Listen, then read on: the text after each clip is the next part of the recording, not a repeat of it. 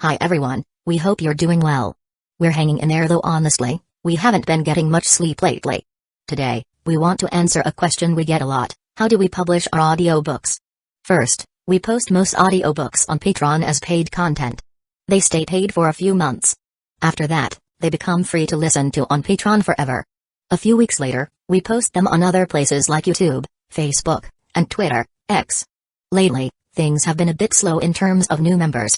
So we'd love your help. Please share our site with your friends or in places like Facebook groups, Twitter, X, Discord, Reddit, or novel forums. Even one share can really help us grow. Thanks so much for your support. Toru giggled nervously, trying to appease him with her cuteness. Roy rolled his eyes. Uffus, now do you understand why I haven't fulfilled my promise to help you defeat Great Red, even though I have the power to do so? I understand. I won't take Great Red's head. Uffus said with a nod. Huh? Roy was surprised by her sudden change of heart. Toru, Kana, and the others were also surprised. Because I have a new goal now. Uffus explained. A new goal? Is it to defeat Regalsva from the world of X? But with your current strength, that would be difficult. So, let me do it. I promise I won't lie to you this time. I'll definitely bring back Regalsva's head. Roy declared. No, my new goal is to have a child with Roy. Uffus said with her usual blank expression. The girls were speechless. They hadn't expected Uffus to say such a thing. But Uffus-chan, you're still too young for that. Just like Kana. Toru said with a chuckle, patting Uffus's head. It's fine. I can grow up. Uffus replied. Her body glowed, and she transformed from a little girl into a young woman with a youthful face and a voluptuous figure. She was also much taller now. Her figure was now comparable to Lukoa's. Is this better? Uffus asked with a rare smile, her eyes curving into crescent moons. Kana puffed out her cheeks, jealous that she hadn't thought of this before. She had wanted to do comfortable things with Roy, but he had always refused, saying she was too young. But she was over 10,000 years old. Just a bit younger than Toru. Seeing Uffus's actions gave her an idea. She also started to grow, eventually reaching a size similar to Toru's. Roy's eyes widened. Although Kana was adorable as a little girl, she was also quite attractive in her mature form. Is this okay now? Toru-sama won't stop me now, right? Kana asked smugly. Toru pouted and thought for a moment. She couldn't find a reason to object. Roy, Kana started to say. Roy was speechless. The next day, Roy decided to take Uffus to find Great Red. He didn't know when the evil gods from the world of X would arrive. Perhaps things wouldn't go as planned. And his power had plateaued. Even contracting the two world consciousnesses in the Fate universe hadn't allowed him to reach the stellar level. He was currently at the peak of the planetary level. But if he contracted Great Red and Uffus, he might be able to reach the stellar level. Well, one thing was different now. Uffus wasn't a little girl anymore. She was a young woman. He slipped away from Ryas and the others with Uffus and used a spell to clean them both up. Then, while no one was paying attention, he took Uffus and entered the dimensional gap. So this is the dimensional gap. But how do we find Great Red? Roy wondered, looking at the chaotic space around them. The dimensional gap was filled with unstable spatial currents and dangerous storms. Without immense power or a spatial artifact, it was difficult to navigate. But this didn't pose much of a problem for Roy and Uffus. The only issue was that their senses were greatly diminished. Roy frowned in thought. I wonder if I can use prophecy to find Great Red. He mused. He activated the authority. A wave of energy washed over him. He saw a vision of a massive dragon soaring through the dimensional gap. Great Red seemed to have noticed something and stopped, waiting. In the next moment, Roy and Uffus appeared before her. Wow! Last time, I only saw a fleeting shadow, but seeing her in person is even more impressive. Roy exclaimed. Great Red true form was massive, perhaps even half the size of a planet. Even Lukoa wasn't this big. Of course, size wasn't everything. Uffus, why have you returned to the dimensional gap? Didn't I tell you not to come back? Great Red asked, her voice echoing through the void. I'm not here to take your head. I'm here to protect you. Uffus replied with a blank expression. After Roy's explanation, she no longer held any animosity towards Great Red. In fact, she felt a sense of kinship with her fellow dragon. After all, they were both born in the dimensional gap. They were practically sisters. Great Red was surprised, then said coldly, I don't need your protection. Leave the dimensional gap, or I'll force you out myself. Her harsh words angered Uffus, and she almost attacked. But Roy stopped her. Uffus, let me handle this. He said, patting her head, then turned to Great Red. Great Red, I've learned that powerful beings from another dimension are planning to invade. You won't be able to face them alone. Oh? How did you learn about this?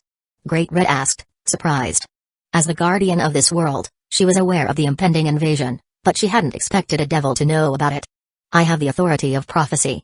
I saw a vision of you being killed by an extra-dimensional god. Roy explained. Is that so? Perhaps that's my fate. Great Red replied calmly. As the guardian, she wouldn't run away, even if she knew she would die. Are you really prepared to die just like that? Without you, this world will be destroyed. Roy said, his expression unreadable. He waited for her response. Devil, do you have a solution? She finally asked. Of course I do. What do you think of my power? Roy asked instead of answering directly. Great Red examined him, but she couldn't see through his strength. This surprised her. She was the strongest being in this world. How could there be a devil she couldn't comprehend? Hey! Roy chuckled and released a fraction of his power. Great Red felt his aura and was shocked. He was stronger than her. Someone more powerful than her had appeared in this world. It was unbelievable. Great Red, you might think I'm strong, but even with our combined strength, we're no match for the extra-dimensional gods. Roy explained. The strongest beings in the world of X were the three main gods, the malevolent god, the wicked god, and the fierce god. The malevolent god was the strongest of the three. And the one who would kill Great Red was Regalsva, the fierce god. Below the three main gods were beings like Great Red and Aphis. For example, Rise of Imli von Lucifer, the leader of the Chaos Brigade, and Apophis, the Egyptian god of chaos. And the three main gods' subordinates were all as powerful as Great Red. This meant that the three main gods were likely stellar-level beings. The difference between the stellar and planetary levels was like the difference between the planetary level and ultimate class. There was a massive gap.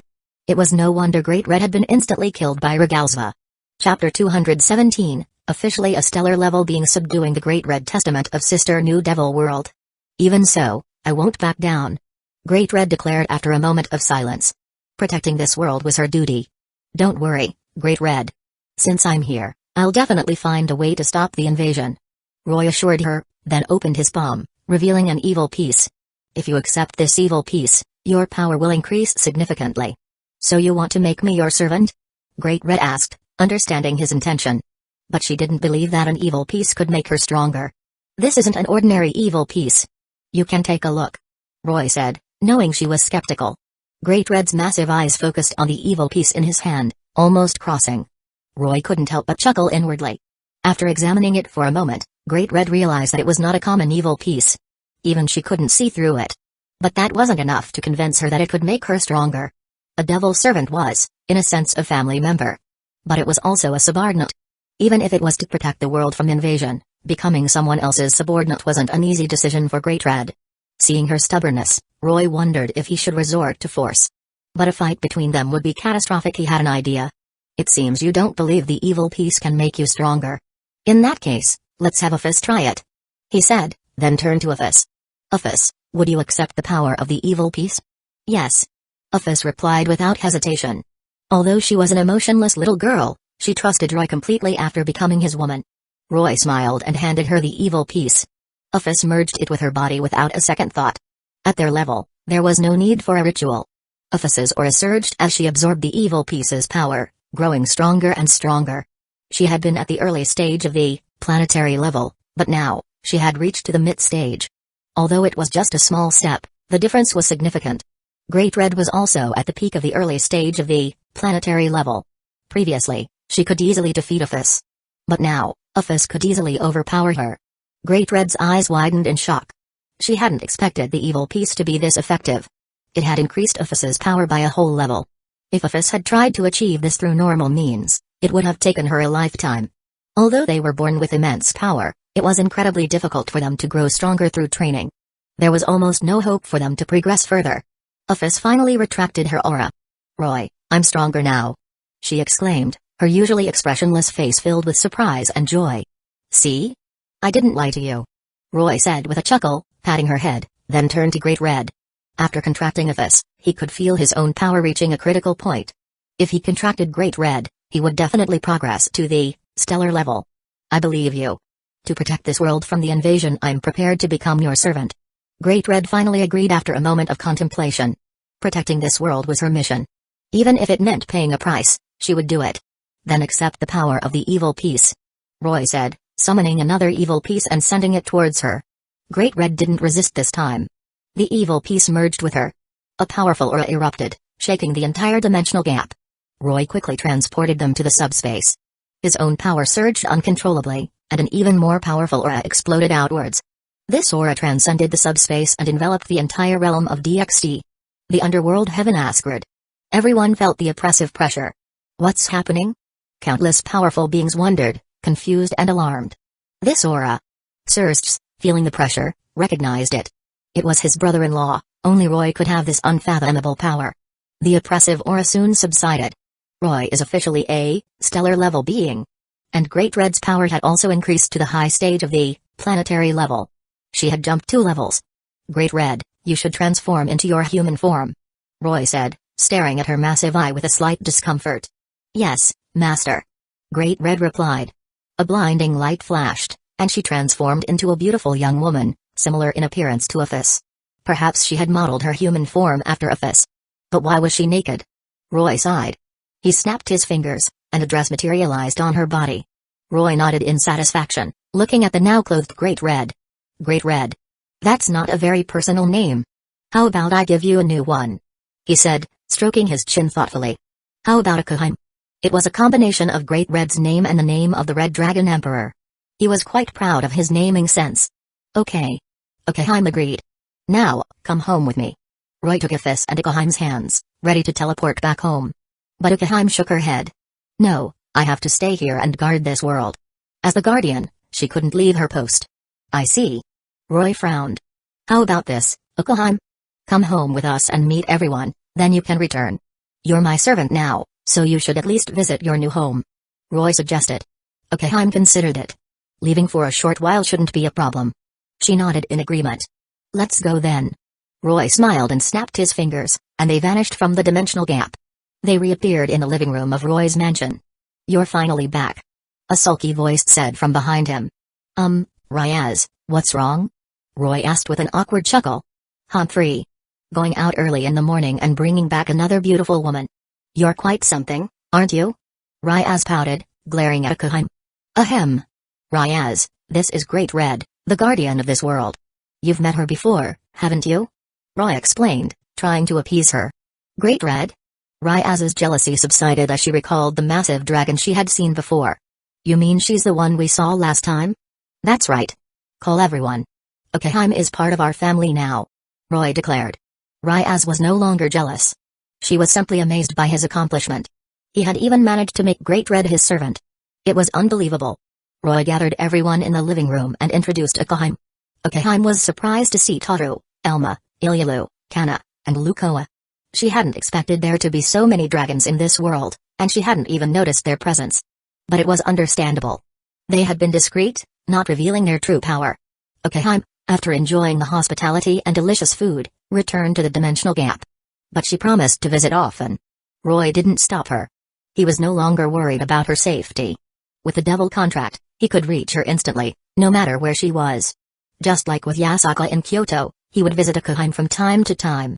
Having resolved the issue with Great Red, Roy decided to go on another adventure to further increase his power.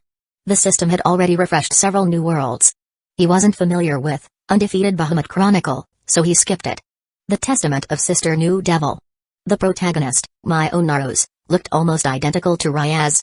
But that was to be expected, as Shinmei Imao no Testament was inspired by High School DxD. But in some ways, it was even more extreme than High School DxD. Shinmei Imao no Testament only focused on fan service. The main characters did almost everything except the final act. It was practically a hinda and a very effective one at that. But despite being more explicit, it wasn't as popular as High School DxD. High School DxD had more than just fan service. It also had exciting battles. The battles in Shinmei Imao no Testament, on the other hand, were a bit underwhelming. But Roy, seeing that it was a Ryaz clone, decided to visit that world. He couldn't let anyone else have her.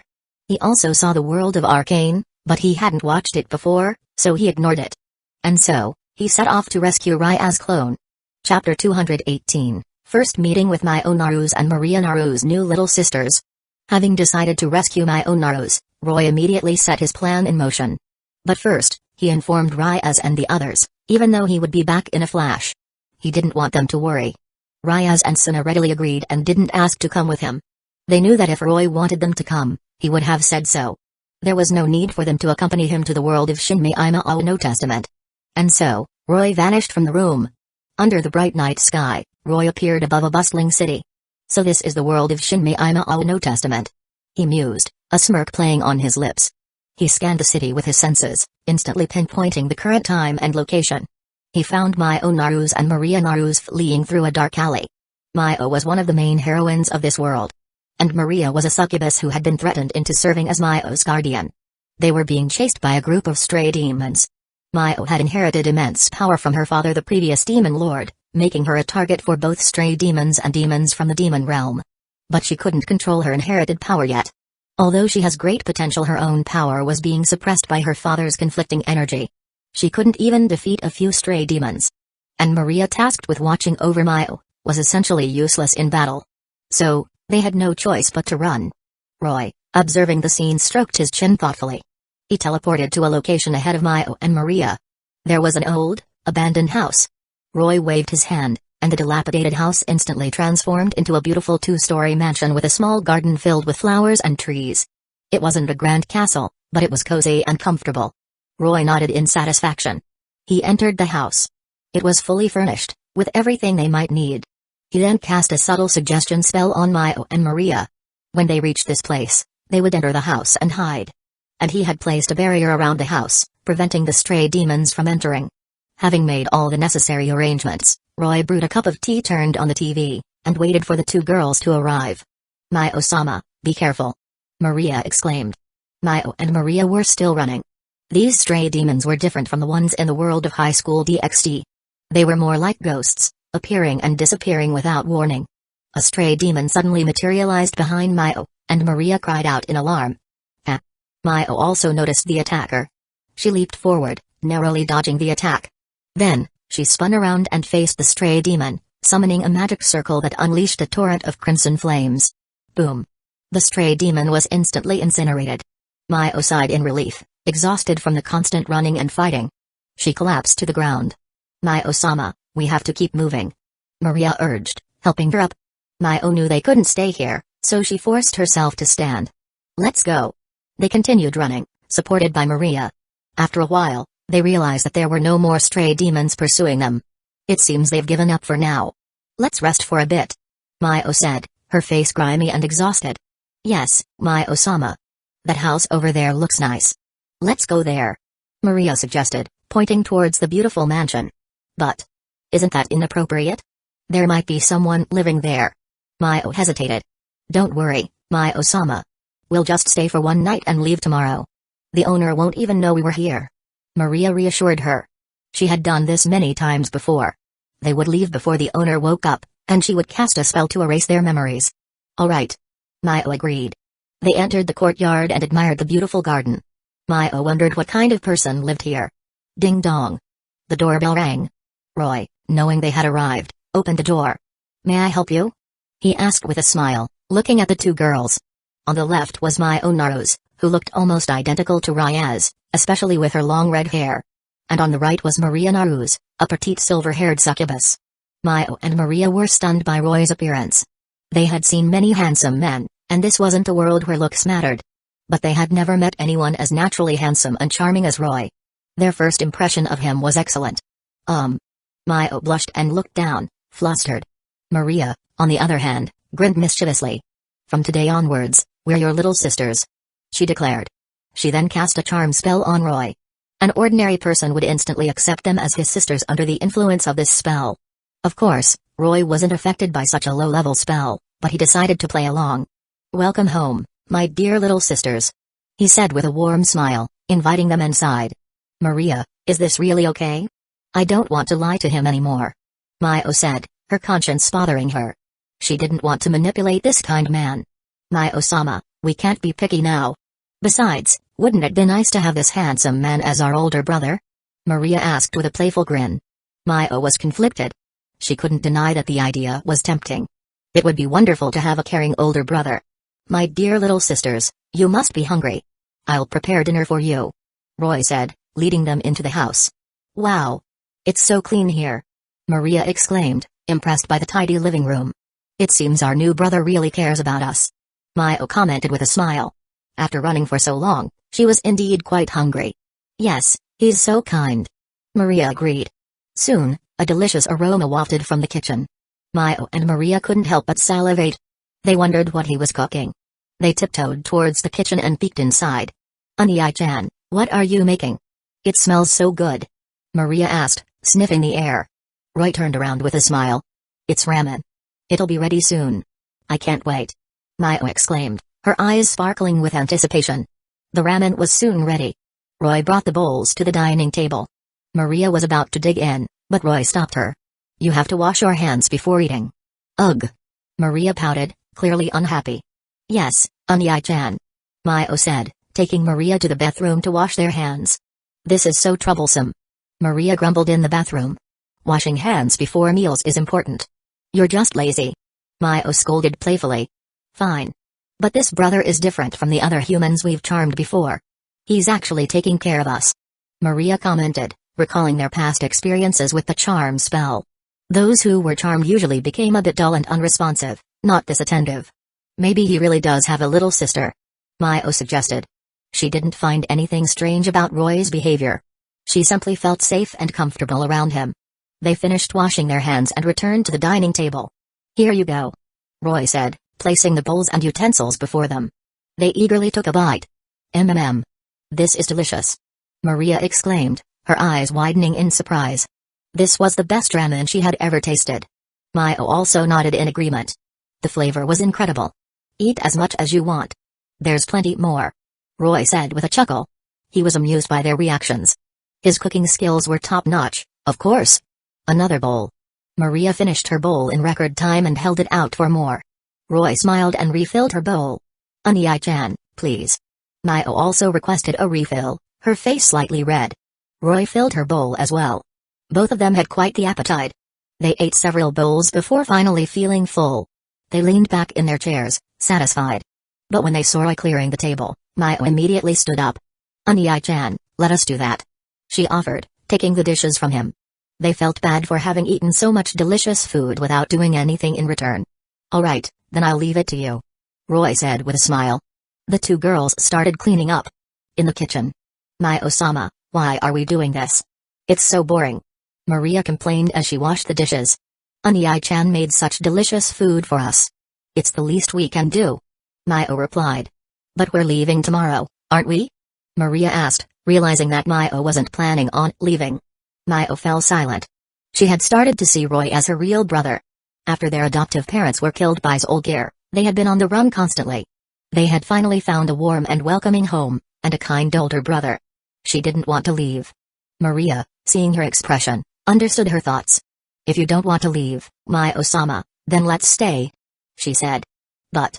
Maio was tempted, but she was also hesitant. There were stray demons constantly trying to attack her. She didn't want to bring danger to her new brother. Don't worry, Maio-sama. There's no danger now. If there is, we can always leave. Maria reassured her. Alright. Maio finally agreed. They decided to stay. Roy, in the living room, overheard their conversation and smirked. Everything was going according to plan. Here's your room, Maio. Roy said, showing her to a guest room. The room was fully furnished and decorated with feminine touches. Maio instantly fell in love with it. Thank you, Unai-chan. You're welcome. Get some rest. Roy said, patting her head gently. Maio blushed, enjoying his touch. Unai-chan, where's my room? Maria asked. It's next door. I'll show you. No need. I'll stay in Maio-sama's room. Maria decided. It was better to stay with Maio and protect her in case of a stray demon attack.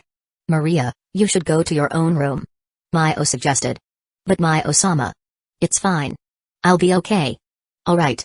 Maria reluctantly agreed. Good night. Roy said with a smile, then left the room. Chapter 219, Maio Narusa's first kiss. The blue-haired girl, Yuki Nanaka Unai-chan is so kind. Maio said, her face flushed as she watched Roy leave the room. Something feels off. Maria mused, stroking her chin thoughtfully.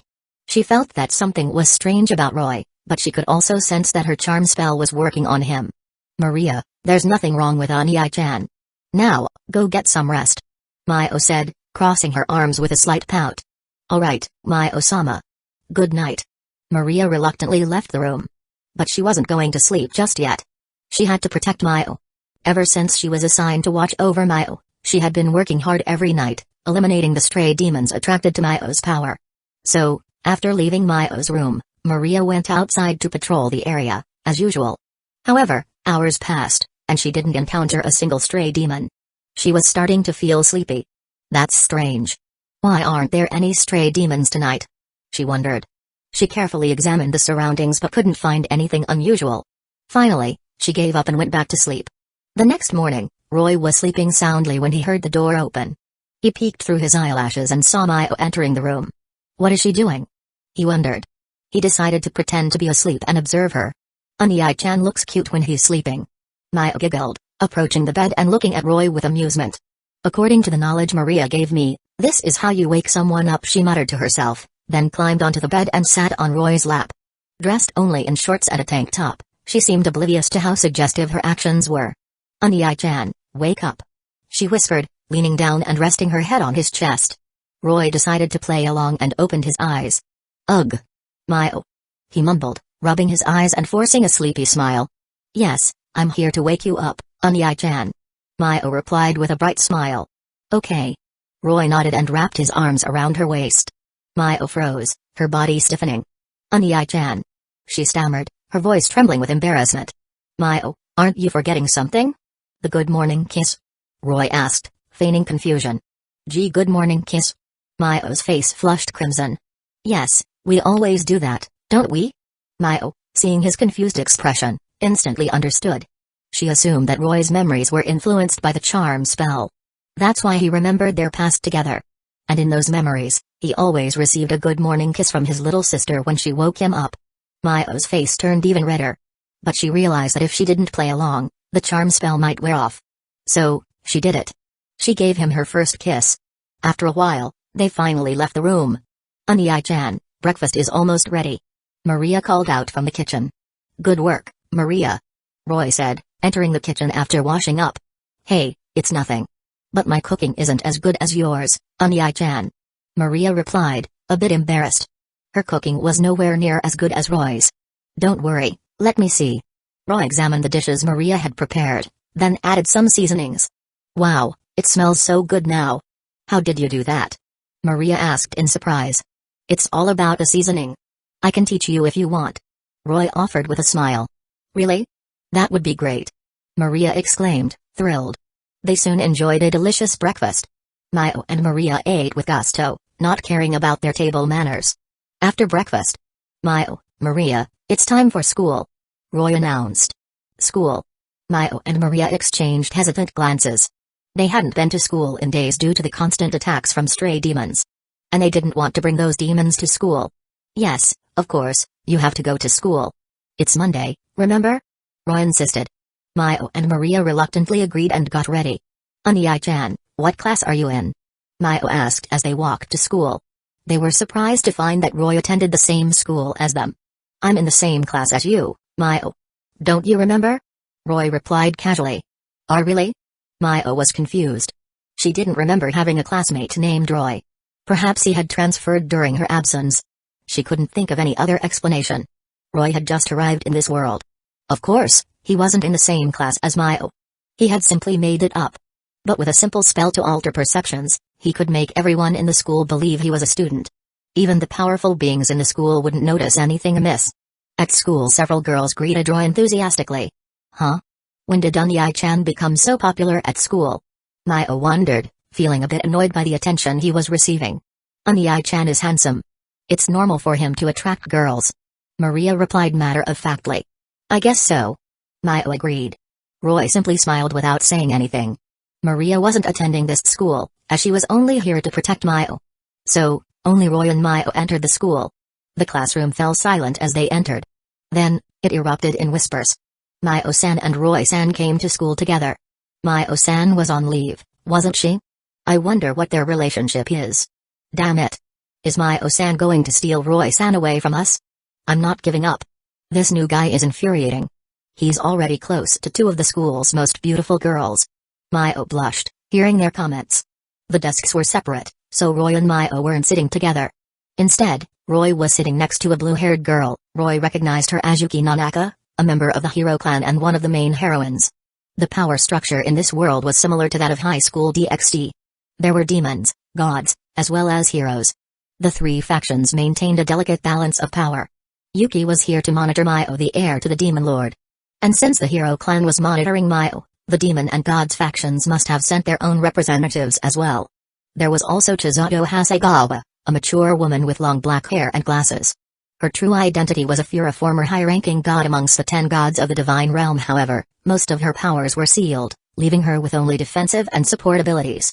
Her true strength was probably comparable to a Mao class. Roy was interested in her, but she wouldn't be easy to win over. Chisato Hasegawa was a close friend of Jinkaju and a former goddess, while also being the cousin of Basarataju's mother. That's why she had readily given herself to Basara in the anime. But Roy didn't have such a connection with her. However, that wouldn't stop him. Roy found the class boring and decided to take a nap. The teacher didn't seem to mind. Thanks to his altered perception spell, which was based on Kwa Academy, he had top grades, so the teachers didn't bother him. Roy-san. Roy-san, wake up. Roy was suddenly nudged awake. He blinked and saw Yuki Nanaka looking at him. What is it, Nanaka-san? He asked. I need to talk to you. Come with me. Yuki said, taking his hand and pulling him out of the classroom. The other students were shocked. Yuki Nanaka was holding a boy's hand in public. This was big news. Mio, seeing her brother being dragged away, was furious and chased after them. They reached the staircase leading to the rooftop. Roy was pulled along by Yuki, with Mio following close behind. Yuki Nanaka, where are you taking my brother? Mio demanded, blocking their path. Your brother? Yuki's eyes narrowed. She didn't remember Mio having a brother. She realized that Roy must be under the influence of a charm spell.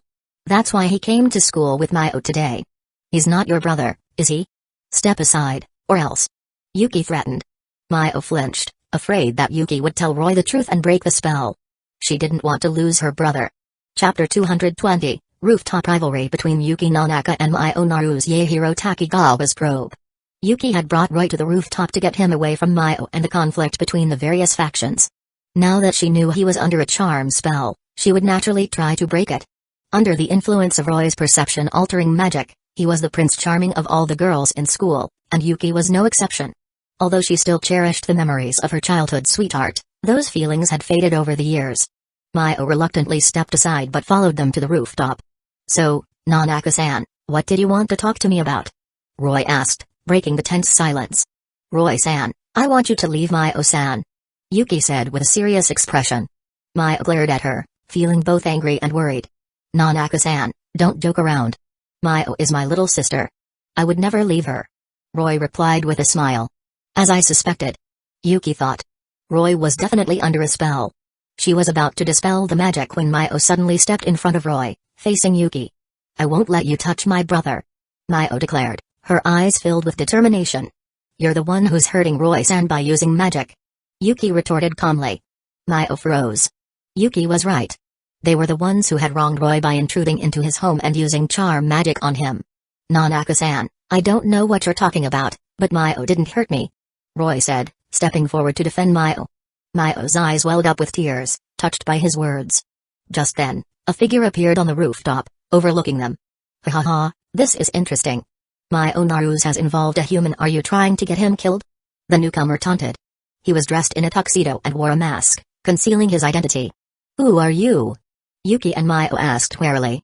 They hadn't noticed his presence at all. Roy, however, instantly recognized him as Yaehiro Takigawa, their classmate and the demon sent by the new Demon Lord faction to monitor Mio.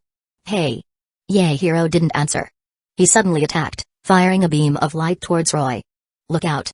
Mio cried, instinctively trying to shield Roy, but she was too slow. She could only watch helplessly as the black beam struck Roy. Yuki, however, remained calm. Did you do something? Roy asked, playing the role of an oblivious student. Unai-chan, are you alright? Mio asked, relieved that Roy wasn't hurt. She realized that the stranger hadn't attacked him but had tried to dispel the charm spell. Mio, what are you talking about? I'm fine. Roy replied with a confused expression. Mio sighed in relief, seeing that he hadn't lost his memories. Yaehiro, however, was confused. He should have dispelled the charm spell, But Roy seemed unaffected. He examined Roy closely and realized that the spell was still in place. He was puzzled. He knew it was Maria's charm magic, and with his power, he should have been able to dispel it easily. Yuki was also confused. Roy, seeing their confusion, smirked inwardly. The charm spell on him was just a facade. It would be strange if they could dispel it. Interesting. Yaehiro muttered, sensing that there was more to Roy than met the eye. He decided not to probe further and left the rooftop. Ding dong ding. The bell rang, signaling the start of the next class. Nanaka-san, please stop bothering my brother. Oniai-chan, let's go. Maio said, taking Roy's hand and leading him away. Yuki watched them leave with a frown, still puzzled by the charm spell that wouldn't break. Roy, being pulled along by Maio, asked, Maio, what was that all about? They mentioned magic? And why did that guy suddenly disappear? He played the role of a confused and curious student. Maio didn't know how to explain. Oniai-chan, we'll talk about it later. Class is starting. Maio said, flustered, and dragged Roy back to the classroom. Yuki was already seated at her desk. When Roy and Maio entered, they were met with hostile glares from the boys in the class. After all, Roy had held hands with two of the school's beauties today. The class was boring, and soon, it was time to go home. Roy and Maio left the school, where Maria was waiting for them. Maio-sama, Oniai-chan, you're finally back. She greeted them with a smile. Yes, Maria, let's go home. Roy replied with a nod, taking their hands. It was evening, and the sun was setting. As they walked home, Maria noticed something strange. This street was usually quiet, but today it was eerily silent. She scanned the surroundings, then her expression changed. She tugged on Maio's sleeve, gesturing behind Roy. Maio looked at her questioningly. There's a stray demon. Maria mouthed. Maio's eyes widened in alarm. They couldn't fight here with Roy Oniai-chan present. Oniai-chan, I just remembered something. Can you go ahead? I'll be right back. Maio said to Roy. She turned and ran back towards the school, with Maria following close behind. Don't worry, Oniai-chan. We'll be back soon. Maria called out. Roy shrugged and chuckled, seeing their hurried retreat. They clearly didn't want him to get involved.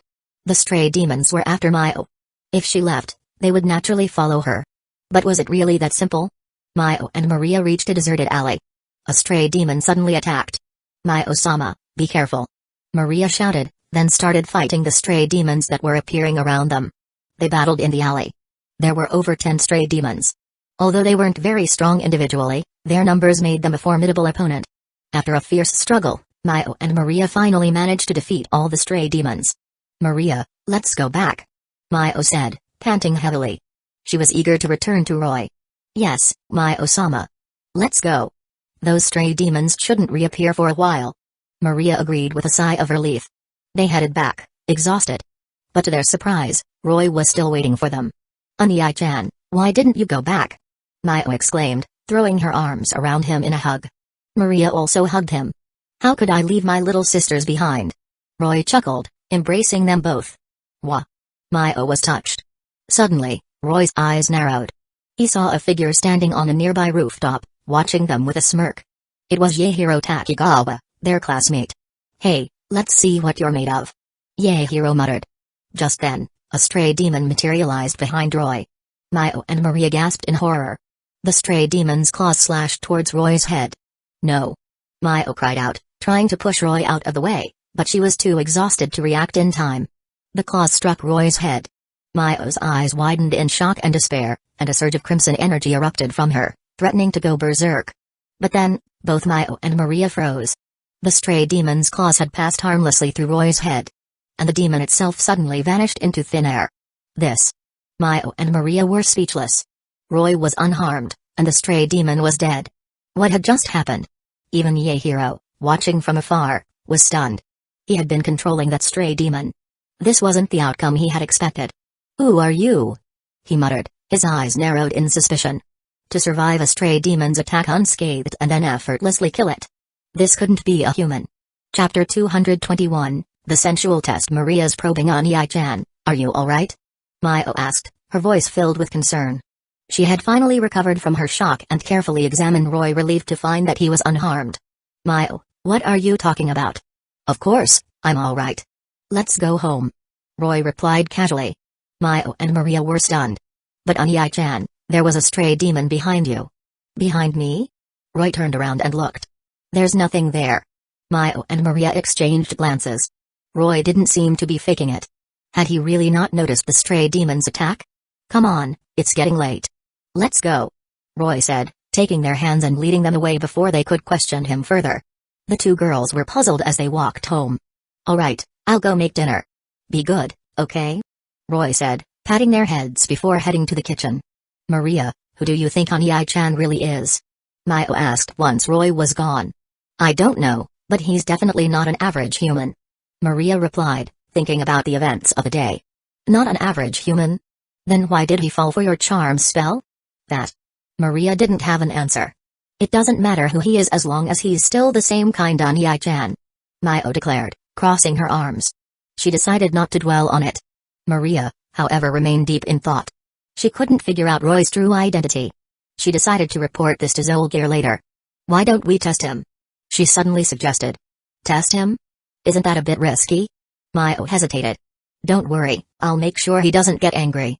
Maria assured her with a mischievous grin. She had a plan. Unbeknownst to them, Roy had overheard their conversation. Dinner's ready. Go wash your hands. He called out from the kitchen. It smells so good. Mio and Maria exclaimed, already waiting at the table with their hands washed. Roy chuckled, seeing their eager expressions. Dig in. Itadakimasu. They started eating with gusto. This is delicious. So flavorful. Mio and Maria couldn't stop praising his cooking. Roy was amused. Soon, they finished their meal and went to wash the dishes. Roy was about to take a bath when Maria stopped him. Let me give you a massage, Onii-chan. She offered with a sweet smile, gently massaging his shoulders. It felt quite good. A while later, Maria watched Mio enter the bathroom and smirked. Onii-chan, go take a bath. I've prepared everything for you, she said, handing him a change of clothes and pushing him towards the bathroom. Roy knew she was up to something. But he wasn't going to back down. He entered the bathroom confidently. As expected, Mio was already in the shower. Her face turned bright red when she saw him, and she let out a yelp. Ah! Onii-chan, why are you here? Roy calmly admired her figure and replied, Maria told me to come in and take a bath. The bathroom is big enough for both of us. Besides, we used to bathe together when we were younger, remember? He started to undress. Mio gritted her teeth. So this was Maria's test. But seeing Roy's naked body, her face turned even redder. Roy continued showering as if nothing was out of the ordinary. Mio, can you wash my back? He asked, turning to her. Huh? Oh, okay. Mio was flustered, but she still shyly started washing his back after their bath. Mio stormed into Maria's room. Maria, is this what you meant by test? You have some explaining to do, she demanded, her hands on her hips. It was a good test, wasn't it? If Onii-chan wasn't an average human, he would have noticed you in the bathroom. Maria replied with an awkward laugh. But he still came in. So, he didn't notice me? Well, maybe. Maria had initially intended it as a prank. There was no real point to this test. Maria. Mio glared at her, realizing what she had done. Mio-sama, I'm going to check for stray demons, Maria said, quickly escaping the room. Mio sighed, watching Maria flee. But there was no point in dwelling on it now. She blushed, remembering that Roy had seen her naked. Meanwhile, Maria was puzzled. She had searched the entire perimeter of the house but couldn't find any stray demons. Yesterday, she hadn't found any either, but she had assumed they were just not around at that moment. But today, they had encountered stray demons on their way home from school. Yet, there were none around the house now. This was strange. After pondering for a while, she decided to report this to Zolgir. Zolgir, upon hearing this, became interested in Roy. He sent a few artificial humans to investigate. Maria felt guilty, but she had no choice. Zolgir was holding her mother hostage. To ensure her mother's safety, she had to obey his orders. However, she didn't realize that Roy was watching her every move. Zolgir, huh? If you weren't still useful, you would have been dead already, Roy muttered with a smirk, observing Maria from the window. He didn't care much about Zolgir. But tonight would be a sleepless night. After receiving Zolgir's orders, several stray demons and artificial humans headed towards Roy's house. The barrier Roy had set up could only block auras. It wasn't very effective against targeted attacks. As expected, in the middle of the night, several stray demons, controlled by the artificial humans, arrived at the house. These artificial humans were magical beings created by Zolgir, modeled after his lovers. They had no will of their own, just mindless tools. Mio, who had just fallen asleep, suddenly sensed the presence of stray demons and woke up with a start. Stray demons? She rushed out of bed and went to Maria's room. Mio-sama, you felt it too, didn't you? Maria said. She had been waiting for them. Yes. We have to lure them away. We can't fight here. Mio said, worried about waking Roy. Okay. Maria nodded. Zolgir had sent these demons to test Roy. They couldn't interfere with his plan. They left the house. Several stray demons followed them. Mio smiled and led the demons to a deserted area to fight them. After defeating the last stray demon, Mio sighed in relief. But then, her expression changed. The number of stray demons seemed off. There should have been more, based on the aura she had sensed earlier. Something's wrong. Onii-chan is in danger. Maria, let's go. Mio grabbed Maria's hand and ran back towards the house. They soon reached the house. Seeing that it was still intact, Mio sighed in relief. It seems I was worried for nothing. She said to Maria. Yeah. Maria replied, but she was confused. There should have been stray demons and artificial humans attacking Roy. But there were no signs of a battle. Stray demons weren't known for their gentleness. The house should have been damaged. But it was perfectly fine. What was going on? They returned to their room, but nothing seemed out of place.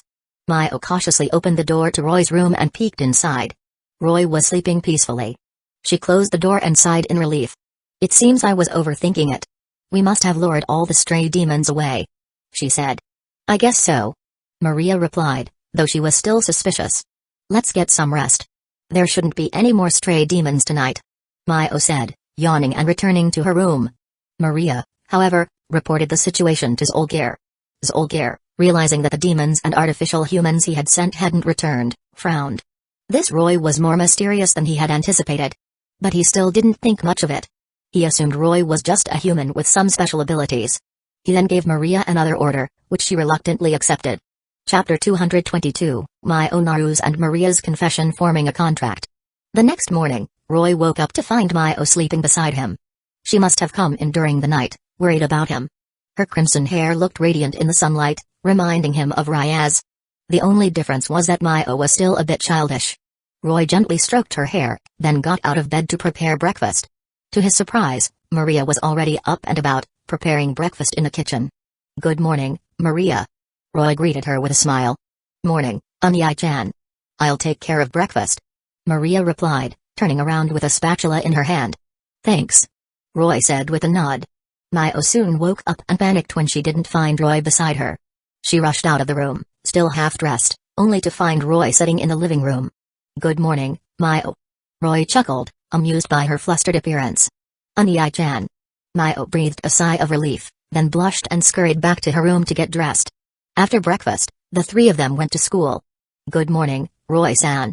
Yuki Nanaka greeted him with a neutral expression as he entered the classroom. She studied him intently, as if trying to see through his disguise.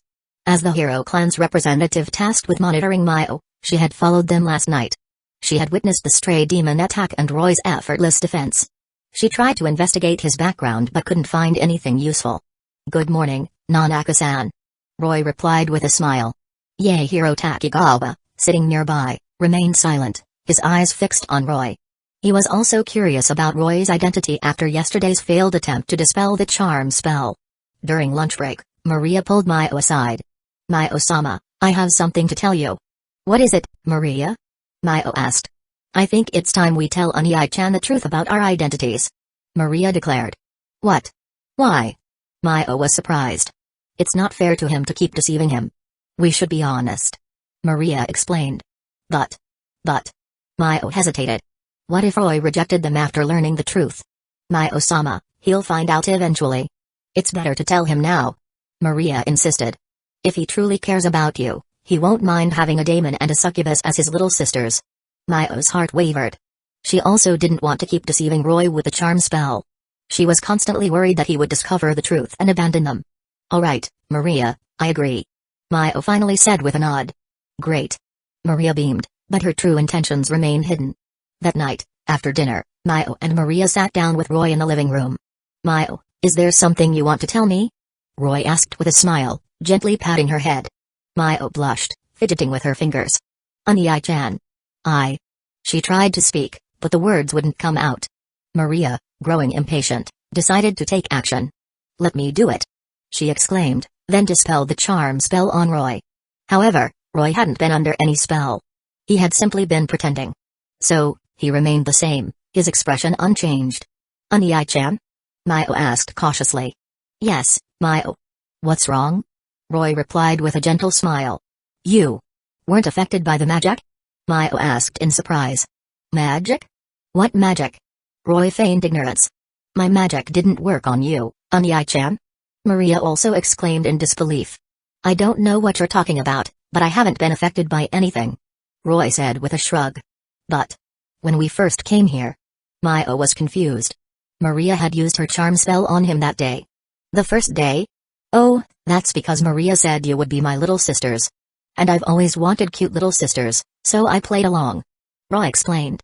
"Huh?" Mayo and Maria stared at each other in stunned silence. Roy hadn't been under Maria's spell at all.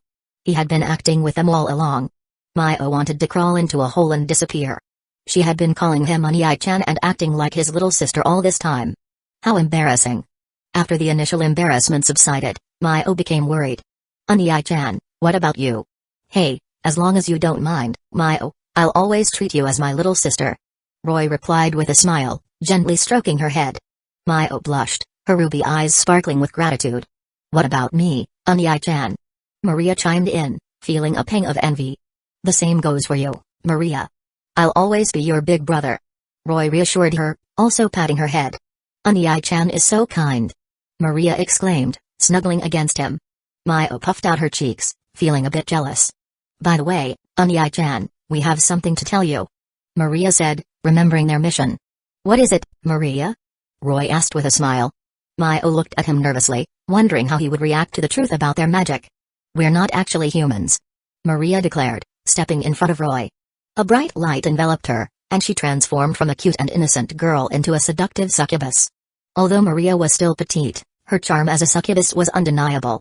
Even Roy was momentarily stunned by her beauty, but then he frowned. "Maria, you look lovely, but you should only dress like this at home. It's not appropriate to show this much skin in public," he chided. Maria was taken aback. He was worried about her being seen by others after she had transformed into a succubus? And this was her battle attire. "Roy, aren't you curious about magic?" Mayo asked, surprised by his reaction. "Of course I am. But you'll tell me eventually, won't you?" Roy replied with a chuckle. "Actually, Maria and I aren't human. She's a succubus, and I'm a demon," Mayo confessed, her body glowing with a red light as she activated her magic. Her hair flowed in a non-existent breeze, giving her a mysterious and noble aura. "Mayo, you're beautiful," Roy complimented with a smile. "Eh? Thank you." Mayo blushed. "Unai-chan, you're focusing on the wrong thing. I'm a succubus," Maria exclaimed, approaching Roy and pressing herself against him. Although she was petite, her charm as a succubus was potent. Most men wouldn't be able to resist her advances. "I know." "So?" he asked with a shrug and a smirk. "Ugh." Maria was speechless. "Unai-chan, do you already know about the demons?" Mayo asked curiously. "Not really. Perhaps I'm just very accepting," Roy replied vaguely. Mayo looked at him skeptically. "Mayo-sama, there's another possibility," Maria said thoughtfully. "What?" "He might be a human with powerful magic potential," Maria explained.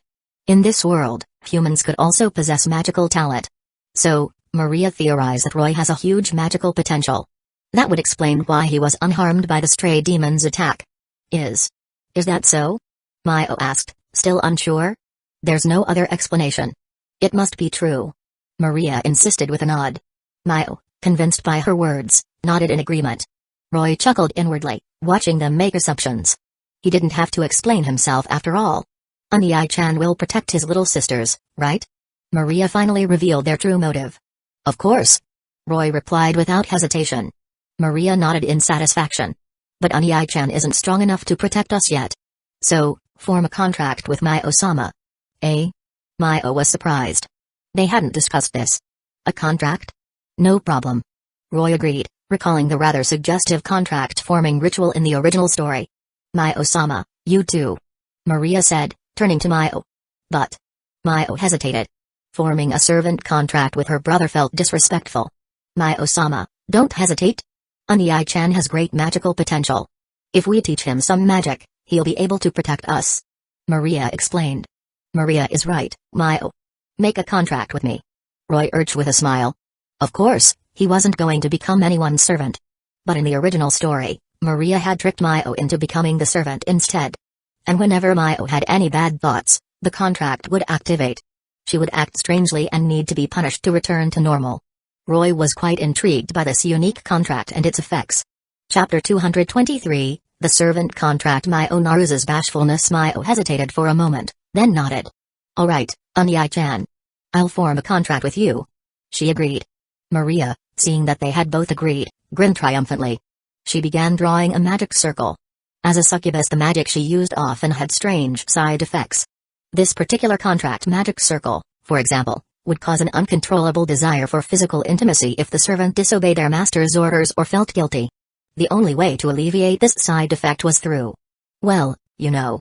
Otherwise, it would persist indefinitely. Roy watched Maria prepare the magic circle with amusement. Unyai-chan, let me tell you about the demon realm. Maio offered, explaining the various factions and their relationships. Roy listened with interest. Maio's father was the previous demon lord, an incredibly powerful being.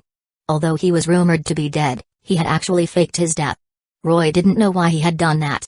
Maria's father was also the previous demon lord, making Maio and Maria half-sisters. Maio, with her exceptional talent and strength, surpassed all her peers and even some older demons.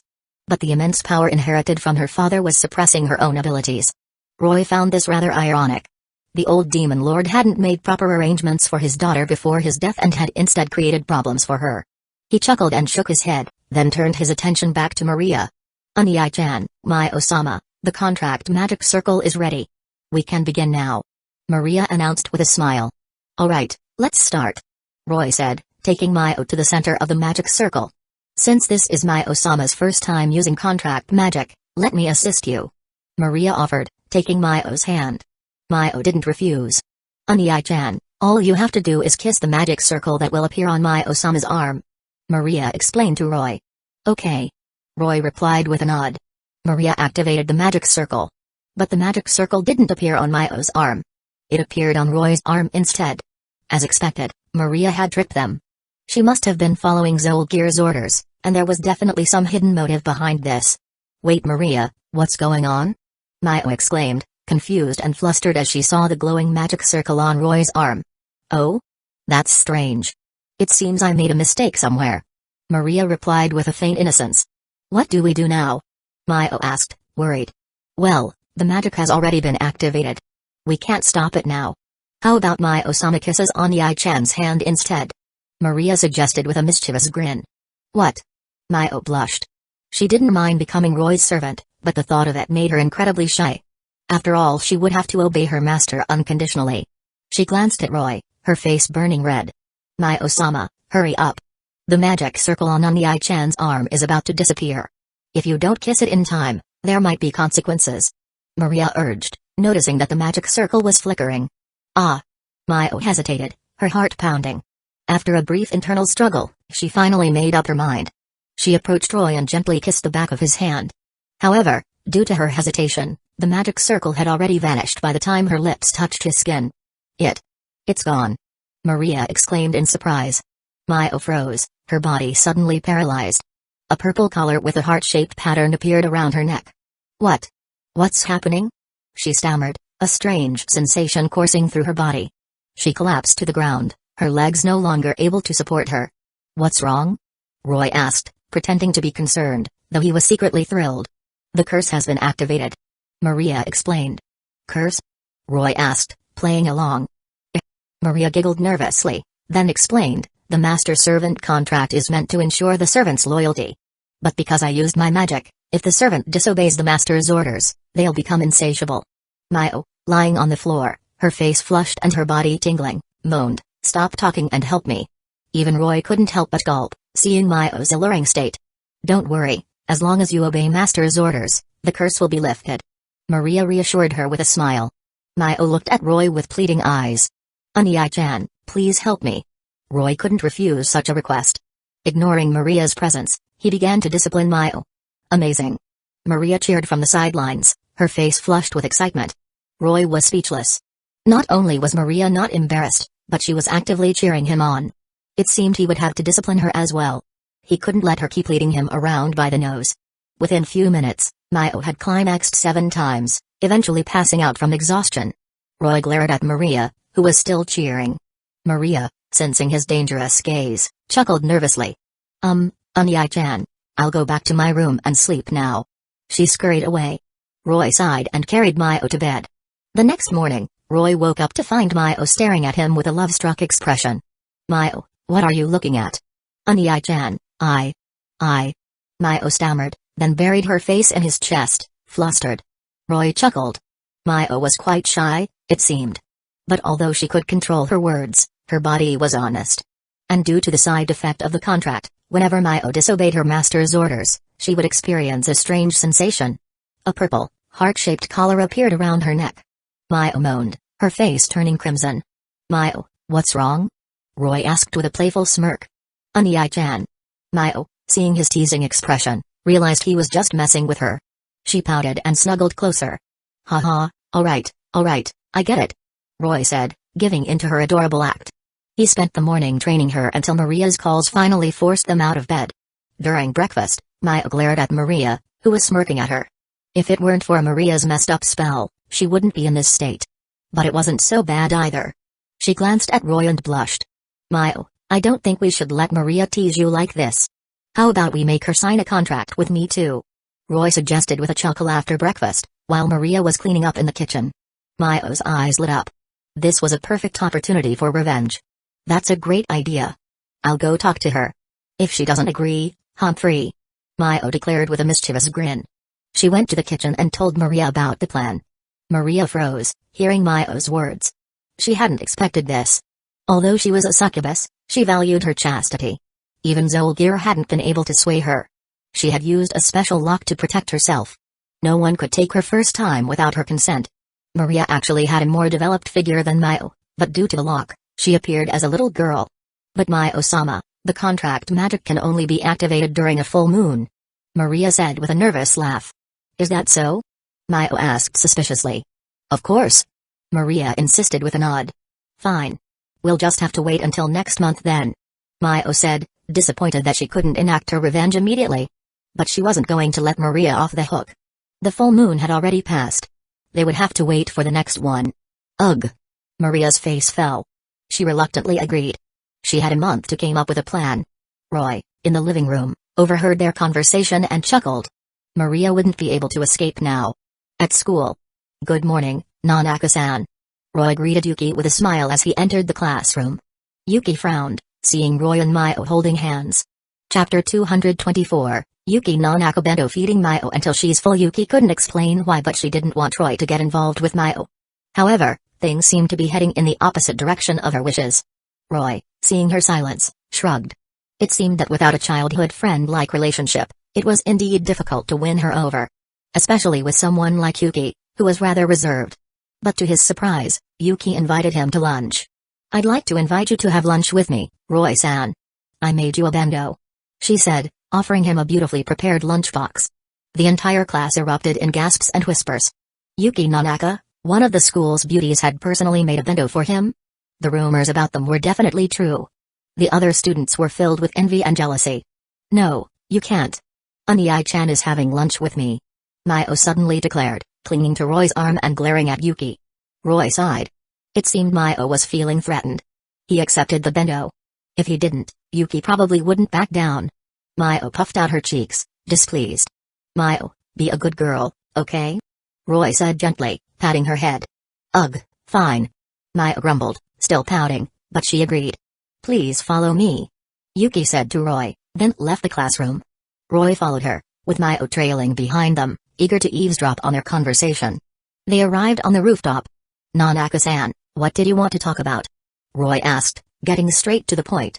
Yuki hesitated for a moment, then said, Roy-san, you probably don't know Maio-san's true identity, do you?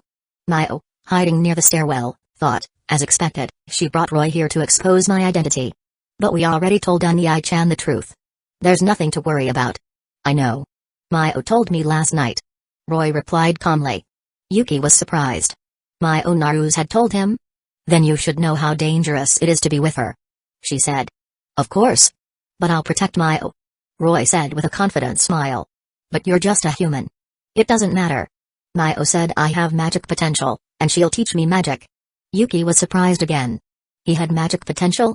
Usually, those with magic potential were from special groups, like the Hero Clan's village. After a long silence, Yuki looked at Roy with a serious expression. Mayo Naruse has inherited the power of a demon lord. She attracts stray demons constantly.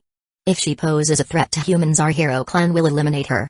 So, I hope we won't become enemies. I hope so too. But I won't let Mayo get hurt. Roy replied with a confident grin. Yuki was puzzled by his calm demeanor. Most people would be panicking in this situation, but Roy seemed completely unfazed. She didn't dwell on it, though. After giving him a long look, she left the rooftop. She saw Mayo eavesdropping but didn't say anything. Mayo, however, was acting strangely. A purple collar appeared around her neck, and she started rubbing her legs together, her breathing becoming erratic. Roy instantly recognized the signs. The curse was acting up again. Mayo, what's wrong? He asked playfully, approaching her.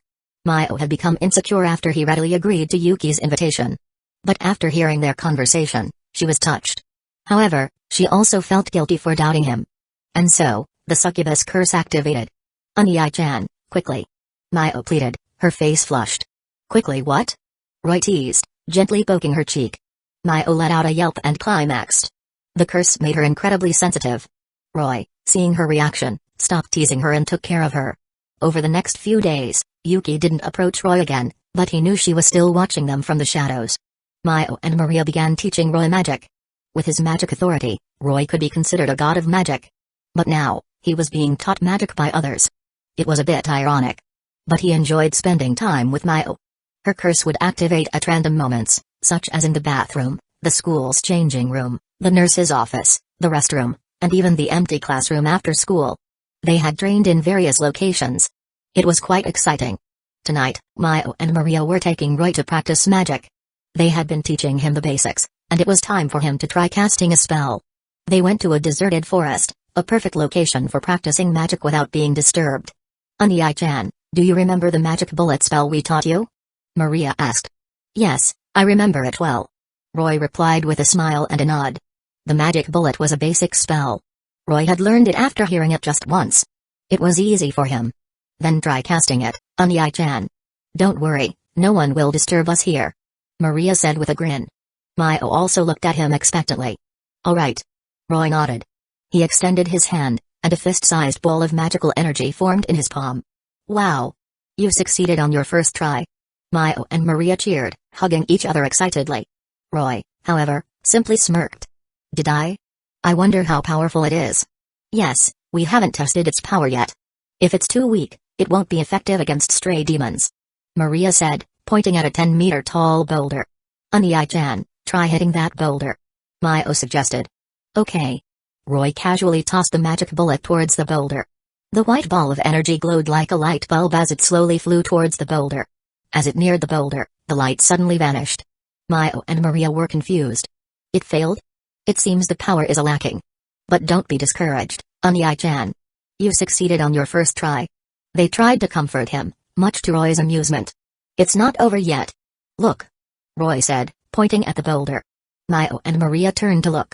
Suddenly, several beams of light shot out from the seemingly extinguished magic bullet, and it exploded. Boom. Ah! Mayo and Maria screamed, shielding their eyes from the blinding light and instinctively grabbing Roy's arms. The ground shook violently. The forest was filled with the sounds of startled birds and insects.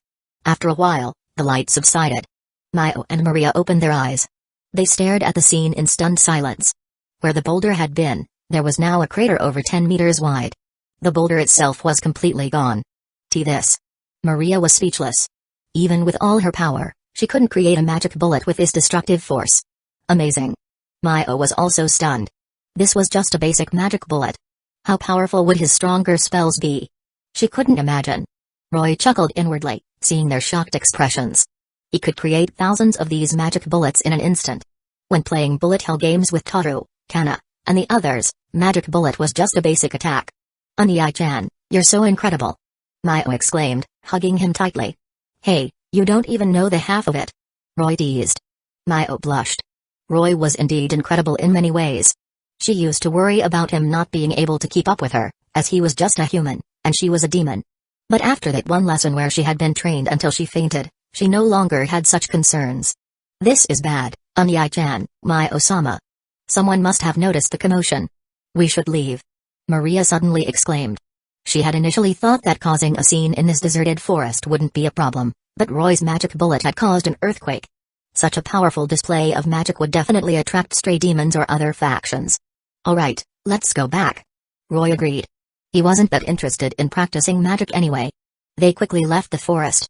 As expected, soon after they left, several people arrived to investigate the scene.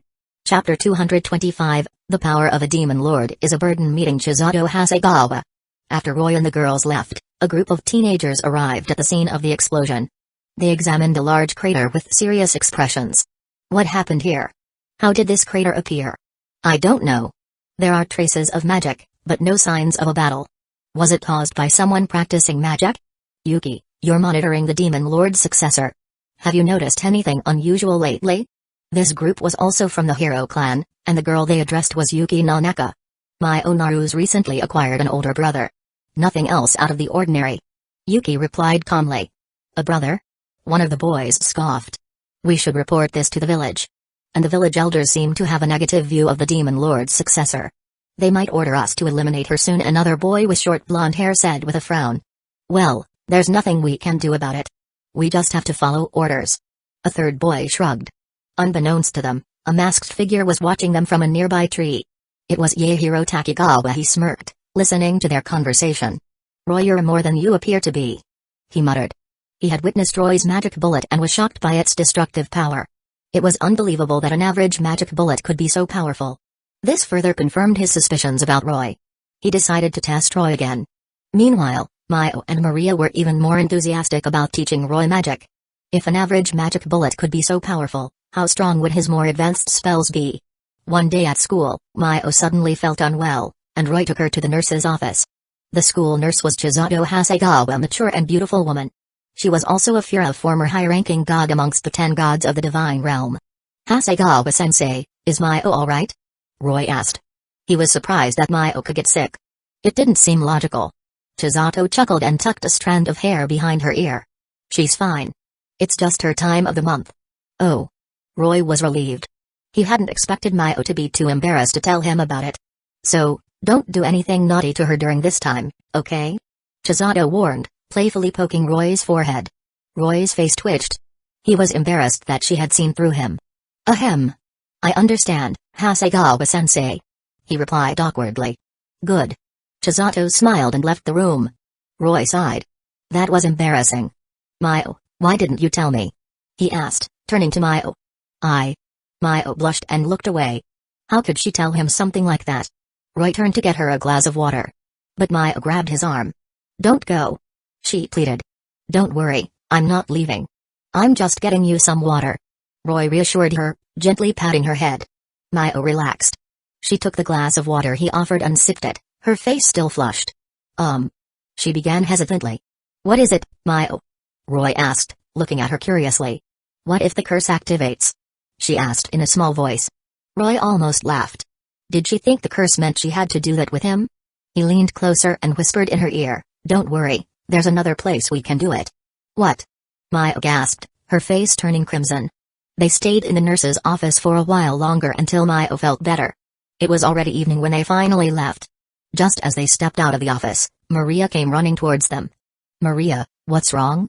Mayo asked, surprised by her panicked expression. Mayo-sama, it's terrible. There are stray demons surrounding the school.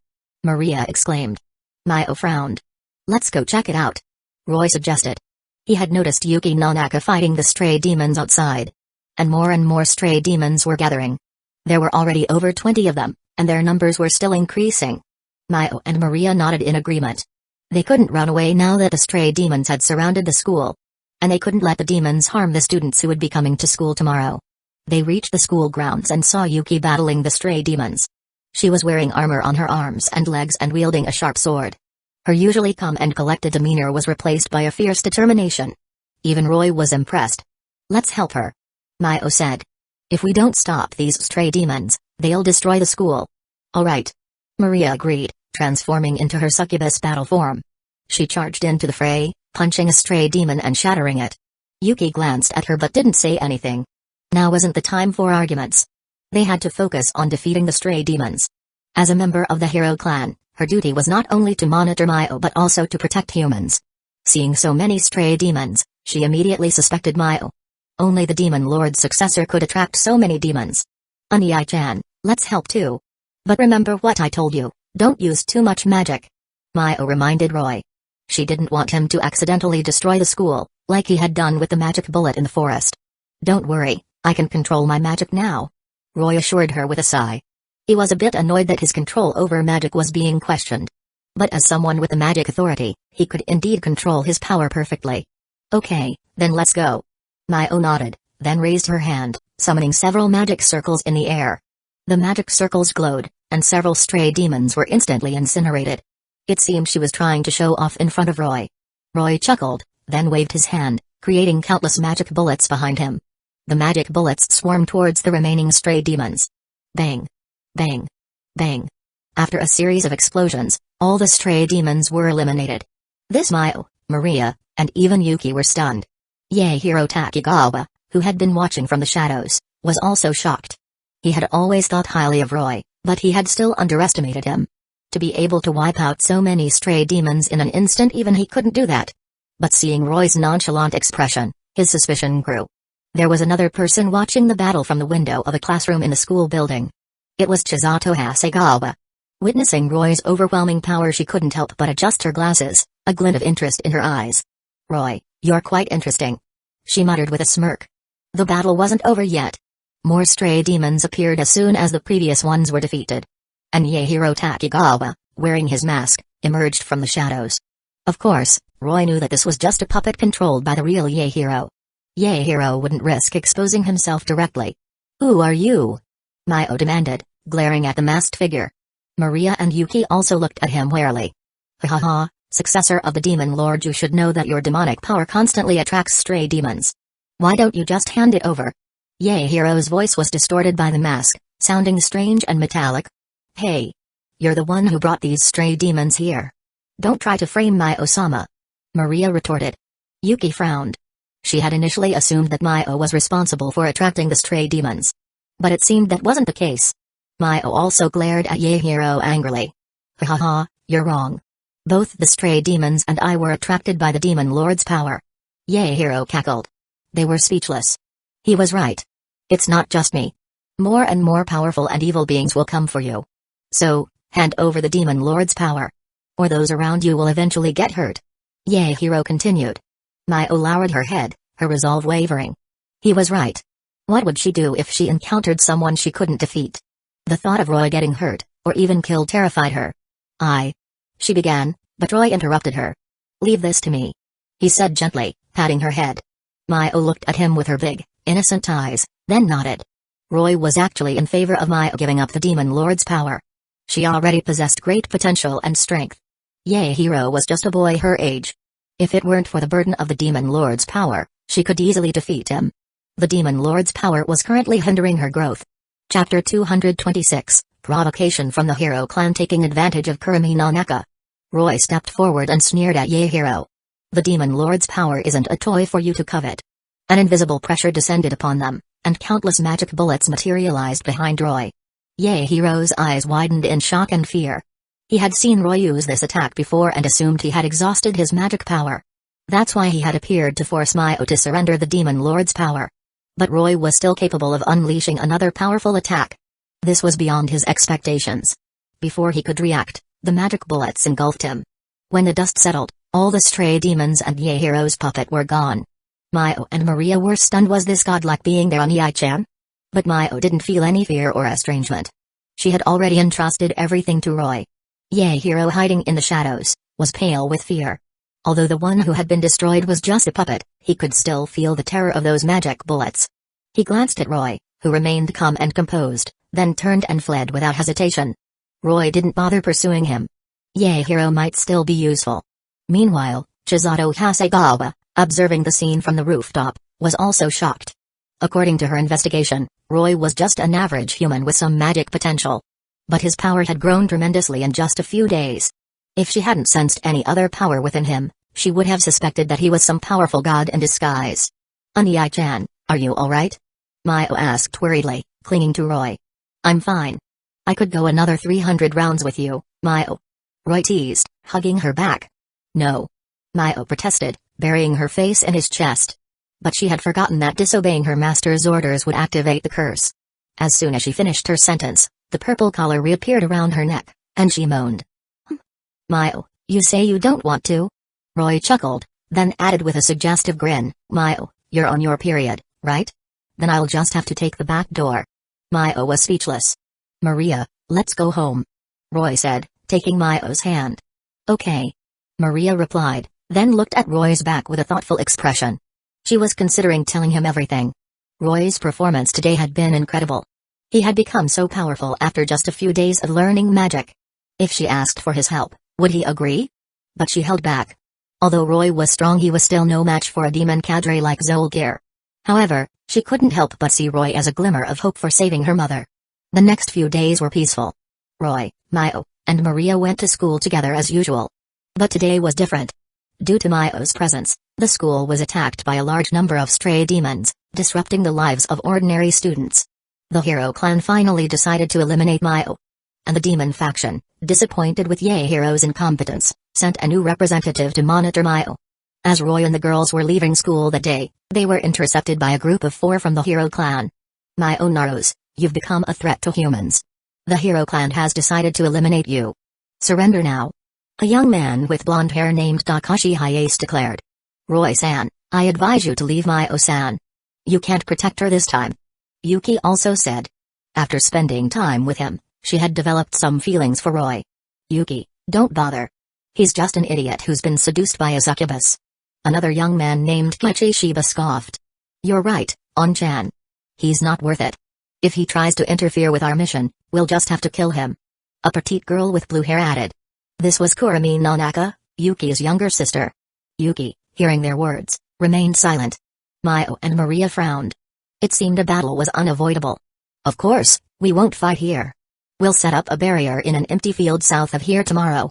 We expect you to be there. Takashi said arrogantly, then turned to leave. Hey, I don't think that will be necessary. Roy chuckled, looking at them as if they were clowns.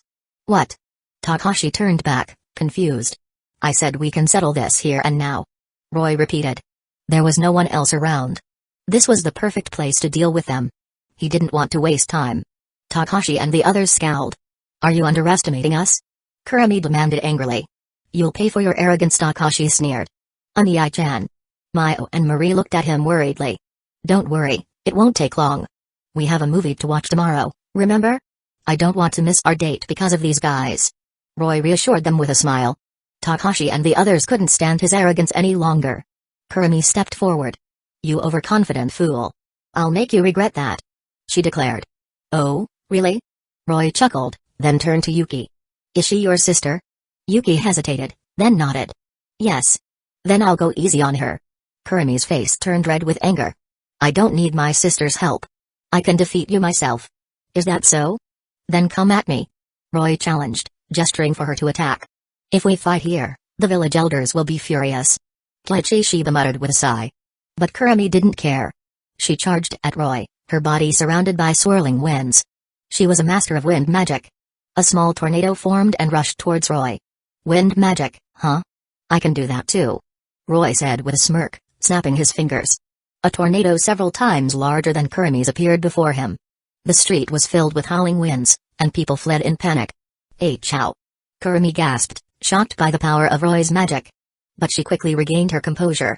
Don't underestimate me. She shouted, focusing her magic power. She created a tornado equal in size to Roy's. The two tornadoes clashed, tearing at the surroundings. Eventually, they cancelled each other out. After all, they were just magic, not real tornadoes. Kurumi sighed in relief. Humphrey, you're not so tough. She scoffed, convinced that Roy had been bluffing. Really? Roy smirked, then waved his hand again. 4 even more powerful tornadoes appeared, heading towards Takashi and the others. He wasn't going to waste any more time. He would defeat them all at once. What? Takashi was stunned. He hadn't expected Roy to attack all 4 of them simultaneously. Seeing the power of the tornadoes, his expression turned grim. Even they had to be careful against magic of this caliber. But no matter how careful they were, it was useless. Even Takashi's Byakko, His divine beast couldn't withstand the force of the tornadoes. They were completely outmatched. Ah! Yuki and Kurumi were swept up into the air, screaming as they were tossed around by the wind. Roy, seeing this, dispelled 2 of the tornadoes and gently lowered the girls to the ground. But they lost their balance and fell again, screaming. Roy caught them, 1 in each arm. Eh? They blinked, surprised that they hadn't hit the ground. They looked up and saw Roy holding them, their faces flushing as they met his gaze. Ah! Kurumi suddenly yelped and jumped out of his arms, her face red with embarrassment. Kurumi, what's wrong? Yuki asked, confused. Pervert. Kurumi shouted at Roy. Ahem. Sorry. Roy coughed awkwardly. He had accidentally placed his hands in the wrong places when he caught them. Yuki pulled Kurumi behind her, glaring at Roy suspiciously. Roy shrugged helplessly. Takashi and Kyoichi, who had also been caught by the tornadoes, were finally released. They crashed to the ground with a thud. Yuki, seeing that they were defeated, knew their mission had failed. Roy was far stronger than they had imagined. They were no match for him. Nanaka-san, take them and leave. And don't come back to cause trouble again. Otherwise, Roy warned. I understand. Yuki replied, her voice trembling slightly as she met his gaze. She knew he was serious. She then left with Takashi and the others. Unai-chan is powerful. Maio and Maria exclaimed, throwing their arms around him in admiration. Chapter 227, Maria's little scheme forming a contract with Yuki, Nanaka and Maria. After dealing with the hero clan, Roy and the girls were heading home when they encountered another problem. Zolgir had sent a new daemon Velga to monitor Maio after Yahiro's failure. Boom! The wall at the entrance of the alley crumbled as a muscular, bald figure emerged from the dust cloud. Ha ha ha, there you are. Let me see the power you inherited from the Demon Lord. Velga roared, throwing a punch at Roy, Maio, and Maria. A shockwave erupted. Look out! Maria and Maio cried, trying to pull Roy out of the way. But Roy didn't move. He simply raised his hand, creating a red magic circle that effortlessly blocked the attack. Maio and Maria sighed in relief. Oh? You blocked my punch? Who are you? Velga asked, surprised. Dead men tell no tales. Roy replied calmly, then summoned ice shards from the magic circle and launched them towards Velga. Velga didn't bother dodging. He thought they were just some ice shards. But before he could finish his sentence, his entire body was encased in ice. Crack. Crack. Crack. Shatter. The ice exploded, and Velga's frozen body crumbled into dust. Maio and Maria stared at the scene in disbelief. They could sense his power growing steadily. He was becoming incredibly strong. Maria's eyes gleamed with a calculating light. Soon, she thought, he will be strong enough to help me rescue my mother. When that time comes, he'll definitely agree to help me, right? I have to be more proactive. The next morning, Roy woke up to find Maria snuggled against him. Maria, what are you doing? He asked, bewildered. Hee, I'm here to wake you up, Unai-chan. Maria giggled. Was this a freebie? Roy wondered. Well, he wasn't going to let this opportunity slip away. Wake me up, huh? Come here then. He pulled Maria closer and hugged her. Eh? Unai-chan, what? What are you doing? Maria asked, flustered. Usually, you should give your brother a good morning kiss when you wake him up. Roy asked rhetorically. Eh? Is that so? Of course it is. Maria knew that, of course. She was an expert in conquering, having played countless dating sims. She was just shy. Maio was still fast asleep, having stayed up late last night since it was the weekend. Seeing that Roy wouldn't let her go without a kiss, Maria reluctantly gave him her first kiss. But it was a small price to pay for her mother's freedom. Besides, after spending so much time with Roy, she had started to develop feelings for him. But when they finally parted, they saw Maio glaring at them with a furious expression. Maria, you traitor. I'll kill you 100 times. She shrieked, pouncing on Maria. Maio-sama, please spare me. Maria cried, surrendering as Maio tickled her mercilessly. They tumbled around playfully. In the following days, Roy and the girls continued their peaceful school life. But there was a new addition to their group now. Yuki Nanaka. It seemed that after their last encounter, Yuki's feelings towards Roy had changed. She had become quite fond of him. She even started competing with Maio for his attention. Roy's life was becoming increasingly lively. You're saying that Maio and Roy formed a contract? Yuki asked Maria, pulling her aside in an isolated corner of the school grounds. They were discussing Maio's power, and Maria had casually mentioned the contract. Yuki, intrigued by this magical contract, had an idea. That's right. Thanks to the contract, Unai-chan has become so much stronger. It's a win-win situation. Maria explained, shamelessly taking credit for Roy's increased power. Really? Yuki's eyes sparkled with interest.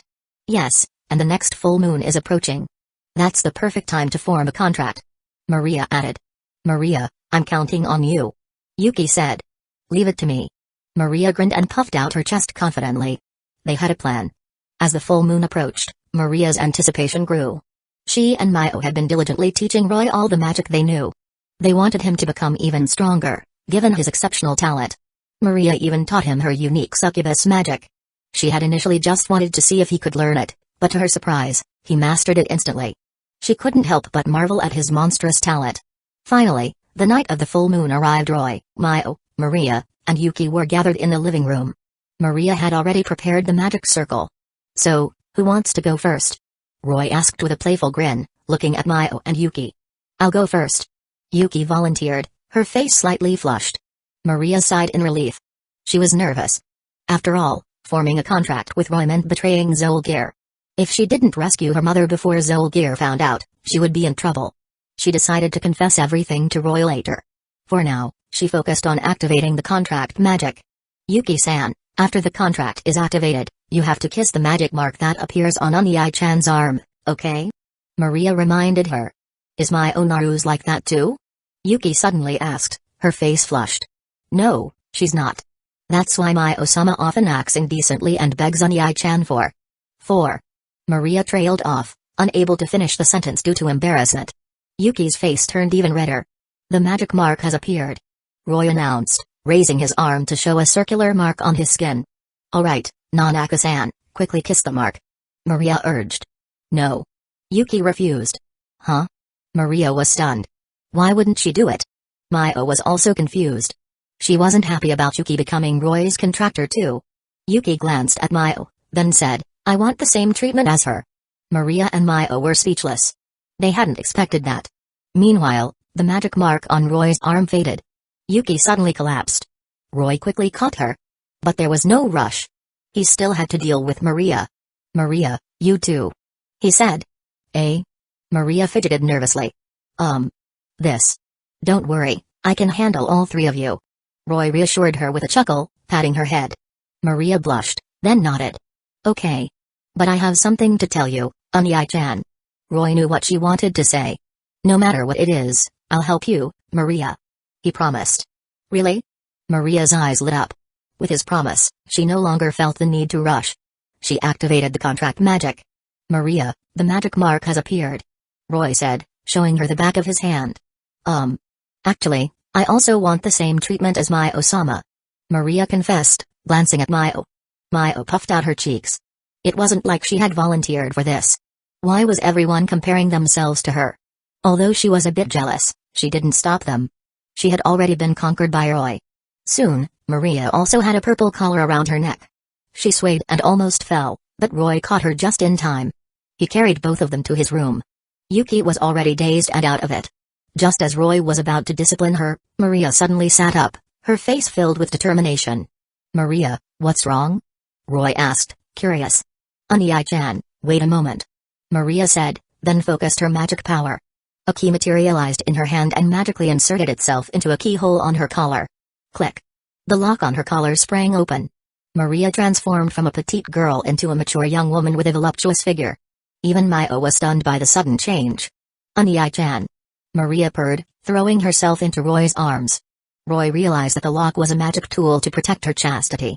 After all, Zolgir had tried to make her part of his harem. It seemed he could finally get rid of Zolgir and rescue Maria's mother. Roy didn't hesitate any longer. Chapter 228, This succubus is a bit much. The artificial demon, Zest. The next morning, Roy stretched and disentangled himself from Maio and Yuki, who were clinging to him like koala bears. Maria was nowhere to be seen. She must be preparing breakfast in the kitchen. He got out of bed and went to the kitchen. As expected, Maria was busy cooking. Maria, you're up early. Roy commented, gently patting her head. He felt a pang of affection for her. After all, she had just become his woman last night. But he also couldn't help but admire her skills. As a succubus she was a natural in bed, and her techniques were impressive. Even Roy, with his experience, was surprised. But no matter how skilled she was still no match for him. I wanted to make a delicious breakfast for Onii-chan. Maria replied with a bright smile. Thank you for your hard work. But let me take over today. Roy said, taking the spatula from her. Really? Maria's eyes lit up. Roy's cooking was the best she had ever tasted. Of course. Roy confirmed with a nod. Yay. Maria cheered. But first, you have to lie down on the counter. Roy added with a mischievous grin.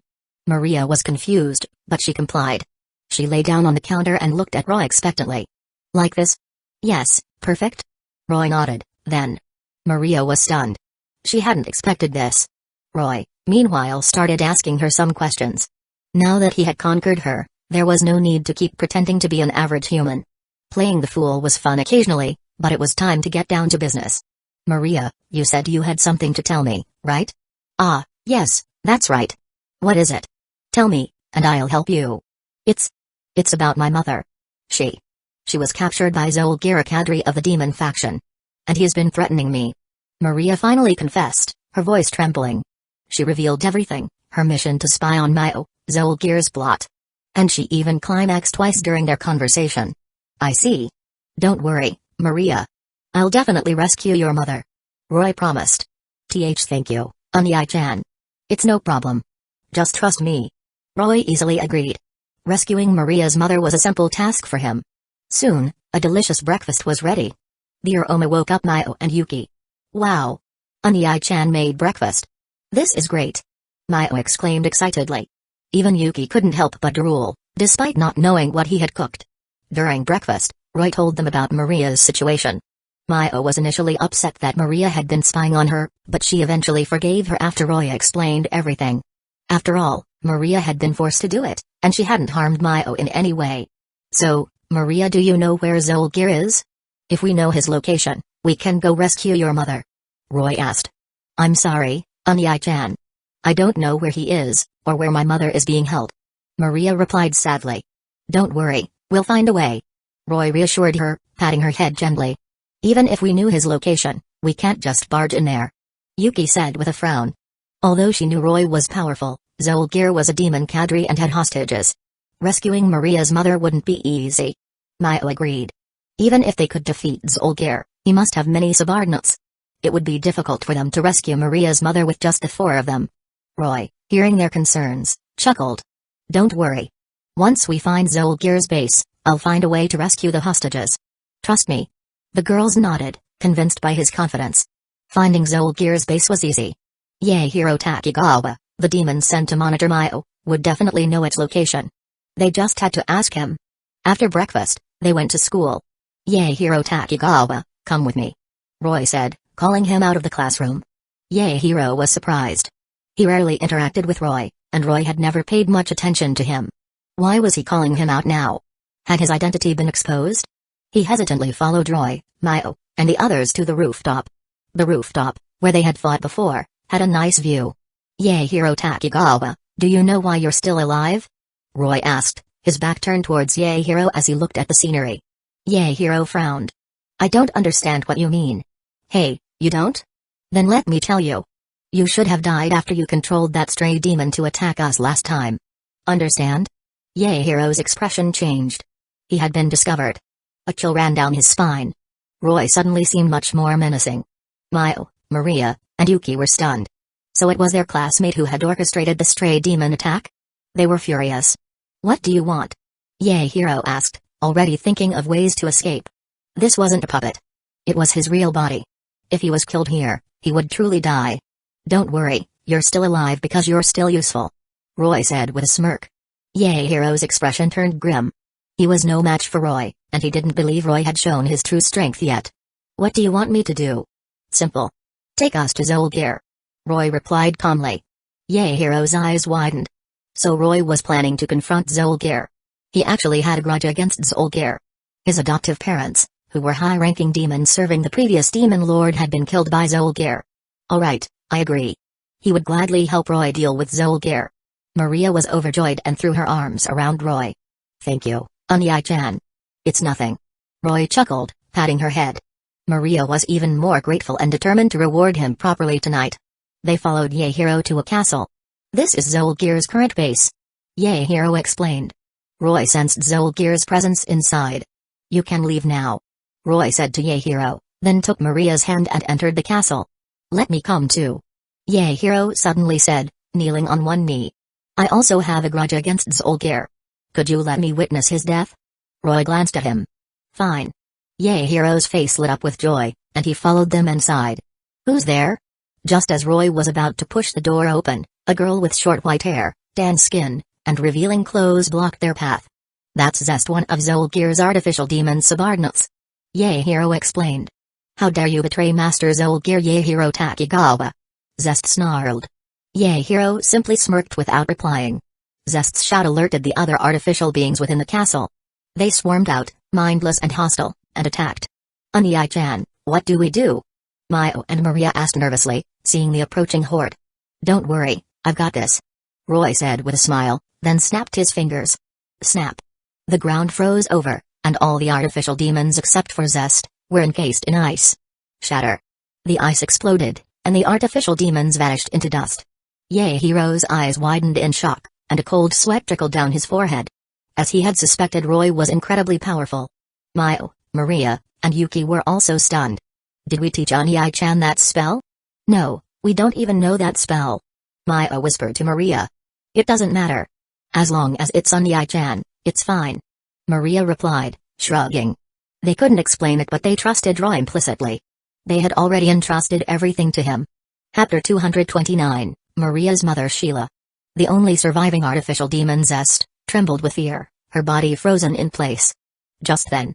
Bang. Zest was blasted away by a surge of magic, crashing into the wall. Damn it. Why were all my other artificial demons destroyed, but this defective one survived? Zolgir snarled, glaring at Zest, who was struggling to get up. He had always considered Zest to be a failure because she wasn't as obedient and fearless as the others. But her fear also meant she was no longer just a mindless weapon. She was becoming a real person. "Zolgir-sama." Zest whimpered, confused and hurt. She was still too naive to understand the complexities of emotions. "Maria, what do you think you're doing? Do you want your mother to die?" Zolgir threatened, turning to Maria. He had chosen this castle as his base because it was actually the body of a magical beast. He used the beast's magical energy to create his artificial demons. And now, all his creations were destroyed, years of effort wasted. He was furious. He waved his hand, and an image of Maria's mother trapped in a cage appeared before them. With another wave of his hand, he could activate the trap within the cage and kill her. "Mother!" Maria cried out, her eyes filled with worry. She clung to Roy's arm, her hope for rescuing her mother resting entirely on him. "Maria's mother, you say? Let me see. There she is." Roy's senses swept through the entire castle, and he quickly located Maria's mother. He reached out with his magic. In the image, a sphere of magic enveloped Maria's mother, breaking her out of the cage and flying towards them.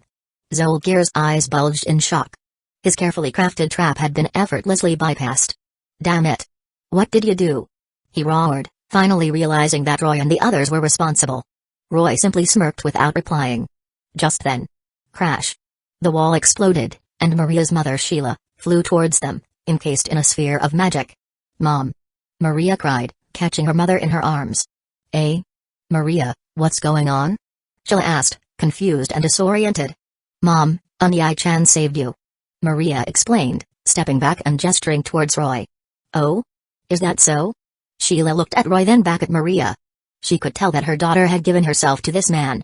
She was curious about Roy and trusted her daughter's judgment. Roy, looking at Sheila, was surprised. He hadn't expected her to be so petite, even smaller than her daughter. She was like a little mother-in-law. "Who are you?" Zolgir demanded, fear creeping into his voice. This man had effortlessly rescued the hostage from afar. Such power was beyond even a demon lord. "Dead men tell no tales," Roy replied with a chuckle, then casually reached out towards Zolgir with his magic. The air froze, and Zolgir unleashed his magic power to resist. But it was futile. He was instantly frozen solid. Crack. Crack. Crack. Shatter. Zolgir's body exploded into icy dust. Hiro Takigawa, watching from the sidelines, was stunned.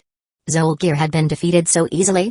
Zolgir was a powerful demon, a trusted subordinate of the current demon lord. Even the demon lord himself might not be able to defeat him so effortlessly. "Alright, now that that's taken care of, let's get out of here," Roy said to the girls. They were inside the belly of a magical beast. Once Zolgir's magic faded, this place would revert to its original form. Okay. They left the castle. As soon as they left, the castle transformed into a massive, fleshy monster. This is bad. If this monster keeps devouring everything around it, the world will be destroyed. Mayo exclaimed, her face pale with fear. Of course she was exaggerating. Destroying the world wasn't that easy. Even if this monster could devour everything, it would take hundreds of years for it to consume the entire planet. But it was still a threat that needed to be dealt with. Freeze. Roy calmly raised his hand, and the monstrous creature was instantly encased in ice. Shatter. The ice exploded, and the monster vanished into thin air. Mayo, Maria, and Yuki were no longer surprised by Roy's power. But Sheila was stunned. Such power was godlike. It seemed her daughter had made the right choice. Sheila smiled at Maria, offering her silent blessings. As the former Demon Lord's woman, Sheila hadn't had a happy life. Maria's birth had been an accident. Otherwise, she wouldn't have been captured and imprisoned by Zolgir after the previous Demon Lord's death. All right, everything's settled. Let's go home. Roy said with a smile. I should take my leave now. Yaehiro said, bowing deeply. Roy glanced at him, then waved him away. Although Yaehiro had attacked them before, he had also indirectly helped Roy conquer the girls. And he had been helpful in this mission as well. So, Roy decided to let him go. Yaehiro quickly left. Roy and the girls returned home. Meanwhile, news of Zolgir's death spread throughout the factions. The demons, gods, and even the hero factions were all intrigued by the mysterious figure who had killed a demon cadre. What a pity. I was hoping to have those two girls as my daughters-in-law, but someone beat me to it. A bespectacled man with a gentle demeanor muttered as he stood in a desolate wasteland filled with monsters. This was Jin Tuju, the father of the protagonist, Basara Tuju, and a legendary hero known as the God of War. It was said that the previous Demon Lord, Mayo's father, had ended the war between the demons and the heroes because of Jin Tuju. Jin checked the message on his phone, then lit a cigarette and chuckled. A powerful being has appeared. Let's see if you're human or demon. He left the wasteland and went to visit his son, who was living an ordinary life. Jin sighed. Perhaps this peaceful life was the best for his son after all. Meanwhile, when Roy returned home with Mayo and the others, he was surprised to find Zest following them. Master. Zest knelt before Roy with an expression of absolute loyalty. Roy was stunned. Why was she suddenly pledging her allegiance to him? I've been abandoned and you didn't kill me. So, naturally, you're my new master now. Zest explained, her head lowered respectfully. As an artificial being, she didn't understand much about the world. But she knew that Roy was her new master. Mayo and Maria exchanged surprised glances. They hadn't expected her to become Roy's servant. Anii-chan, I think you should accept her. After all, a powerful being like you needs someone to attend to your needs. Maria said with a sly grin. Roy's lips twitched. Maria was good. She knew how to appeal to a man's desires. And honestly, Zest was quite attractive. Who wouldn't want such a loyal and beautiful girl by their side? Ahem. Very well. I accept your allegiance. Roy declared. Mayo and Yuki were about to protest, but Roy had already made his decision. Thank you, Master. Zest exclaimed, overjoyed. That night, to celebrate Maria's reunion with her mother and Zest's addition to the family, Maria and Sheila prepared a feast. Roy, looking at the similar-looking mother and daughter, had a naughty thought. But he kept it to himself for now. Maria certainly lived up to her promise that night, using all sorts of techniques to please Roy. Even Mayo couldn't help but blush. Sheila, in her room, couldn't sleep. The next day, Roy went to school with Mayo and Yuki. Yaehiro wasn't there. It seemed the new Demon Lord was taking the task of monitoring Mayo seriously. He wouldn't send anyone else until he knew Roy's true identity. Roy had one last target, Chisato Hasegawa, the school nurse. She had came to the human world with her powers sealed to help Basara Tuju control his unique abilities. This made things a bit tricky. Lost in thought, Roy arrived at the nurse's office. A mature and beautiful woman was busy working inside. Chapter 230, Chisato Hasegawa returning to DxD Universe. Hello there, Hasegawa-sensei. Roy greeted Chisato with a smile. Chisato turned around, surprised to see Roy. Roy-san, are you feeling unwell? She asked, trying to maintain her composure. She wondered why he was here. This was the nurse's office. I'm curious, Goddess Ifura, why are you here? Roy asked with a smirk. What? Chisato's eyes widened in shock. Her true identity was a closely guarded secret. How did he know? Who are you? She demanded, her brow furrowed. I'm the god who will rule this world. Roy declared half-jokingly. Chisato scoffed. She didn't believe him. Then just forget about who I am. Roy said with a shrug. What's your purpose in finding me? Chisato pressed. She didn't believe Roy had exposed her identity without a reason. Roy smirked. I want you to become my servant. As a high-ranking goddess, Chizato's strength was at least Mao class. Servant? Are you a demon? Chizato asked, finally understanding his intentions. Only demons collected servants. That's right. Roy confirmed with a nod. Chizato was confused. She didn't recognize Roy as any of the known demons. Roy simply smiled without explaining. So, what do you say, Hasegawa-sensei? Will you accept? No, I won't. Chizato refused firmly. She had came to this world with her powers sealed to help Basaratuju, the protagonist, control his powers. She wouldn't become anyone's servant. Oh? Not even if that boy you care about dies? Roy asked with a sly grin. He waved his hand, and an image of Basaratuju appeared beside them. Chizato's eyes widened in shock. How did he know about Basara? And he was using Basara to threaten her? That boy is your cousin's son, right? You care about him deeply. You even came here for him. Roy explained. Chizato was even more shocked. He knew everything. What are you going to do? She asked, her voice trembling slightly. Roy approached her with a predatory smile. Don't worry, I'll take good care of you. He looked like a villain. And Roy had to admit, it was fun to play the villain sometimes. Chizato's body trembled, but she quickly regained her composure. He's protected by the god of war. I don't know who you are, but you're no match for him. You mean Jintato? Roy chuckled, then turned towards a figure hiding nearby. Speak of the devil, he is here. Let's see what the god of war is capable of. He snapped his fingers, and the three of them were transported to the subspace. Jintato was disoriented for a moment, then quickly realized what had happened. I've been discovered? He muttered, taking off his glasses, cleaning them, and putting them back on. He examined Roy carefully. Roy's power was strange. He didn't seem that strong, but Jin could sense a hidden threat. Chizato was shocked again. They had been transported to the subspace in an instant, and the god of war had been nearby all along. Jintato, what are you doing here? Roy asked curiously. He had just used Jin's son as a threat, and Jin had appeared immediately. What a coincidence. Haha, I just heard about a powerful individual and came to see for myself. Jin replied with a casual laugh. So it was a coincidence. Roy nodded. In that case, let's fight. Oh? Now it was Jin's turn to be curious. Roy had challenged him after revealing his identity and even asked him to attack first. This was either a sign of foolishness or immense confidence. Jin naturally assumed it was the latter. He drew his sword and said with a smile, then I'll show you what I can do. He charged towards Roy and swung his sword. But to his and Chizato's surprise, Roy simply raised 2 fingers. Was he trying to block his attack with just 2 fingers? Jin felt insulted. Then, they were both stunned. Roy's 2 fingers effortlessly caught Jin's blade. Jintato was the god of war, even stronger than the previous demon lord. And his attack had been blocked by 2 fingers? It was unbelievable, even though Jin wasn't using his full strength. Tajo-san, underestimating your opponent can be dangerous. Roy said with a smirk, then unleashed a gust of wind that sent Jin flying backwards. Jin landed roughly on the ground, his expression turning serious. Hey, it seems I have to get serious now. He said, a playful grin returning to his face. He still hadn't realized how outmatched he was. He unleashed his full power and swung his sword again. This attack was several times faster and stronger than the previous one. But even with his full strength, he was only at the super devil level, far weaker than Roy. Roy once again caught his sword with 2 fingers, and Jin's eyes widened in shock. Even Chizato was stunned. Jintato was the legendary god of war. No one had ever blocked his attacks this effortlessly. And Roy looked like he was playing with a child. Roy casually tossed Jin and his sword aside, then yawned. This is so boring. He muttered. He dispelled the subspace, and they returned to reality. Jin was frustrated. He had been defeated so thoroughly. This man's power was horrifying. But seeing that Roy had brought them back to the real world instead of killing him, he decided not to push his luck. He simply turned and left. So, Hasegawa-sensei, will you submit to me? Roy asked, glancing at Chizato.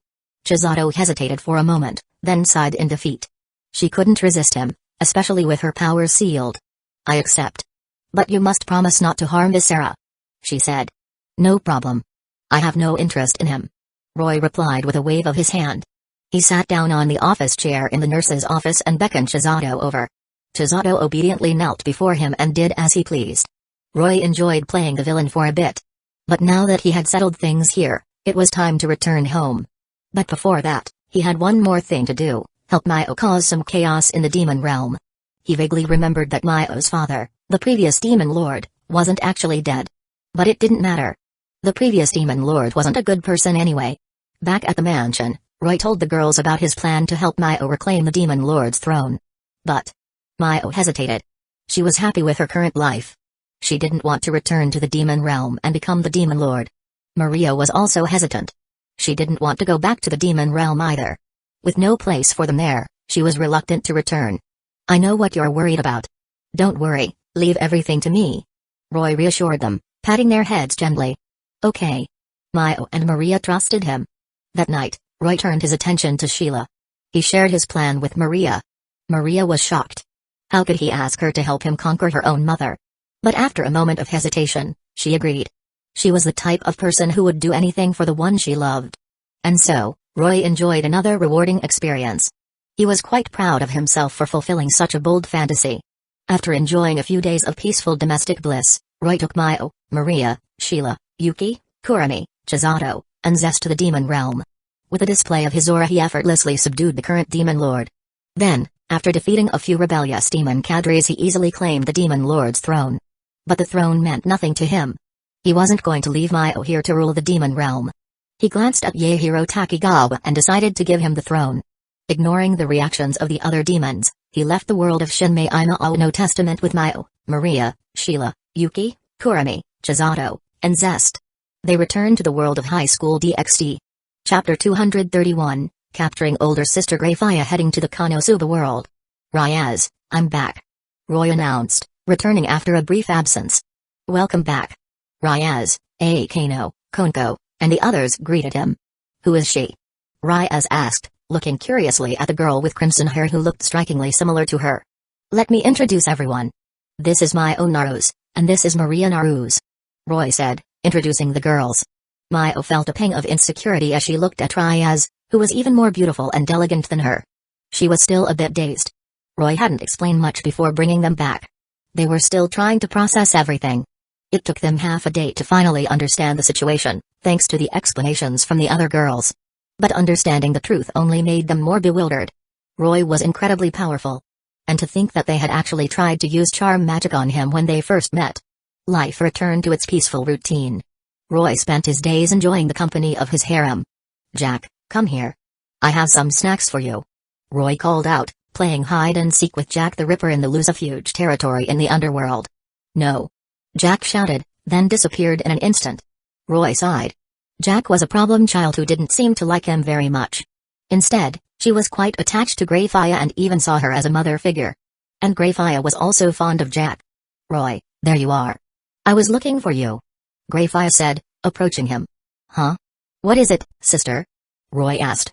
Come with me. Greyfire took his hand, and they vanished in a magic circle. In Greyfire's room, she looked at Roy with a serious expression.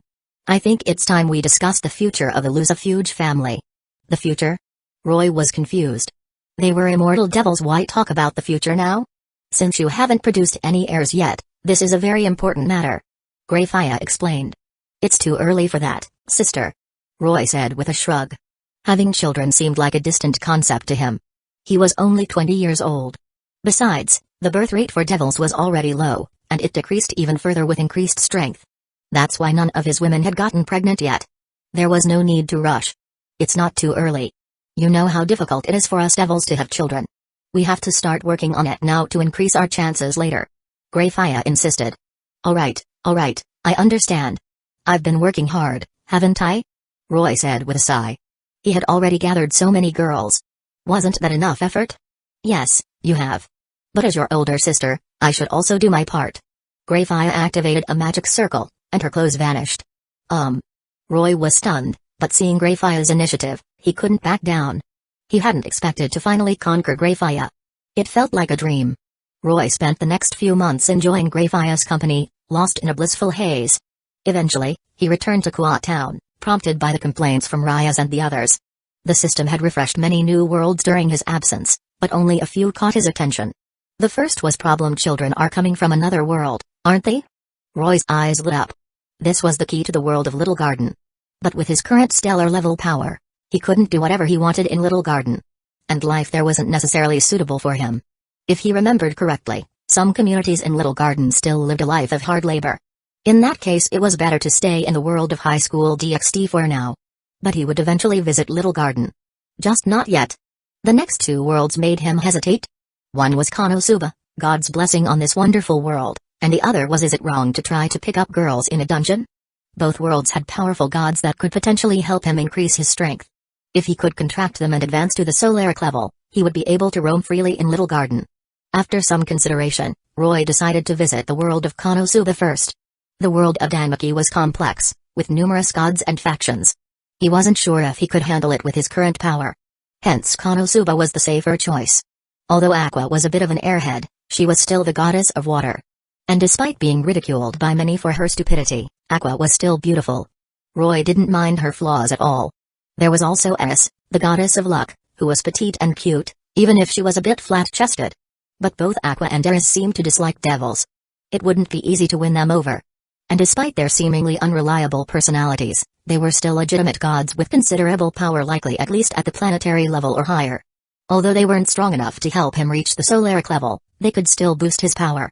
To advance to the solaric level, he would need to contract many more planetary level beings, or even stellar level beings. Roy informed Ryaz and Sona of his decision. Ryaz, Sona, and the others were actually quite interested in visiting other worlds. They were eager to see what Roy's adventure worlds were like. Roy wanted to take them with him, but not yet. He would wait until he had conquered this new world first. It wouldn't take long. The girls agreed. They were looking forward to visiting another world. Roy cast a spell on himself to conceal his demonic aura. This would make it easier to approach Aqua and Eris. Having made all the necessary preparations, he vanished from the living room in a flash of white light. He reappeared above the bustling town of Axel, a popular destination for adventurers in the world of Konosuba. The town, with its unique otherworldly charm, fascinated Roy. This was sometime before the main events of the story. Kazuma Sato, the protagonist, and Aqua, the goddess of water, would soon arrive in this town. Roy had some preparations to make before that happened. First, he needed money. The currency in this world was called Eris. Yes, it was named after the goddess Eris. Roy glanced at the Eris coins in the hands of a nearby street vendor, then activated his magic. Several Eris coins materialized in his hand. The currency in this world consisted of gold coins, silver coins, and copper coins, all called Eris. Their value was roughly equivalent to Japanese yen. The gold Eris coins Roy had created were worth 10,000 Eris each. With money in hand, he headed towards the Adventurers Guild to register as an adventurer. The Adventurer Guild was filled with wooden tables and chairs, and a few adventurers were chatting and drinking. Roy, dressed in a blue cloak made of expensive-looking fabric, his tall and handsome figure exuding an air of nobility, attracted everyone's attention as he entered. "Who's that? He looks like a noble," the adventurers whispered among themselves. Roy ignored them and walked towards the counter.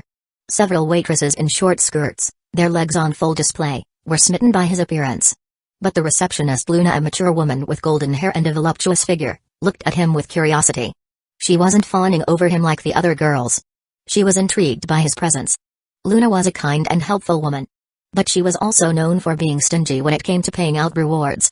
She had explained the basics of adventuring to Kazuma and Aqua when they first arrived and helped them register. She was an idol to many adventurers, and any man who tried to get close to her would be met with hostility. Due to her busy work schedule, she was still unmarried. Even Roy was slightly interested in her, but he didn't show it. He approached her with a gentle smile. "Is this where I register as an adventurer?" he asked. "Huh?" Luna was confused. He seemed well equipped. Why would he ask such a question? Was he not an adventurer already? "Are you not an adventurer yet?" she asked. "That's right," Roy replied with a smile and a nod. Luna was relieved. She was always a bit nervous when dealing with powerful adventurers, but she was more comfortable with newbies. After all, she had plenty of experience guiding new adventurers. "You'll need some Eris to register," she reminded him. But then, she looked at his expensive clothes and shook her head. Someone like him wouldn't be short on money. Roy didn't waste any time and placed 2 gold Eris coins on the counter. "Is this enough?" he asked with a chuckle. "Of course." Luna smiled and began the registration process. Chapter 232, Luna of the Adventurers Guild meeting the useless goddess Aqua. The device used to register adventurers was a machine with a blue crystal orb at its center, giving it a somewhat futuristic appearance. "Let me explain," Luna said, stepping out from behind the counter and approaching Roy with a friendly smile. Her ample bosom was on full display, drawing attention. But Roy remained unfazed. After all, he had seen much more revealing sights back home. Luna, noticing that he wasn't staring at her inappropriately, felt a surge of favorability towards him. Her smile became more genuine. Adventurers have various jobs. You can choose a job that suits your talents. This is a registration card. Luna explained, holding up a small card. It records your basic information, the quests you've completed, and your level. As you level up, you can learn new skills. So work hard and become stronger. Seeing Roy listening attentively, Luna smiled again. She couldn't help but feel a connection with this charming young man, and she found herself explaining things in more detail than usual. Roy listened patiently with a smile. Luna got carried away and started sharing stories about adventurers, but Roy didn't interrupt her. He listened with genuine interest. They chatted and got to know each other. After a while, "I'm sorry for talking so much. Now, Roy-san, please place your hand on this crystal orb," Luna said, finally remembering her duties. The other adventurers in the guild hall, seeing this, felt a pang of jealousy. Their Luna had never been this friendly to a newbie before.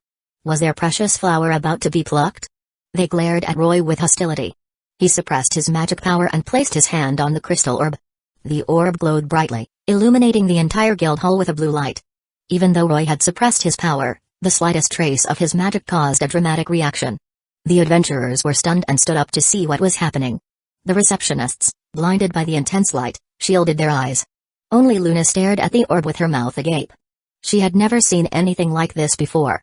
She knew that the brighter the light, the greater the potential of the person being tested. She had encountered a talented adventurer before who had made the orb glow quite brightly, but compared to this, it was like a firefly compared to the sun. Roy was like the radiant sun. Luna was both excited and curious about his talent.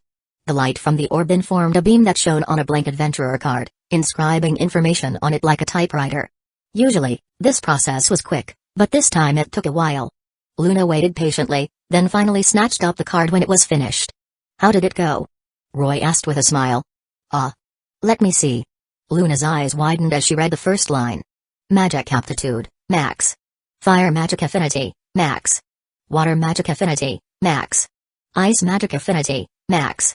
As she read the stats aloud, the guild hall fell silent, the only sound being the gulps of stunned adventurers. And no way.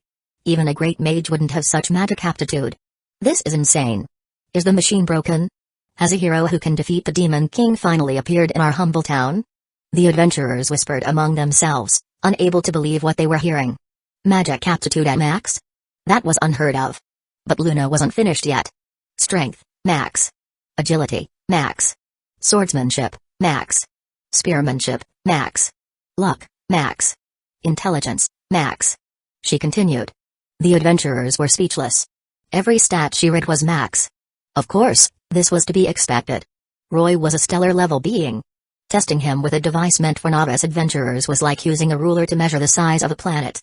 It was only natural for him to max out all the stats. Luna finally finished reading all the stats and let out a sigh of relief.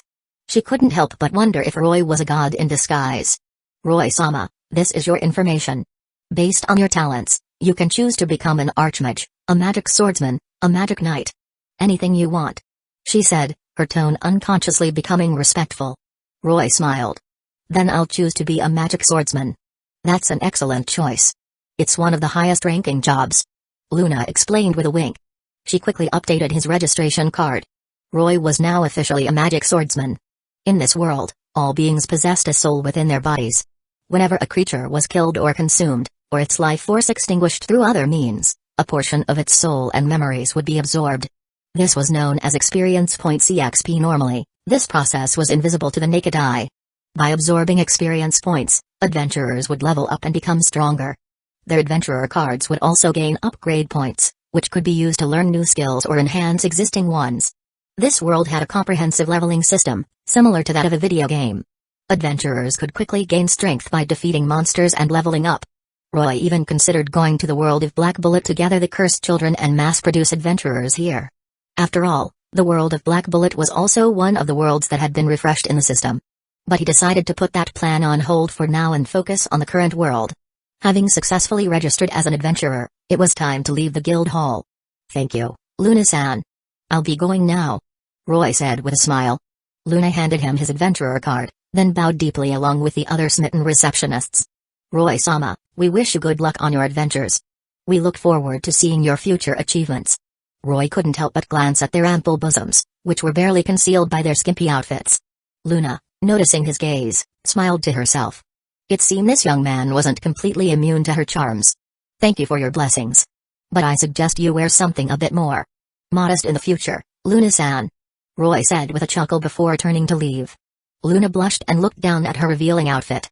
Perhaps she should dress more conservatively. After all, no one would want to marry her if she kept dressing like this. Roy left the guild hall and quickly located Kazuma and Aqua with his senses. Aqua was throwing a tantrum, having just arrived in this world. Roy walked towards them. What should I do? What am I going to do now? Aqua wailed, tugging on Kazuma's collar, her face a mask of despair. People stared at her, then quickly averted their gazes. What was with this crazy girl? She was so embarrassing. Even Roy, approaching them, couldn't help but cringe. Aqua wasn't very appealing in this state. But he still walked towards them. After all, Aqua was still a goddess, and she could be trained. If all else failed, he could always use a spell to make her maintain a goddess-like expression. Ahem. Excuse me, do you need any help? Roy asked with a friendly smile. Ah, yes, please. Could you tell us where the Adventurers Guild is? Kazuma asked, relieved that someone had offered to help. Aqua also looked at Roy curiously. Are you planning to become adventurers? Then follow me. Roy said, leading the way. Thank you so much. Kazuma exclaimed gratefully. They followed him.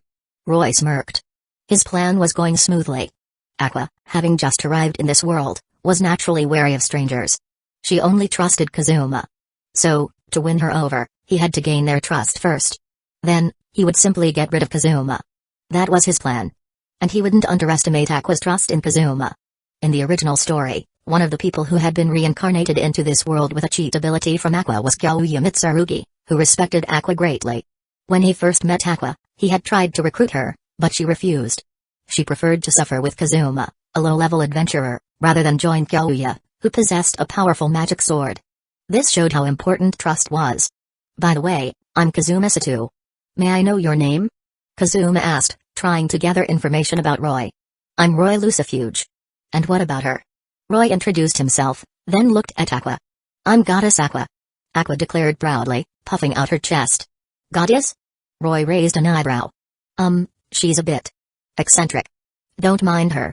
Kazuma explained awkwardly. Roy chuckled. Kazuma then asked about the town, and Roy patiently answered his questions. He knew quite a bit about this town.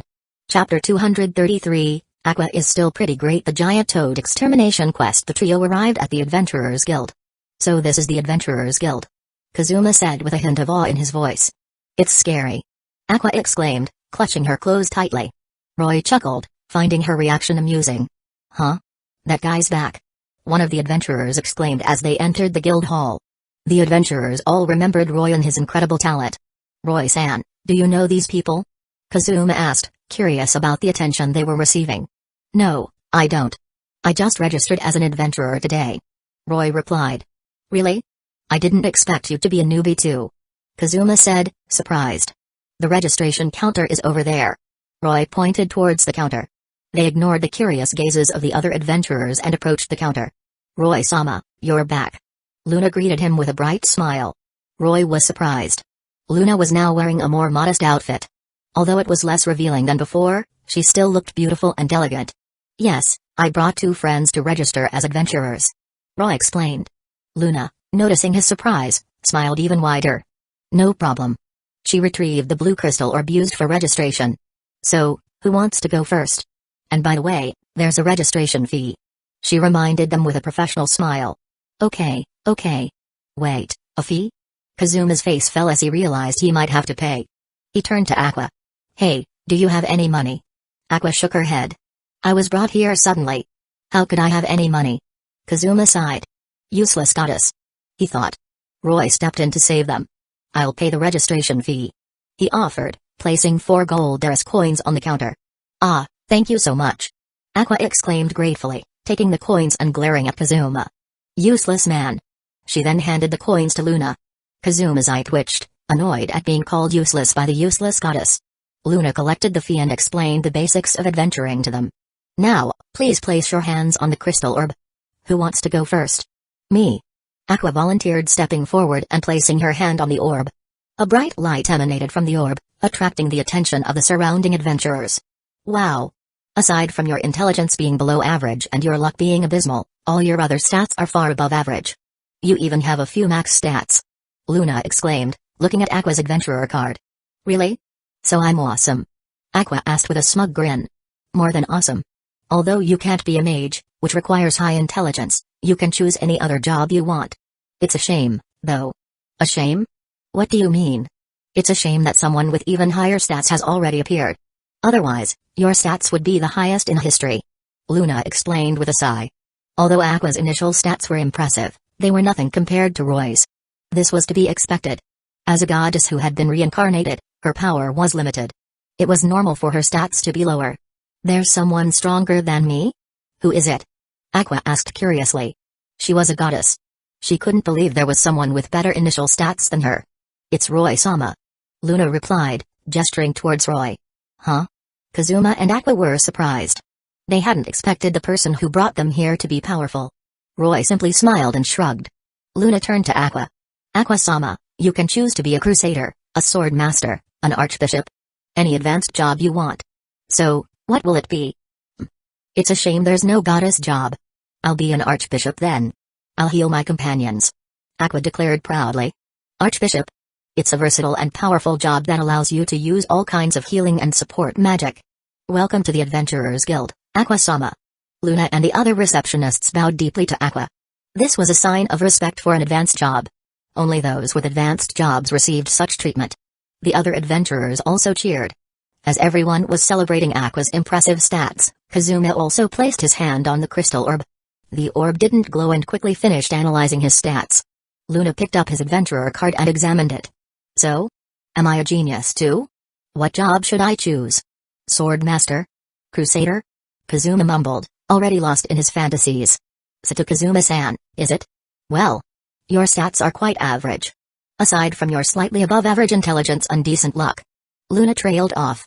But those stats aren't very useful for an adventurer. With your luck, I'd recommend becoming a merchant. Kazuma's face fell. Aqua couldn't help but snicker. Hey, your life as an adventurer is already over before it even began. No one's going to defeat the Demon King now. Ha ha ha, defeating the Demon King, you say? A bald adventurer nearby burst out laughing, and the others joined in. With your stats, you should listen to Luna-san and become a merchant. You'll just die if you become an adventurer. A female adventurer chimed in. Of course, they were just trying to discourage him from throwing his life away. Kazuma's face hardened. It seemed this world was more dangerous than he had anticipated. Perhaps he should just become a merchant. But then, he shook his head. He had came to this world for an adventure. He couldn't give up before he even started. I won't give up. I'll be a basic adventurer then. Please. He insisted. Alright, you can always change your job later after you level up. Luna said with a professional smile, updating his card and handing it to him. Kazuma, although disappointed, accepted the card. What should we do now? Aqua asked. Take on a quest and go on an adventure, of course. Roy, who had been silent until now, declared. That's right.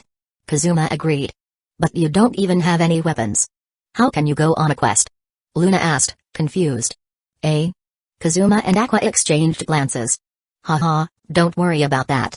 I might not have much money, but I can still afford some basic weapons. As a friend I just met, I'll buy you some. Roy offered generously. Roy-san, thank you so much. Kazuma exclaimed, almost in tears. Thank you, Roy. You're such a good person. Aqua added with a smile. Roy's lips twitched at the compliment. He wasn't a good person at all. So, what kind of quest are you interested in? We have plenty to choose from. Luna said, showing them the quest board. They examined the available quests. Kazuma spotted a quest to subjugate giant frogs. He figured that even if the frogs were large, they shouldn't be too difficult to kill. It seemed much easier than hunting wolves or other wild beasts. Let's take this one. He declared. No problem. Roy agreed. Aqua also had no objections. They accepted the quest and went to the weapon shop. Roy bought them some basic weapons. Kazuma and Roy each got a short sword, and Aqua got a wooden staff. They were all very basic and cheap weapons. Then, they set off towards the giant frog's habitat. It was getting late. They had to complete the quest and find a place to stay before nightfall. They soon arrived at a vast grassland. Roy was surprised that the giant frogs lived in a grassland. It didn't seem like a suitable environment for them. Is that a giant frog? Kazuma asked, staring at the massive creature that was as big as an elephant. Yes, that's a giant frog. It's one of the easiest monsters to defeat on a quest board. Roy confirmed with a smile. It's so big. Aqua exclaimed. Kazuma gulped, then said with feigned bravery, then I'll go first. He gripped his sword tightly and cautiously approached the giant frog. Roy and Aqua watched from behind, not offering any assistance. But as soon as Kazuma got close, the giant frog noticed him. It leaped towards Kazuma with surprising speed. Its massive body crashed onto the ground, shaking the earth. Kazuma's courage instantly evaporated, and he turned and fled, screaming, Aqua, help. Roy-san, help. He ran as fast as he could, regretting his decision to take this quest. Wouldn't it have been better to become a merchant? With his knowledge from his past life and his intelligence, he could have been successful. Chapter 234, Kazuma Merchant Dream. Aqua gets held in the mouth. Aqua watched Kazuma flee and burst into laughter. Ha ha ha ha. That's hilarious. Kazuma's running away. Ha ha ha ha. Roy, seeing her unrestrained laughter, was speechless. Aqua, can you not laugh so foolishly? He asked, sighing. As expected of the goddess of uselessness, even her laughter was exaggerated. Huh? Aqua stopped laughing and glared at him, her hands on her hips. I'm a goddess. How dare you call me foolish? Oh? What kind of goddess? Roy asked, feigning ignorance. Listen carefully. I'm Aqua, the goddess worshipped by the Axis cult. The goddess of water. So you should address me as Aqua-sama. She declared, puffing out her chest and pointing a finger at Roy. But to avoid attention, you can just call me Aqua. She added generously. I see. Roy chuckled. She was indeed a goddess, although most people wouldn't believe it. Eh? You believe me? Aqua was surprised by his reaction. Most people wouldn't believe her claims. I have no reason not to believe you. But now's not the time for that. I should go save Kazuma. Roy said, then headed towards Kazuma.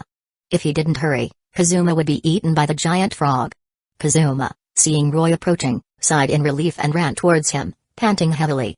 Roy-san, be careful. Those giant frogs are tough. He warned. Although Kazuma was a bit of a wimp, he was still loyal to his friends. Roy didn't dislike him. Don't worry, I can handle it. Roy reassured him with a smile and a confident wink, then walked towards the giant frog with his sword drawn. Boom! The giant frog leaped towards Roy, its massive body crashing onto the ground. But Roy simply swung his sword. A deep gash appeared on the frog's belly, and it collapsed, dead. He had killed it with a single strike. Kazuma's eyes widened in shock. Amazing.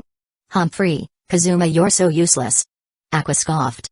Kazuma glared at her, annoyed. He wondered why he was so afraid of the frog while Roy could defeat it so easily. Feeling a surge of courage, he charged towards another giant frog. He was determined to prove himself. But the giant frog's skin was thick and tough. An ordinary human couldn't even scratch it. Roy could easily defeat it because he was incredibly powerful. Even a low-class devil could kill a giant frog with ease, let alone Roy. Kazuma, however, was just a regular guy. As expected, his attack was useless. His sword bounced harmlessly off the frog's skin, and he was swallowed whole. Wahahaha. He was eaten by a frog. That's so funny. Aqua laughed, clutching her stomach. But she celebrated too soon. She didn't notice another giant frog approaching her from behind. The frog leaped and swallowed her in one gulp. Roy shrugged. He didn't stop the frog. Rescuing Aqua after she was eaten would earn him even more favor with her. After both Kazuma and Aqua were swallowed, he leisurely rescued Aqua first. Wah! Aqua cried, not caring about her appearance. Thank you, Roy. She sobbed, clinging to him. Although she was covered in smelly frog slime, Roy didn't push her away. He gently patted her back and comforted her. It's okay. I've defeated the frog. Roy reassured her. Wah! How can it be okay? I've been defiled. Aqua wailed. If the Axis cultists see me like this, my reputation as the beautiful and charming Aqua-sama will be ruined. Roy almost laughed. Was she praising herself? It's fine. Look. He snapped his fingers, and the frog slime on them vanished. Eh? Aqua looked at herself, surprised. She was clean again. That's amazing. It's just a simple cleaning spell. Roy said with a shrug. He was amused by her reaction. A normal girl would be embarrassed to be hugging someone while covered in slime. But Aqua didn't seem to care. No, I can't let this stand. I'm a goddess. I'll show that frog what I'm made of. Aqua suddenly declared, then charged towards another giant frog with a determined roar. Roy sighed. He didn't stop her. He would rescue Kazuma first. Ahem. Thank you, Roy-san. Kazuma coughed, his face pale. Don't mention it. Roy-san, I think I'm not suited to be an adventurer. I'll just become a merchant," Kazuma said dejectedly. Facing death again had made him realize his limitations. He wasn't cut out to be an adventurer. Compared to Roy, he was useless. This realization made him want to give up. Roy smirked inwardly. This was exactly what he wanted. He could have simply used a spell to remove Kazuma from the party, but he didn't want to resort to such forceful methods. Being a merchant isn't bad either. With your intelligence, you'll surely become successful. I support your decision," Roy said, patting his shoulder encouragingly. "Really? That's great. It seems like being a merchant is my true calling," Kazuma exclaimed, his confidence returning. "Since you've decided to become a merchant, I'll give you some money as startup capital," Roy offered. Kazuma was touched. "Thank you, Roy-san." "Haha, don't mention it. We're friends, after all," Roy said with a smile. Kazuma was overwhelmed with gratitude. Just then, Aqua, who had charged towards the giant frog, was once again swallowed whole. Her power was limited, and her healing magic was ineffective against the giant frog. Roy and Kazuma exchanged glances. "Roy-san, I'll leave Aqua to you," Kazuma said, although he felt a bit reluctant to abandon the goddess he had brought to this world. But he knew he couldn't defeat the Demon King, let alone a giant frog. So, he made the difficult decision to give up on Aqua. "Don't worry, I'll take care of her," Roy assured him. He walked towards the giant frog and quickly rescued Aqua. "What? Kazuma, you're really going to become a merchant? Then what am I supposed to do? If no one defeats the Demon King, I can't go back home," Aqua wailed, shaking Kazuma's collar. Kazuma sighed. He really wasn't suited to be an adventurer. "Don't worry, Aqua. I'll take care of the Demon King," Roy said. "That's right. With Roy-san here, defeating the Demon King will be a piece of cake. And once I become a successful merchant, I'll support your quest to defeat the Demon King," Kazuma added. Aqua was still unhappy, but she didn't say anything. She had also mocked Kazuma's stats. He was indeed not cut out to be an adventurer. She finally sighed and gave up on persuading him. They fell silent. "All right, let's not worry about that now. Let's focus on completing the quest," Roy said, breaking the silence. "You're right. It's getting late. We should finish the quest and find a place to stay," Kazuma agreed. He also needed the reward money to start his business. Roy then put on a show. He casually walked towards a giant frog, his sword flashing, and killed it in an instant. It looked so easy that even Kazuma thought, "I could do that too." But he knew he couldn't. Roy quickly finished off the remaining giant frogs, completing the quest. "All right, the quest is done. Let's go back," Roy said, and they headed towards the town to report their success at the Adventurers Guild. Chapter 235, Inviting Luna to Eat Together. Recruiting members, Enter Megaman. Back at the Adventurers Guild, the sky had begun to darken, and the hall was filled with the lively chatter of adventurers returning from their quests. "Luna, we're back to report our success," Roy announced with a smile, approaching the counter. "Eh? You've already completed the quest?" Luna asked in surprise. It was unusual for newbies to complete a quest so quickly, even one as simple as subjugating giant frogs. She had only allowed them to take the quest because of Roy's exceptional talent. "Yes," Roy confirmed with a nod, handing her his adventurer card, which automatically recorded completed quests. "Amazing. As expected of Roy-sama," Luna exclaimed, checking his card. "Haha, it's all thanks to everyone's help," Roy said modestly, patting Kazuma's shoulder. Yeah, Kazuma mumbled, scratching his head awkwardly. He knew he hadn't contributed much to the quest. In fact, he had needed Roy to rescue him. "That's right," Aqua chimed in, taking full credit for their success. "Here's the reward for subjugating the giant frogs and the compensation for the carcasses, 110. Rs. Please accept it," Luna said with a smile, handing them a stack of coins. "Thank you," Roy said, accepting the reward. Although 110,000 Rs sounded like a lot, it was only equivalent to about $1,000 in purchasing power. Split 3 ways, it wasn't much. But the cost of living was relatively low in this world, so it was enough to last them a few days. "Luna, would you like to join us for dinner?" Roy suddenly asked, surprising Luna. "Sure. Let's go over there," Luna replied with a smile, leading them to a quiet corner of the hall. The other adventurers were stunned. Luna had never accepted anyone's invitation to dinner before. "Hey, what's going on? Is our guild's beauty going to have dinner with someone?" a newly returned adventurer asked in disbelief. "You haven't heard? That young man just registered as an adventurer today. He has incredible talent and started with an advanced job. And that girl also has an advanced job," another adventurer explained. The news quickly spread, and everyone in the guild hall learned about Roy and his companions. Meanwhile, as Luna and the others sat down at their table, a waitress rushed over. "Luna-san, it's rare to see you accept someone's invitation to dinner." The waitress teased with a giggle. Luna blushed and glared at her, and the waitress quickly fell silent. "Roy-sama, what would you like to order?" Luna asked, handing him the menu.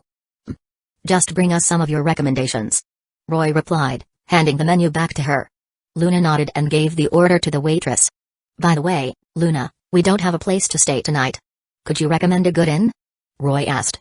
"Of course. There's an inn right next to the guild that caters to adventurers. It's very convenient," Luna replied. "Ah, thank you so much," Kazuma said gratefully. He had been worried about finding a place to stay. "Kazuma, you said you wanted to be a merchant, right? Have you figured out what you're going to do?" Aqua suddenly asked. "Not yet." Kazuma sighed. Although he had decided to become a merchant, he didn't know where to start.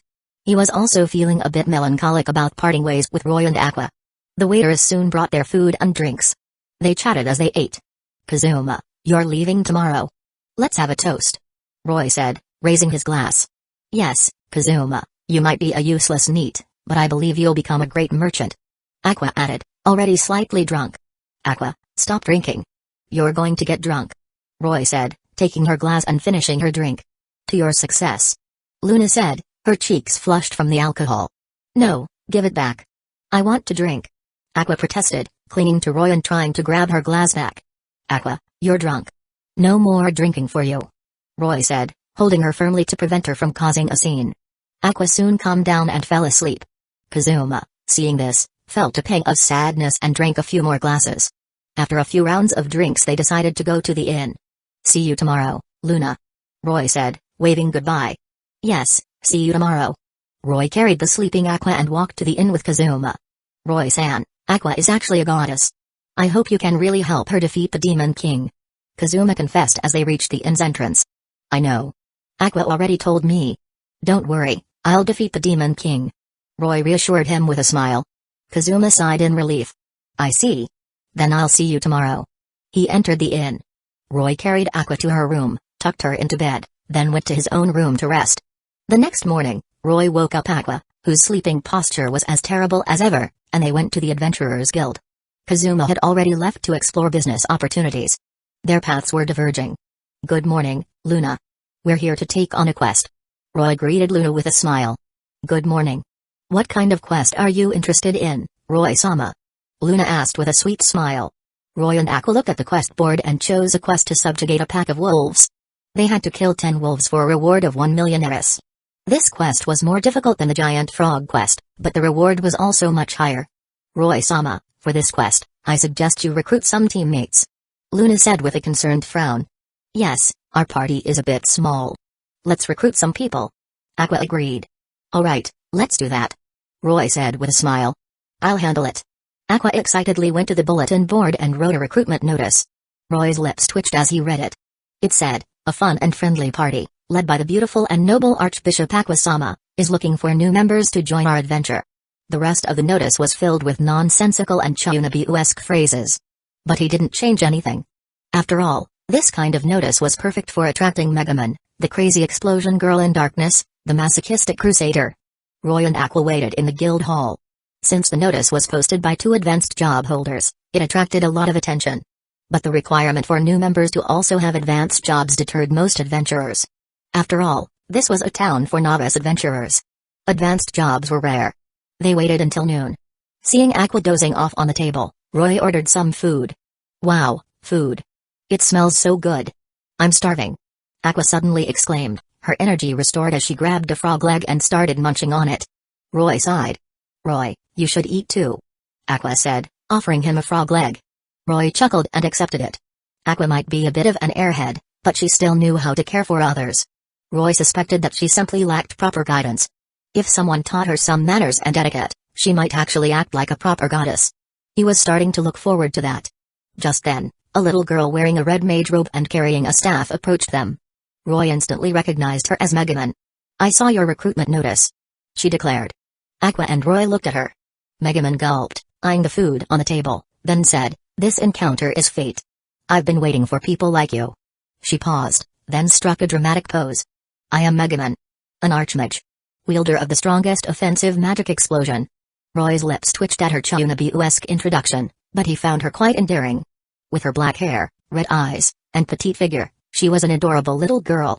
This forbidden power, feared and envied by the world, do you desire it? Megumin asked dramatically, covering half her face with her cloak. Roy understood what she meant. She was asking if they needed her as their archmage. Welcome to the party, Megumin. Roy said with a smile. Oh really? Megumin was surprised that he agreed so easily. Of course. Hey. You have good taste. After all, my ultimate magic, explosion, can shatter. Megumin suddenly swayed and almost fell, but Roy caught her just in time. Megumin, are you alright? He asked with concern. Her stomach growled in response. Megumin blushed. Actually, I haven't eaten in 3 days. Roy's eye twitched. That was rough. If they hadn't accepted her, she might have starved to death. Here, have some food. Roy said gently, placing her on a chair. Really? Megumin's eyes lit up, staring at the food on the table. Of course. Eat up. Roy chuckled, patting her hat. Megumin didn't hesitate and started devouring the food. Chapter 236, Megumin's Explosion Magic Demon Wolves Extermination Quest. Red Eyes. Are you a crimson demon? Aqua suddenly asked, noticing Megumin's distinctive feature. Indeed. I am Megumin, one of the most powerful mages of the Crimson Demon clan. Megumin declared, striking a dramatic pose as she munched on a frog leg, much to Roy's amusement. While Megumin was eating, Aqua asked to see her adventurer card. After examining it, she confirmed that Megumin wasn't lying. Hey, Roy, she really is an arch-wizard. An advanced job that can use powerful magic. Yes, that's right. Roy replied with a smile and a nod. So, she's in? Definitely. Megumin is a perfect fit for our party. Megumin, overhearing their conversation, beamed with joy. The party was formed. After finishing their lunch, they set off towards the plains where the demon wolves roamed. These wolves would often attack merchant caravans, which is why a quest to subjugate them had been posted. However, the wolves were numerous, and it wasn't realistic to try and kill only 10 of them. After all, they were pack creatures. Attacking one would likely anger the entire pack. That's why no one had taken this quest yet. But Roy wasn't worried. They arrived near the wolf den. Looking down at the hundreds of wolves gathered below, Megumin and Aqua gulped. Are we really going to fight them? They look scary. Megumin said, her legs trembling slightly. Don't worry, with Roy here, there's nothing to be afraid of. Aqua assured her, her confidence in Roy unwavering. Yes, Megumin, trust me. I can handle these wolves. But first, let's see your explosion magic. Fire one at the center of the pack. Roy said, pointing towards the wolves. Megumin's eyes lit up, and she couldn't resist the urge to show off her magic. She began chanting. A powerful wind picked up, and magical energy gathered around her staff. Darkness blacker than black and darker than dark, I beseech thee, grant me the crimson light. The time of awakening has come. The absurd and contradictory laws of the world shall be twisted and distorted. Dance, dance, dance. The collapse of the origin of my power, the unparalleled destruction that incinerates all creation. This is the ultimate explosion magic, explosion. As she finished the incantation, the sky changed color. A massive amount of magical energy converged, forming a crimson beam of light that struck the wolves. Boom. The earth shook violently, and Aqua lost her balance, falling onto Roy's back. After a while the tremors subsided. A massive crater, tens of meters in diameter, now scarred the earth where the wolves had been. Only scorched earth and molten rock remained. Megumin's explosion magic was powerful. It had wiped out nearly half the wolf pack with a single blast. But the cost was also immense. Megumin collapsed, her magical energy completely depleted. Roy caught her just in time. Megumin, are you alright? He asked with concern. My ultimate magic, explosion, consumes a tremendous amount of magical energy due to its immense power. In other words, because I used magic beyond my limits, I can't move now. So, I'll leave the rest to you. Megumin explained weakly. Alright. Roy sighed. Although he knew Megumin was the type of mage who could only cast one spell before collapsing, he still couldn't help but feel a bit exasperated. Hey, Roy, those wolves are coming towards us. Aqua exclaimed, shaking his shoulder. Roy turned around and saw the remaining wolves charging towards them like a cavalry charge. He handed Megumin to Aqua. It's my turn now, he said, drawing his sword and fearlessly facing the wolves. Aqua and Megumin watched nervously. Could he really handle so many wolves alone? Their worries were soon dispelled as Roy's movements shocked them. His sword flashed like silver lightning, each strike cutting down one or more wolves. He danced through the pack, his movements graceful and deadly. In a matter of moments, the number of wolves dwindled significantly. Amazing. Megaman gasped. Was he really a novice adventurer with such incredible strength?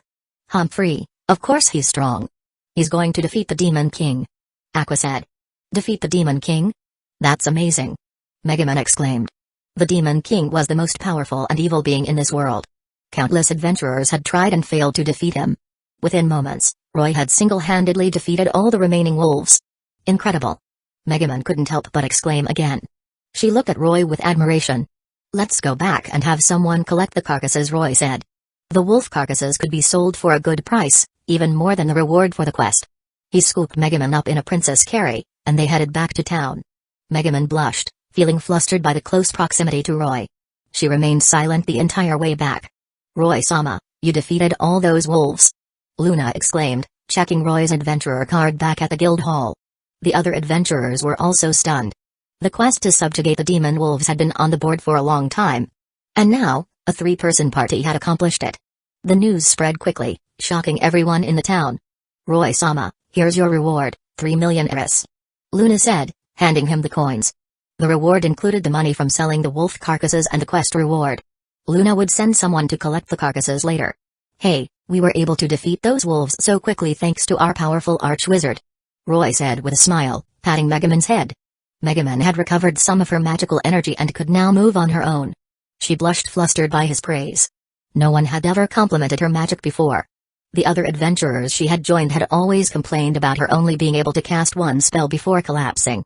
Roy, do you really think I'm a powerful archwizard? She asked, her eyes sparkling with hope. Of course. Without you, I wouldn't have been able to defeat those wolves so easily. Roy replied sincerely. Megaman's explosion had killed the Wolf King, which had been a huge help.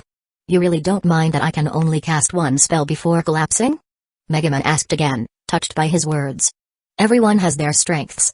Although you can only cast explosion once, its power is immense. If used strategically, it can be a great asset to our party. Roy explained with a smile. Megaman, feeling a sense of validation, threw her arms around him in a hug. This was the first time someone had acknowledged her magic and appreciated her for who she was. If Roy's system had a favorability rating, Megaman's would be close to maxing out. Why can you only cast one spell? If you can use explosion, you should be able to use other spells too, right? Aqua asked, confused. Explosion was a high-level spell, incredibly difficult to master. If Megaman could use such a powerful spell, she should be able to use weaker spells as well. Humphrey. I only like explosion magic. Megaman declared proudly, striking a dramatic pose. Roy wasn't surprised. He already knew this. But Aqua and Luna were confused. If you learned other spells, adventuring would be much easier. Luna said. But I can only love explosion. Megaman insisted. Even if I can only cast it once a day, even if I collapse afterwards, I still only love explosion. Because it was explosion that led me to the path of becoming an archwizard. Megaman's voice grew louder and more passionate with every word. It was like those who dedicated their lives to the way of the sword, only practicing swordsmanship. Such people could achieve great things in their chosen field. Luna, however, was speechless. This kind of mage would definitely be a burden, collapsing after a single spell and needing constant protection. But she didn't say anything and simply smiled politely. Some of the adventurers around them understood Megaman's dedication, while others didn't. Chapter 237, The Masochist Crusader, Darkness Goddess of Luck, Eris. This is so delicious. Megaman moaned, savoring the frog leg. It was the best meal she had ever had since becoming an adventurer. Due to her insistence on only using explosion magic, she had been rejected by many parties and had never enjoyed such a luxurious meal before. And she had finally found people who acknowledged her. She was so lucky. Megaman glanced at Roy, then quickly lowered her head and continued eating with blush. Roy, noticing her gaze, smirked. "Oh, this is so good!" Aqua exclaimed, taking a sip of her drink. Roy had allowed her to have a drink since they had just completed a quest. Aqua was a notorious alcoholic and had been quite insistent on having some booze. After their satisfying meal, Megaman and Aqua returned to the inn to take a bath and rest. Roy, however, stayed at the Adventurers Guild, sipping his tea and waiting. He had seen a vision of Darkness arriving and asking to join their party through his prophecy magic. Darkness was also a problem child. Her attacks never hit, so no party wanted her. She would definitely be interested in joining their party after seeing Aqua's ridiculous recruitment notice. And Roy was quite interested in training this masochistic crusader. He had many ideas in mind, such as bullet play and other kinky things. Soon he saw a girl with blonde hair tied in a ponytail and clad in shining armor approaching the bulletin board. It was Darkness. She read the notice, scanned the guild hall, then walked towards Roy. "I saw your recruitment notice. Are you still looking for members?" she asked with a serious expression. Roy, who had been observing her, couldn't help but be amused. She was a beautiful girl, and it was hard to believe that this noble lady was a masochist. "Yes, we are," he replied with a smile. "Really? That's great. I've been looking for a party like yours. My name is Darkness. I'm a crusader, and I'd like to join your party," she said, her voice slightly breathless. Noticing her flushed cheeks, Roy smirked. "Joining our party is fine, but there are some conditions." "Tell me. I'll agree to anything," Darkness said with a determined nod. "Oh? Even being tied up or forced to wear cat ears and a tail?" Darkness's eyes widened, and her blush deepened. "Yes, I agree. Please let me join your party," she exclaimed, her voice filled with excitement. "What a kinky request. It seems I've found the right people," she thought with a thrill. Roy chuckled inwardly. "All right, then you're in." "Thank you." Darkness bowed deeply. Roy suddenly had an idea. Darkness's family was a noble family, wasn't it? Perhaps he could ask them to send someone to teach Aqua some etiquette. But that wasn't a priority right now. "Darkness, I'm Roy, the leader of this party. Just call me Roy," he said. "Roy-san," Darkness repeated, then added with a blush, "Actually, there's something I'm not very good at. Although I'm confident in my strength and endurance, I can't hit anything." "That's not a problem. We already have a useless goddess and an archwizard who collapses after casting one spell. Adding a useless crusader won't change much," Roy replied with a shrug and a grin. "Ugh, how can you be so blunt about calling me useless?" Darkness exclaimed, her face flushed with masochistic pleasure. "Roy-san, although I'm a useless crusader, I'll still do my best to protect the party. Please use me as a shield as much as you like," she declared, leaning closer to Roy until she was practically in his arms. "Of course. Now, Darkness, go back and prepare. Meet us here tomorrow," Roy said, gently pushing her away. "Yes, sir." Darkness nodded and left. Roy watched her leave with a smile. He remembered that Eris, the goddess of luck, was Darkness's friend. The Dustiness family had been worshipping Eris for generations, and Darkness, due to her eccentric personality, had no friends. But Eris was a kind, gentle, and generous goddess who occasionally enjoyed playing pranks. She was also very responsible. When Darkness had prayed to Eris for a friend, Eris had descended to the mortal world in the form of a thief named Chris and befriended Darkness. She had also been retrieving the cheat abilities that Aqua had given to other humans, essentially cleaning up Aqua's mess. As the goddess of luck, she was unbeatable in games of chance, such as drawing lots or rock paper scissors. And she often used this to threaten Aqua. The next day, Roy, Aqua, and Megaman went to the Adventurers Guild. "Roy, you're saying that after we went back last night, you recruited another party member?" Aqua asked, surprised. She was curious about who he had recruited. "That's right. A crusader with an advanced job," Roy confirmed with a nod and a smile. "Really? That's great," Aqua exclaimed. Having another advanced job holder in their party was definitely a good thing. "By the way, Roy, you've leveled up, right? Do you want to learn some new skills? Like explosion?" Megaman suddenly chimed in. "I remember you're a magic swordsman, Roy. That means you can learn magic now." Aqua also expressed her interest. "How about learning my water magic?" Roy's lips twitched. Even Aqua, the goddess of water, couldn't compare to him when it came to water magic. Although his natural affinity was ice, he was still proficient in water magic. As for explosion magic, he had already learned it. "I'll pass on the water magic, Aqua. But I wouldn't mind learning explosion," Roy replied. He had learned explosion after witnessing Megaman cast it. He had to admit, explosion was a powerful spell. If he used it, he could easily destroy the planet. The power of explosion was determined by the caster's magic power. The more magic power, the stronger the explosion. And once learned, it was like a skill ingrained in one's DNA, easily cast at will. So, Megaman's long and dramatic incantation was just her being Chayunabiu. See? Explosion is the strongest," Megaman exclaimed, throwing her arms around Roy in excitement. "Calm down, little girl." Roy chuckled, gently pushing her away. Megaman froze, hearing his words. "A little girl? He called me a little girl?" she mumbled, her face pale. It seemed the term little girl was a serious blow to her pride. But she was indeed a little girl. Roy patted her head and said with a smile, "Yes, Megaman, you're an adorable little girl. See cute." Megaman blushed, flustered by the compliment. Just then, they heard footsteps approaching. A Lilicon? This. Darkness stared at Roy with wide eyes, her finger pointing at him accusingly. This is amazing. I knew I was right about you, she exclaimed, her face flushed with excitement. Roy's eye twitched. Darkness's loud outburst had attracted the attention of everyone in the guild hall. Scary. Chris, who was standing behind Darkness, pretended to be frightened, her arms wrapped around herself. Of course, she was just messing with them. Who is this? Roy asked, pretending not to know Chris. Haha, I'm Chris, a thief and a friend of Darkness. Chris replied with a playful wink. Nice to meet you, Chris. Call me Roy.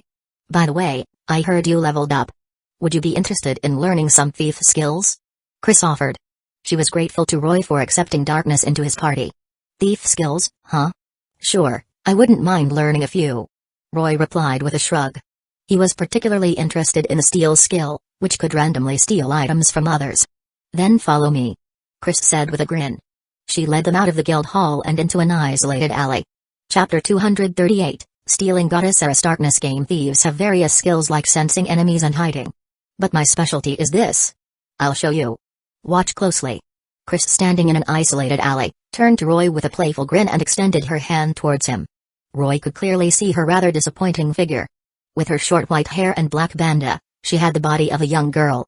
Go ahead, Chris-san, he said with a chuckle and a nod. Chris didn't waste any time and shouted steal. A bright light enveloped her hand. Roy could feel a strange power trying to affect him, but he didn't resist. Instead, he focused the power on the ordinary sword at his waist. He didn't want her to steal anything important. In the next moment the sword appeared in Chris's hand. Whoa! It's Roy's sword! Megaman exclaimed. This skill was quite something. If someone stole her staff during battle, she would be doomed. This is the thief skill, steal. If it's successful, you can take anything from your target. Amazing, right? Chris explained with a smug grin, then returned the sword to Roy. It is quite impressive, Roy admitted, then learned the steal skill through his adventurer card. Once he learned it, it felt like an instinct, something he could do effortlessly. Steal. Roy reached out towards Chris with his hand. He could feel the skill's power probing Chris, and he realized he could actually control what it targeted. This was amazing. While others could only steal random items, he could choose his target. He could steal anything he wanted. He focused his mind, and a soft object materialized in his hand. Roy smirked, feeling the soft fabric. Chris suddenly blushed and covered her shorts, glaring at him with embarrassment. Eh? What did you steal, Roy? Aqua asked, curious. Ahem. It seems I made a mistake. I didn't steal anything. Roy coughed, quickly putting the stolen item in his pocket. Chris, hearing this, didn't reveal that her panties had been stolen. It was too embarrassing. Oh, that's too bad. It seems this skill isn't that easy to learn, Megaman said, relieved. It just takes practice. Anyway, let's head back to the guild and celebrate Darkness joining our party, Roy said, quickly changing the subject. He didn't want Chris to blurt out that he had stolen her panties. Okay. Aqua and Megaman readily agreed. Darkness and Chris, with a slight blush, also nodded. Back at the guild hall, they sat down at a table. Roy noticed that Chris was acting a bit strange. It was probably because she wasn't wearing any panties and the chair was cold. He couldn't help but smirk. Chris, noticing his amusement, glared at him. They chatted and got to know each other better. Aqua and Megaman welcomed Darkness to the party. Suddenly, an announcement echoed through the guild hall. Emergency quest. Emergency quest. Luna's voice boomed through the loudspeakers. All adventurers, please gather at the main gate immediately. I repeat, all adventurers, please gather at the main gate immediately. The adventurers in the hall were confused but still headed towards the town gate. The entire town was in a commotion as the residents also heard the announcement. Roy chuckled. The cause of this chaos was cabbages. These cabbages, not wanting to be eaten, had become sentient and were migrating across mountains and lakes, seeking a peaceful place to die.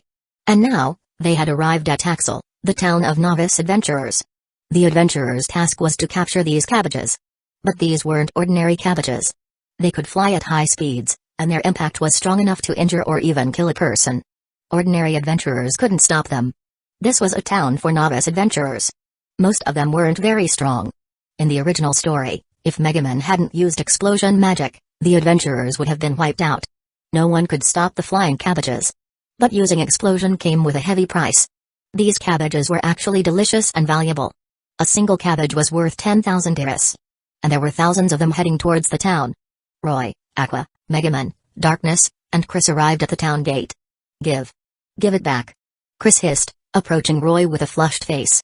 She was demanding the return of her stolen panties. "Chris, did I take something from you?"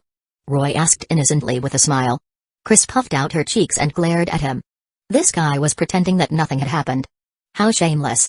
Chris was also a mischievous girl who wasn't afraid of embarrassment. In the original story, she had even publicly revealed that her panties had been stolen. But since no one else knew about it yet, she was too embarrassed to say anything now. But Roy couldn't push her too far. If she decided to expose him, it would be troublesome. Ahem. "Chris, don't worry. After we complete this quest, came to the inn and I'll return it to you," he promised. "Really?" Chris looked at him skeptically. "Of course.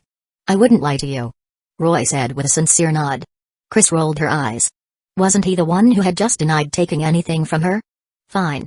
She agreed reluctantly. She couldn't reveal her secret here with so many adventurers around. Roy smirked. This goddess was quite naive. Just then, the adventurers gasped. Even Megaman couldn't help but strike a dramatic pose. "The storm is finally here," she declared. "Everyone, get ready. It's harvest time." Aqua also exclaimed excitedly. The cabbages had finally arrived. They filled the sky, a green swarm flying towards the town. They had black eyes and could even make sounds, making them look somewhat cute. "Charge!" a bald adventurer shouted, and the adventurers rushed towards the cabbages. Roy, Aqua, Megaman, Darkness, and Chris, however, didn't join the fray immediately. "Everyone, the annual cabbage harvest has arrived. These cabbages are of excellent quality. Each one is worth 10,000 iris," Luna announced. "So please try to catch as many as you can and bring them here." She pointed at several large cages that had been prepared. The adventurers cheered and rushed towards the cabbages with renewed enthusiasm. "Roy-sama, please do your best," Luna said to Roy, seeing that he wasn't moving. "Don't worry, none of these cabbages will escape," Roy replied with a confident smile. He glanced at Luna, who was now dressed more modestly. "Roy, shouldn't we be doing something?" Aqua asked impatiently, seeing the other adventurers already catching cabbages. Megaman and Darkness also looked at him questioningly. "Don't worry, these cabbages aren't that easy to deal with. And they won't be able to catch them all," Roy explained. The cabbages were hostile towards humans. Some even deliberately rammed into them. As if to prove his point, a scream suddenly echoed from the battlefield. An adventurer had been sent flying by a cabbage. More and more screams followed. The adventurers were gradually overwhelmed by the sheer number of cabbages. Just then, Darkness couldn't take it anymore and charged into the fray. She saw an adventurer lying on the ground, injured and unable to move, with more cabbages heading towards him. "Danger!" she shouted, jumping in front of the adventurer. Thud. The cabbage slammed into her with tremendous force, but she only stumbled slightly. Then, more cabbages rammed into her. Roy sighed. Darkness's masochistic side was acting up again.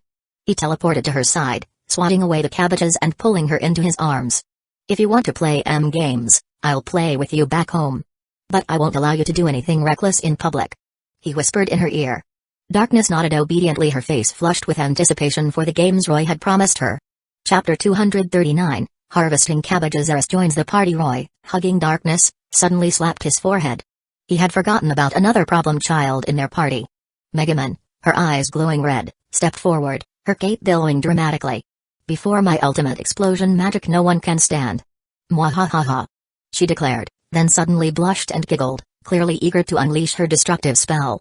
But Roy couldn't allow her to use explosion. It would damage most of the cabbages. He was planning to capture them and sell them for money to buy a house. "Megaman, stop right there," Roy said, teleporting to her side and gently ruffling her hair. "Roy, what are you doing? I can't resist the urge to unleash my explosion magic against such a massive army," Megaman protested, struggling to break free from his grasp. "You idiot," Roy sighed, feeling a headache coming on. "Megaman, these cabbages are worth a lot of money. It would be a waste to destroy them. How about we capture them all and use the money to buy you a better staff?" "Yes. We have to catch them all," Aqua chimed in, her eyes sparkling with greed. "Really? You'll buy me a new staff?" Megaman's eyes lit up. No mage could resist the allure of a good staff. "Of course, I promise," Roy assured her, patting her head. "But how do we catch them? It looks like the others are struggling," Chris said, pointing towards the adventurers, who were being overwhelmed by the cabbages. Luna, standing behind them, also looked worried. The town was filled with defenseless civilians. They wouldn't stand a chance against the flying cabbages. Don't worry, leave it to me, Roy said with a confident smile, then stepped forward.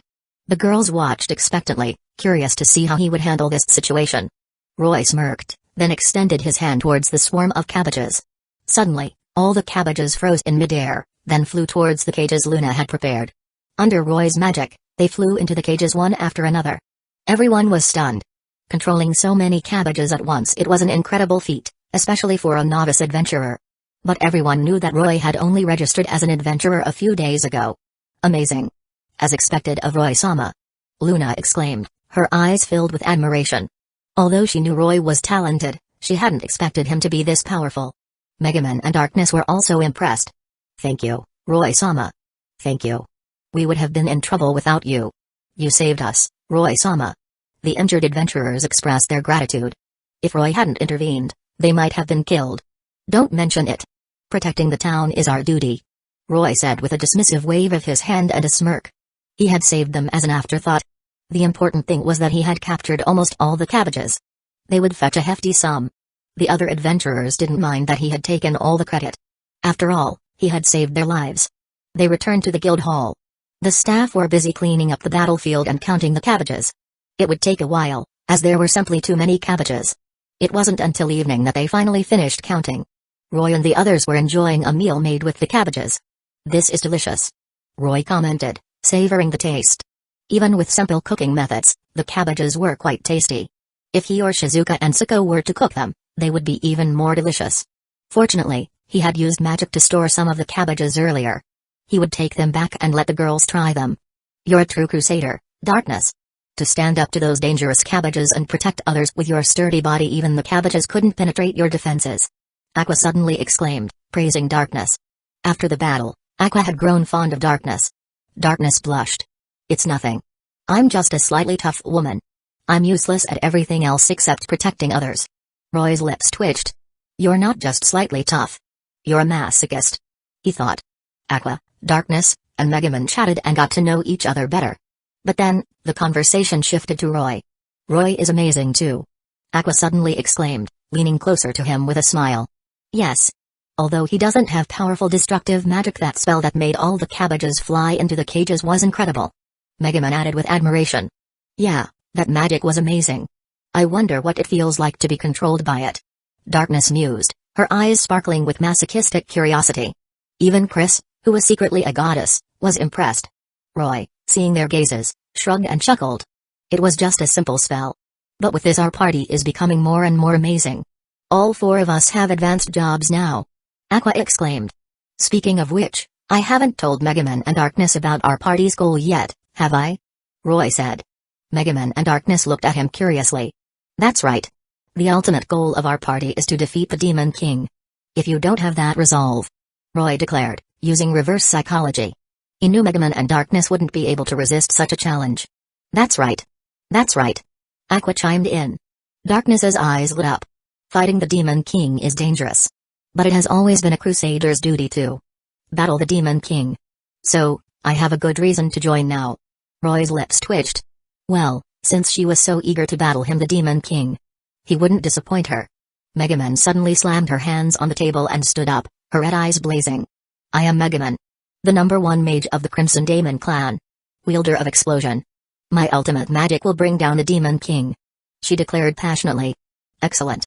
Welcome to the party. Now. Roy turned to Chris. Chris, what about you? Eh? Me? Chris was surprised. She hadn't planned on joining them. Her purpose in coming to this world was simply to retrieve the artifacts. Yes, would you like to join us? Roy asked with a smile. Well. Just as Chris was about to decline, she heard Roy's voice in her head. Chris, if you don't agree, you won't get your panties back. Chris froze, then looked at Roy, then at Aqua and Megaman, who seemed oblivious to their telepathic conversation. He was threatening her with her panties again. How shameless. She bit her lip, then sighed in defeat. Fine, I'll join. But I can't promise I'll stay with you forever, she said. She had to travel the world to collect the artifacts. She couldn't stay in one place for too long. No problem, Roy said with a chuckle. As long as she joined now, he would find a way to keep her around. He didn't want her to disappear like she did in the original story. He raised his glass. Then let's toast to our new party. Cheers. They all raised their glasses and drank happily. Meanwhile, the guild staff had finished counting the cabbages. Roy-sama, we've counted the cabbages you caught.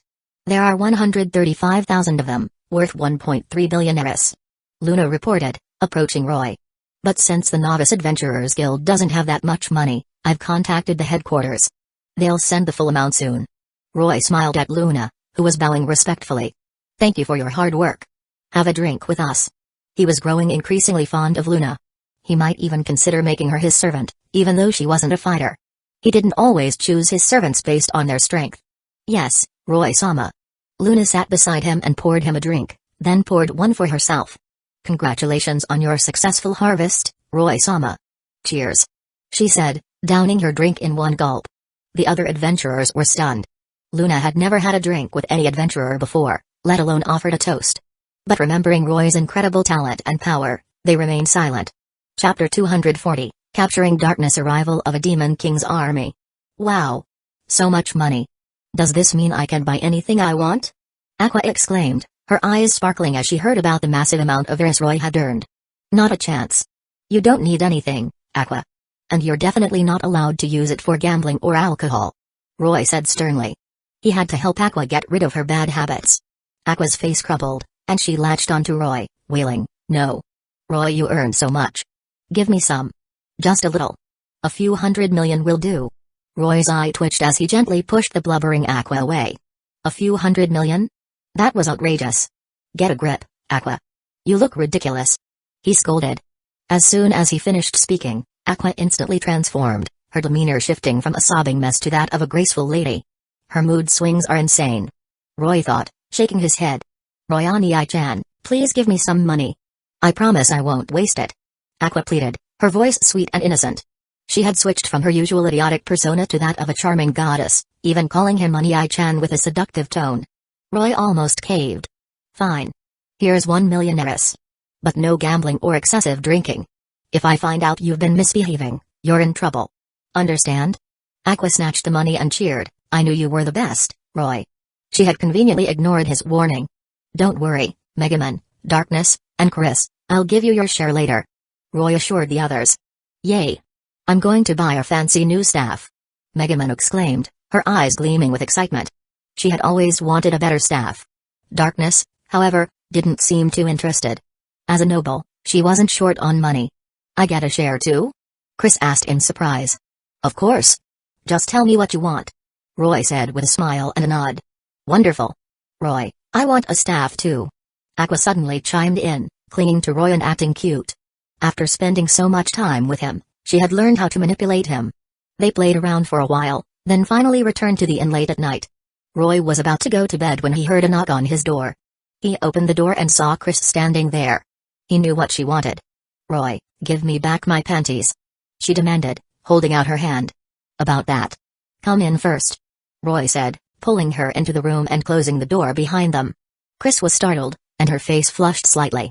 This was the first time a man had held her hand. What are you doing? She asked nervously. Didn't you want your panties back? Roy teased with a grin. Suddenly, he realized that Chris wasn't wearing any panties now that he had them. He glanced at her skirt, his imagination running wild. Chris, noticing his gaze, instinctively covered her skirt and puffed out her cheeks. Give them back. Or else. Although she didn't finish her sentence, she had already decided to make him pay if he didn't return her panties. Here you go. Roy didn't play dumb. He took out her panties from his pocket. Chris snatched them and ran out of the room. Roy sighed, a bit disappointed. He had wanted to tease the naive goddess a bit more. But not long after Chris left, there was another knock on his door. He opened it and saw Darkness standing there. Had she actually taken his words from earlier seriously and come here for some special training? If so, he would gladly oblige. Darkness, what brings you here so late? Roy asked curiously. Didn't you say you wanted to play that game with me? Darkness mumbled, blushing and avoiding his gaze. Roy was surprised. So she really was here for that. But he was also a bit puzzled. Darkness, despite her masochistic tendencies, wouldn't normally engage in such activities with just anyone. After all, she was a noble woman. Darkness, why do you want to play this game with me? It's not something you should play with just anyone, right? He asked directly. Because when I first saw you, Roy-san, I knew you were the same kind of person as me. So I don't mind playing that game with you. I like you. Darkness confessed, her face flushed. Roy was stunned. He hadn't expected to be seen as a pervert by the masochistic crusader, and he certainly hadn't expected a confession. But he wasn't going to refuse a willing Darkness. And so, they played their game in his room. And Roy, of course, didn't hold back. The next morning, Roy and the girls went to the Adventurers Guild. But before that, they had visited the weapons shop and bought new equipment for Aqua, Megaman, and Darkness. Megaman was ecstatic about her new staff and refused to let go of it. Roy chuckled, finding her reaction amusing. Aqua, however, was disappointed. She had thought she could finally enjoy some drinks now that they had money. But Roy had already spoken to Luna asking her not to sell any alcohol to Aqua. Luna, out of respect for Roy, readily agreed. That's why Aqua was sulking. Chris was nowhere to be seen. So, only the four of them went to the guild hall. Now that everyone has new equipment, let's take on a quest. Darkness declared. She hadn't changed her armor, as it was already high quality. Yes, and it has to be one with lots of weaklings.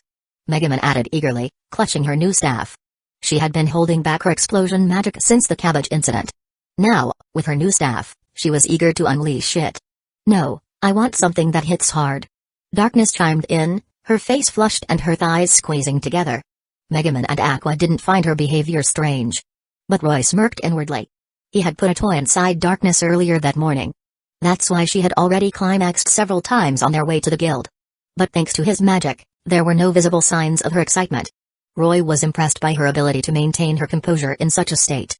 He looked at the blushing and panting Darkness with amusement. They reached the quest board. Huh? Why are there only high-level quests left? Darkness and Megaman wondered. Usually, the board was filled with quests. But now, there were only a few left, and they were all high-level, too dangerous for their party with an average level of only around 10. Megaman had reached level 11 after defeating the wolves. Roy was level 13. And Darkness was also around level 10. Without Roy, it would be risky for them to take on a high-level quest. I apologize. Luna said, approaching them with an apologetic smile. It seems that a Demon King General has been stationed near the town recently. Due to his influence, the weaker monsters have all gone into hiding, and only the stronger ones remain. So, there are fewer quests available. I see. Aqua sighed. They couldn't take on any quests like this.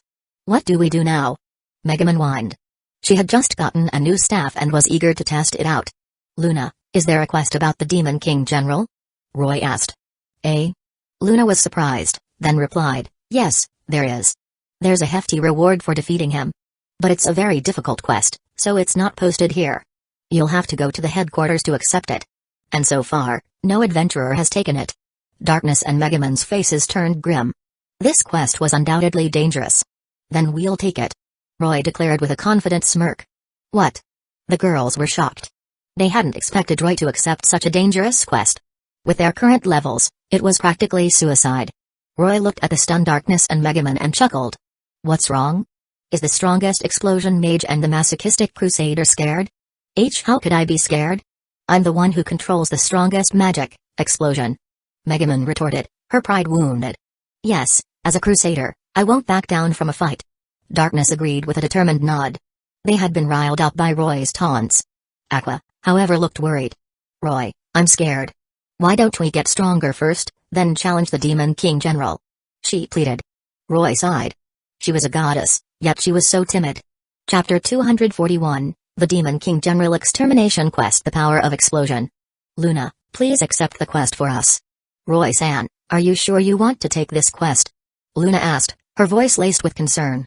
Yes. Roy nodded, his expression serious. All right. Luna sighed and accepted the quest to defeat the Demon King General. Let's get ready and head out. Roy said to the girls. They soon left the town. According to the map, it should be this way. Let's go. Darkness declared, consulting the map provided by the Adventurers Guild and leading the way. They marched towards the Demon King General's castle under the setting sun. They soon spotted the castle in the distance. Wow! Is that the Demon King General's castle? It's huge. Megaman exclaimed, gazing at the imposing fortress on the hill. Yes, that's it. Let's hurry and finish this. Roy said with a smirk. You seem awfully confident, Roy. Aqua commented. They quickened their pace. But although the castle seemed close, it was still quite a distance. Megaman, the weakest physically, was the first to tire out. Roy had no choice but to carry her on his back. Without Megaman slowing them down, they quickly reached the castle. Roy, what's our plan? Darkness asked. How about I blast it with explosion? Megaman suggested from Roy's back. No. Roy said, playfully patting her bottom. You can only use explosion once, Megaman. We have to save it for a critical moment. Darkness, I need you to lure the Demon King General out of the castle. He instructed. Leave it to me. Darkness declared confidently. She walked towards the ominous castle without fear. Meanwhile, the Demon King General inside the castle had noticed their approach. He ordered his forces to attack. Just as Darkness reached the castle gate, it swung open. A horde of monsters swarmed out, startling Darkness. Roy quickly pulled her back with his magic. But the monsters didn't pursue them. They simply lined up outside the castle. Roy and the others estimated that there were thousands of high-level monsters. This force alone could easily destroy Etzel. Then the monsters parted, and a headless knight emerged from their midst. Of course, he wasn't actually headless. He was carrying his head in his arms. The headless knight stopped before them and laughed. Ha ha ha. So you're the adventurers who came to challenge me? The girls, despite facing a massive army of monsters and a Demon King General, showed no fear. Humphrey. I am Megaman, wielder of the strongest magic explosion. Megaman declared dramatically, covering half her face with her cloak and revealing one glowing red eye. That's right. We're here to defeat you, Demon King General. Darkness added, standing protectively in front of the others. The headless knight was momentarily taken aback, then burst into laughter again. Ha ha ha, you fledglings barely out of your nest, think you can defeat this Demon King General? He laughed so hard that he doubled over. Megaman, prepare explosion. Roy said with a chuckle, patting Megaman's head. Okay. Megaman nodded seriously, then began chanting her incantation. Crimson black flames, in the name of destruction and ruin, the hammer of purgatory descends upon my hand. Explosion. The intense magical energy gathering around her caught the headless knight's attention. He could sense the destructive power of her spell. Although he wasn't afraid, his subordinates wouldn't be able to withstand it. He charged towards them, attempting to interrupt the casting. I won't let you pass. Darkness shouted, blocking his path with her sword. But Roy pulled her back. With her current level, even with her high-quality armor, she wouldn't be able to withstand the headless knight's charge. Darkness, protect Megaman while she casts her spell. I'll stop the headless knight. Roy ordered. Darkness reluctantly agreed. Be careful, she said. Don't worry. Roy gave her a thumbs up, then drew his sword and faced the headless knight. Clang. To Darkness and Megaman's surprise, Roy blocked the headless knight's charge with his average sword. The blade didn't even bend or break. Chow. The headless knight exclaimed in shock. How could a novice adventurer block his attack? He was a Demon King General. This is impossible. The headless knight roared and swung his sword again. This time, his attack was even stronger. The air rippled with the force of his swing. But Roy remained calm and effortlessly blocked the attack.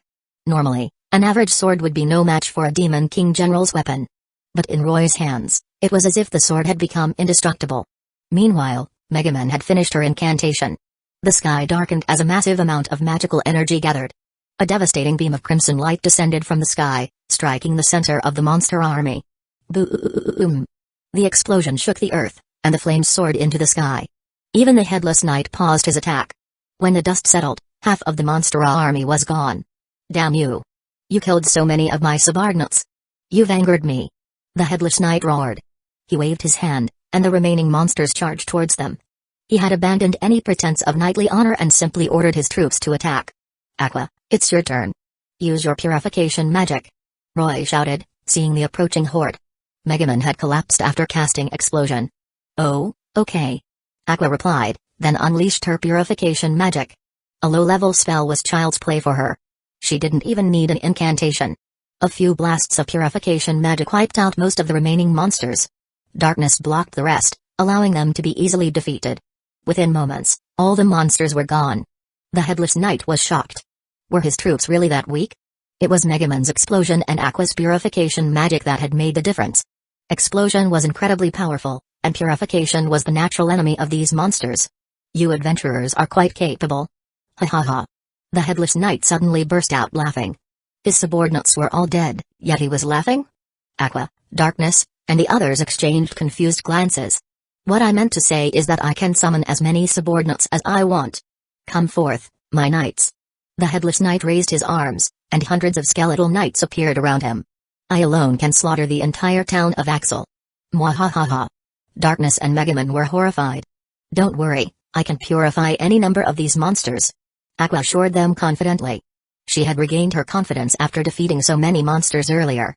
Just watch, she declared, unleashing a powerful purification spell that enveloped a wide area, including the Headless Knight. Ah! The Headless Knight screamed in pain. Ha, got him! Aqua exclaimed triumphantly. Roy chuckled. Aqua's purification magic was powerful, and most monsters couldn't withstand it. As Aqua was celebrating, the Headless Knight stood up again. Are you really novice adventurers from Axel? He asked in disbelief, his voice trembling slightly. Although he was trying to act tough, he was clearly afraid of Aqua's purification magic. Chapter 242, Aqua's hands feel pretty good hunting the snow sprites. We are novice adventurers from Axel. Now face the divine power of purification, Aqua declared, seeing the Headless Knight's hesitation. She unleashed another blast of purification magic. Ah! The Headless Knight screamed in pain, rolling on the ground. But he didn't seem to be disintegrating. Aqua took a step back, fear creeping into her eyes. Roy, my purification magic isn't working on him, she exclaimed. Roy's eye twitched. The Headless Knight was writhing in pain, yet she claimed it wasn't working. Was she serious? But he didn't say anything and simply chuckled. Let me handle this. He handed the unconscious Megaman to Darkness, then walked towards the Headless Knight. Darkness, Megaman, and Aqua watched expectantly, curious to see how he would defeat the Demon King General. The Headless Knight stopped rolling around. Regardless of whether his power was weakened or not, he was still a weakling in Roy's eyes. Ha, human, your magic is useless against me. Don't waste your energy. The Headless Knight taunted, pretending to be unharmed. You're quite brave to fight me alone. Then, as a knight, I shall accept your duel. Don't underestimate me. I was a great knight in my life. Roy couldn't help but laugh. This Demon King General was trying to trick him into a duel? Fine. Don't worry, they won't interfere, Roy assured him, reaching the Headless Knight and swinging his average sword. Ha, human, your weak attacks are useless against me. The Headless Knight laughed, not even bothering to dodge. He would take this attack head-on.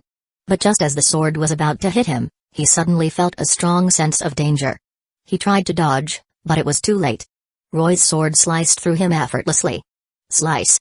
The Headless Knight, along with the head he was holding, was cleaved in two. Chow. He gasped before vanishing into dust. Amazing.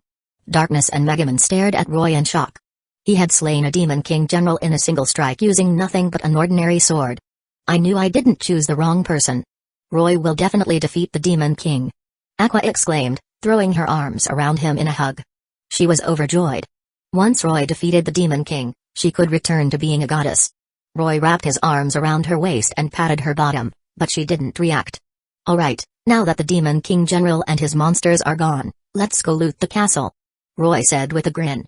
Yes, there must be lots of treasures inside. Megaman agreed, having recovered some of her magical energy and striking a dramatic pose. Aqua, the greedy goddess, was the most excited. Let's go then, she exclaimed, struggling to break free from Roy's embrace. But she couldn't escape his grasp. And she didn't even seem to mind being groped. As expected of the useless goddess. Roy chuckled inwardly. Taking advantage of a goddess, even a useless one, was still quite satisfying. Let's go find some treasure, Roy declared, leading the way towards the castle.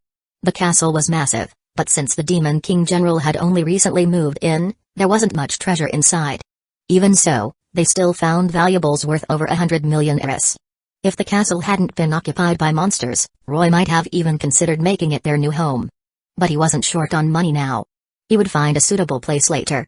They couldn't carry all the treasure with them, so they decided to return to the Adventurers Guild and let them handle it.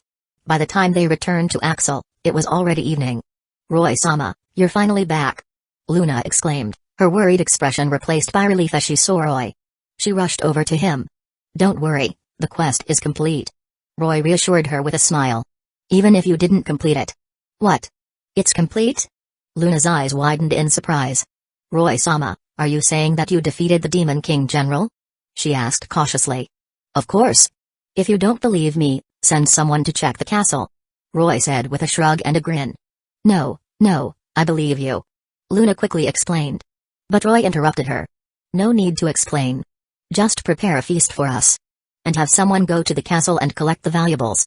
There are spoils of war, he instructed. Luna nodded. Yes, Roy-sama, I'll arrange it right away.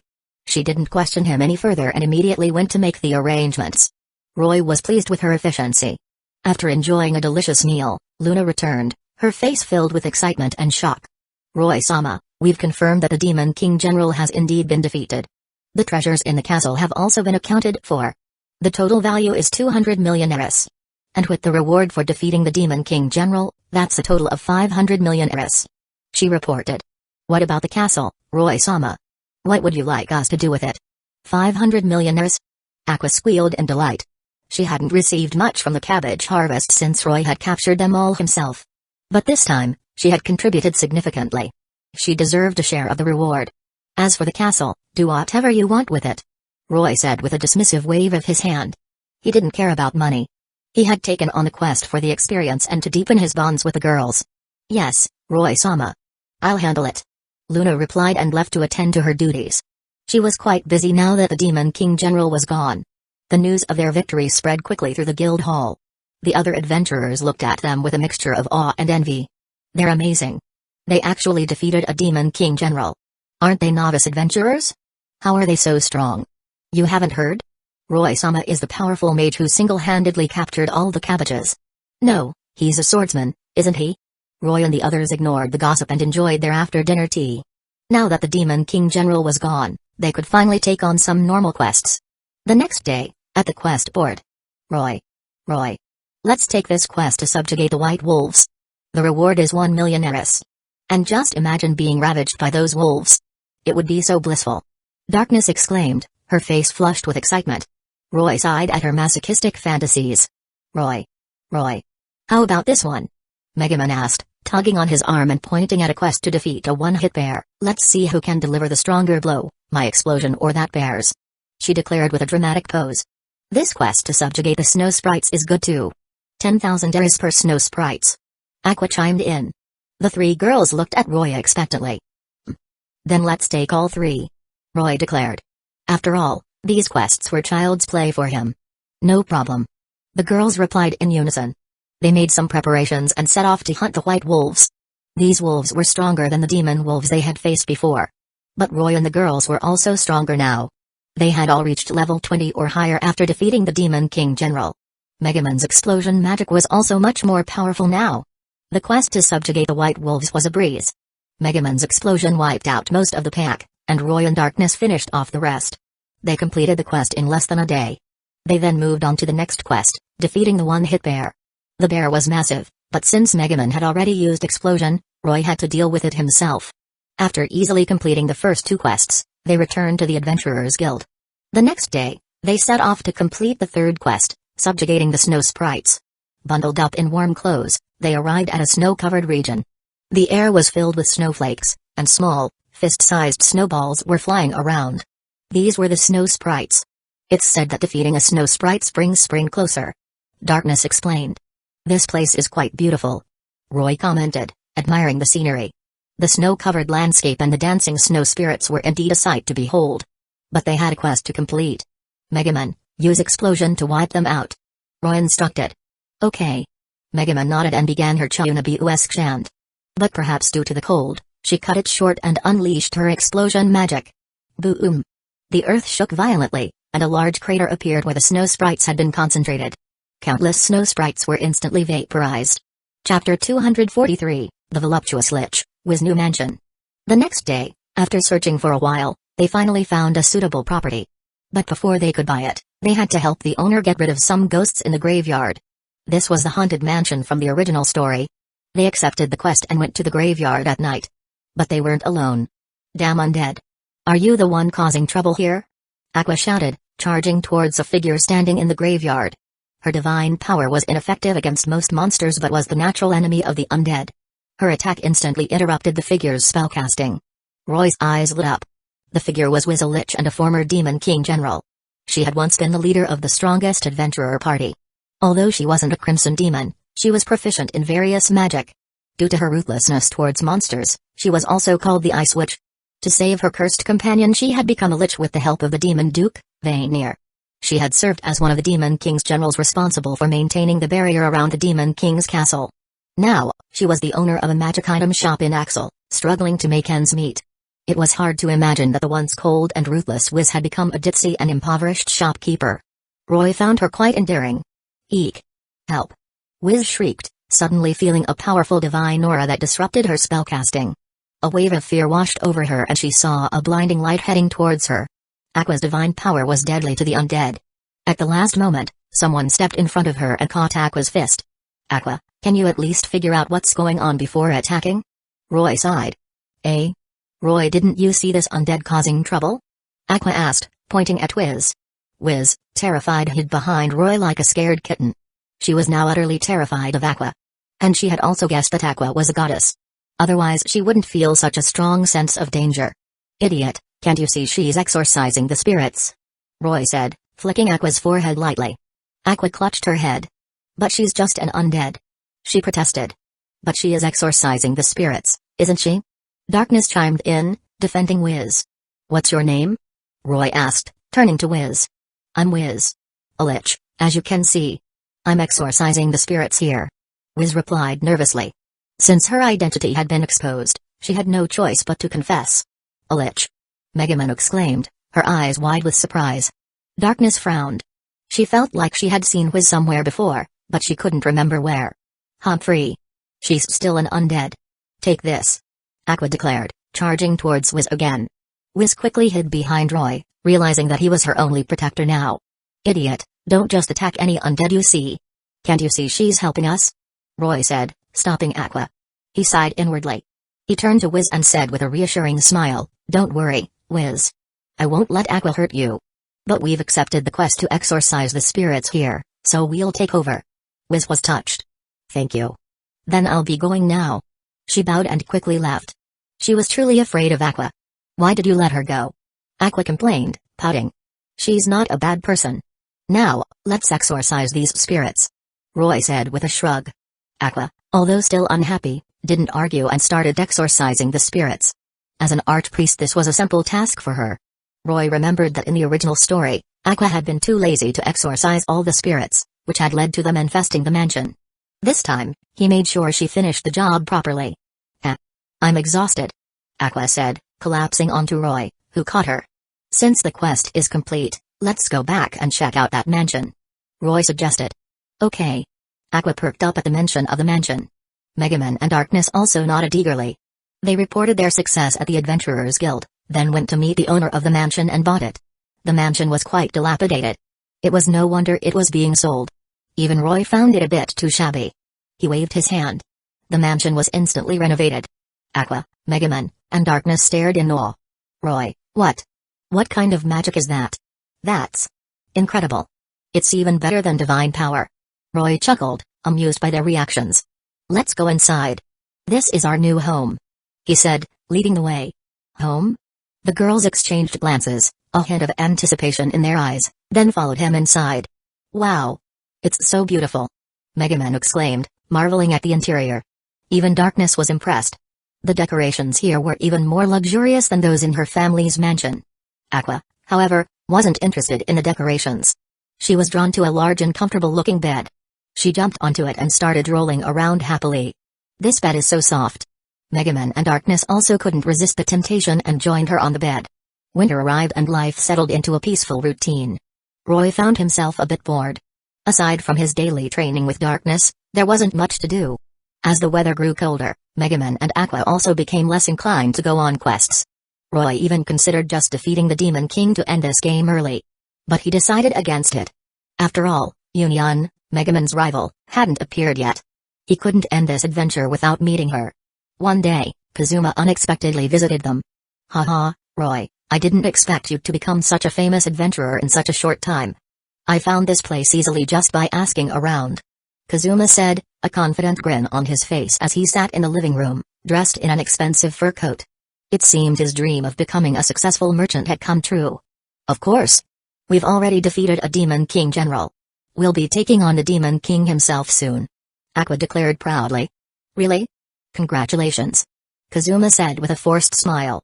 He felt a mix of emotions, but he quickly pushed them aside. They chatted for a while, and Kazuma shared his experiences as a merchant. To Roy's surprise, Kazuma had become a regular at the Succubus pub, having invented several useful gadgets for them. Roy knew about the Succubus pub in this town, but he had never been there. Roy, I have something to discuss with you in private. Kazuma suddenly said, leaning closer. Huh? What is it that you can't tell me in front of everyone? Aqua asked suspiciously. Megaman and Darkness also looked at them curiously. Kazuma blushed, embarrassed. Roy, curious about what he wanted to say, agreed. Aqua, could you and the others excuse us for a moment? Ugh. Fine. Aqua reluctantly left the living room, followed by Darkness and Megaman. Alright, you can talk now. Roy said to Kazuma. Hey. Kazuma grinned and pulled out a card, whispering, this is a secret for men. With this card, you can enjoy the services of a succubus. How about it? Want to try it? So that was it. Roy's interest waned. He had Darkness at home, and he was planning to conquer Megaman soon. He wasn't interested in visiting the succubus pub. Sorry, I'm not interested. Roy said with a chuckle, declining the offer. Eh? Kazuma's face fell. He had been confident that Roy would accept. Why? Is it because? He suddenly realized that Roy had several beautiful girls in his party, especially that blonde girl with an impressive figure. He sighed in defeat. Alright then. Sorry to bother you. He left, feeling dejected. Roy, what did he say to you? Aqua asked as she and the others returned to the living room. What's this? Darkness picked up the card on the table. Succubus services. She read aloud, then blushed. Succubus services? Roy, how could you? Aqua exclaimed. You have so many beautiful girls at home. Megaman added. Am I just a toy to be used and discarded? Darkness cried dramatically. You idiots. What are you thinking? Roy said, flicking Aqua and Megaman and Darkness on their foreheads. That was just something Kazuma left behind. I'm not interested in succubi. Really? Aqua asked suspiciously. Of course. Why would I need succubi when I have all of you beautiful girls? Roy sighed. Megaman and Darkness blushed. Aqua, however, took a step back with a suspicious look on her face. So you do have ulterior motives towards me? She accused. Roy rolled his eyes and didn't bother explaining. He simply gave her a look that said, use your brain. Aqua, seeing his expression, exploded. What's with that look? Are you looking down on me? I'm a goddess. She shouted, jumping on him and hitting him playfully. But after Roy spanked her a few times, she calmed down. Chapter 244, The Mobile Fortress Attacks. Latina is not a perverted knight. One day, Darkness's family sent a large shipment of food and other supplies. Her father was still worried about her adventuring and wanted to make sure she was well fed. Chris also returned. Haha, I didn't expect you to buy this mansion, Roy. Do I have a room here? She asked with a grin. Roy replied with a warm smile, of course you do. You're always welcome here, Chris. This is your home. Chris's heart skipped a beat. She had just been joking, but Roy's words touched her. Why are you saying such sweet things? Are you trying to win me over? She asked, wiping a tear from her eye. You're a bit flat-chested, but you're still cute. I suppose you meet my standards. Roy said with a thoughtful expression, pretending to consider her seriously. Chris's eye twitched. Give me back my touching moment. She grumbled.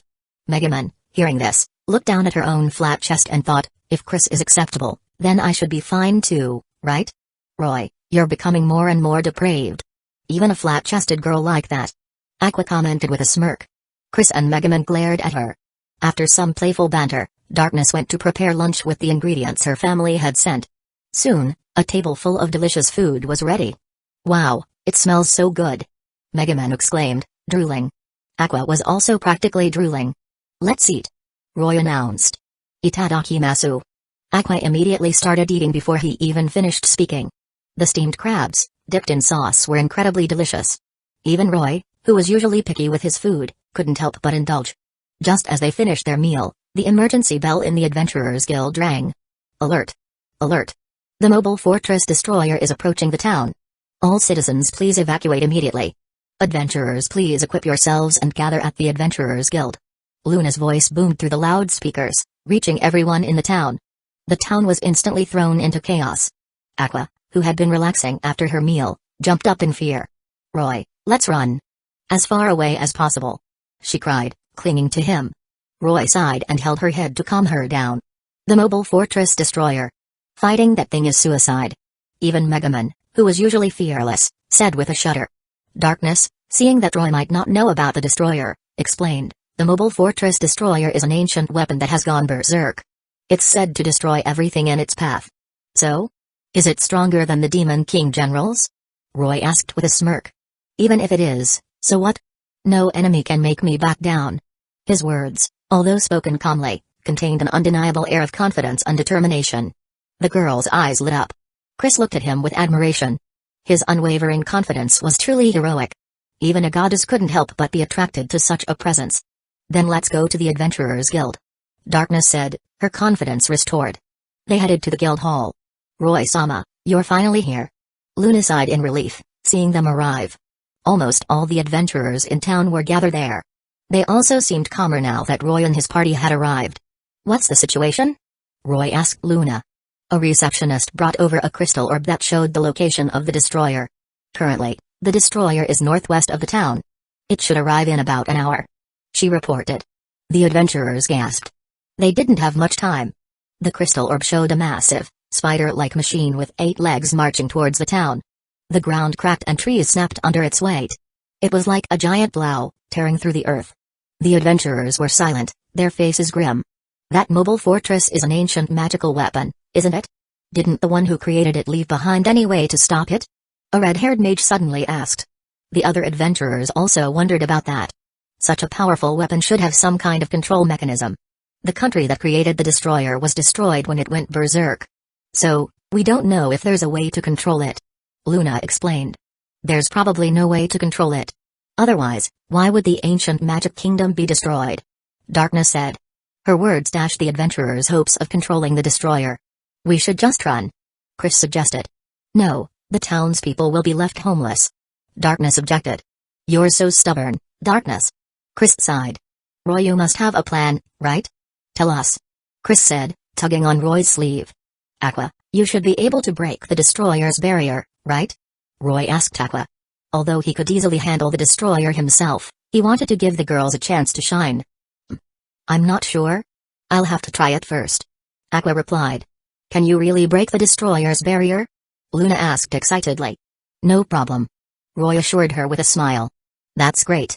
Then, as long as we have powerful enough magic, we can destroy it. Luna said. Don't we have someone with powerful magic right here? One of the adventurers said, reminding everyone of Megaman. Yeah, that crazy girl. That's right, that crazy girl. Megaman's eye twitched. She didn't realize they were talking about her at first. But when everyone turned to look at her, she knew. Wait a minute. If you're talking about me, stop calling me crazy. Or else, I'll show you just how crazy I can be. She declared with a serious expression. Roy chuckled. She was so cute. Megaman, they're just teasing you. Don't be angry. He said, patting her head gently. Megaman pouted. Sorry I'm late. A voice suddenly called out. Wiz squeezed through the crowd of adventurers. I'm the owner of the Wiz Magic Item Shop. Technically, I'm still a qualified adventurer. Please let me help. She declared. Most of the adventurers in the guild hall knew Wiz. They cheered, seeing her. Alright, everyone, the emergency quest begins. Luna announced, her voice filled with excitement. The adventurers gathered at the northwestern gate of the town, ready to face the destroyer. They had less than an hour before it arrived. Everyone made their preparations. Roy didn't need to do anything, but Darkness pulled him aside for a private conversation. Roy, have I given you the wrong impression? Do you really think I'm that kind of woman who's obsessed with those kinds of things? She asked with an unusually serious expression. If he didn't know any better, he would have thought she was a normal crusader. What do you mean? Roy asked with a shrug. Darkness blushed. See? That's exactly what I mean. Roy chuckled. No, it's not that. Actually, my real name is Dustiness Ford Lalitina. Darkness confessed, her face turning even redder. I'm the daughter of the Dustiness family, the rulers of this region. Okay, Aunt? Roy raised an eyebrow. I'm a crusader. Protecting the people of this land is my duty and my pride. So, I won't back down, even if the enemy is the mobile fortress destroyer. Darkness declared, her voice filled with determination. Then, she blushed even harder. So, Lalatina, you don't have faith in me? Roy teased. Don't call me that. Darkness exclaimed, flustered. Roy smirked. He knew calling her by her real name embarrassed her. Roy, do you like me like this? Darkness asked, her blue eyes searching his face for an answer. Roy pulled her into a hug and said with a smile, of course I do. You're the first woman who allowed me to truly be myself. Darkness blushed, her eyes filled with love. Chapter 245, The Allure of Explosion Magic. Taking Luna as a servant. As they were talking, the mobile fortress destroyer finally appeared on the horizon. The sight of the colossal machine filled the adventurers with dread. After all, it was a legendary weapon of destruction that had once razed an entire city, and no one had ever been able to stop it. Even Megaman, standing beside Roy, couldn't help but tremble. "Don't be afraid, Megaman. It's just a machine," Roy said, gently patting her head to comfort her. I'll use explosion to blow it up," Megaman stammered, her voice trembling.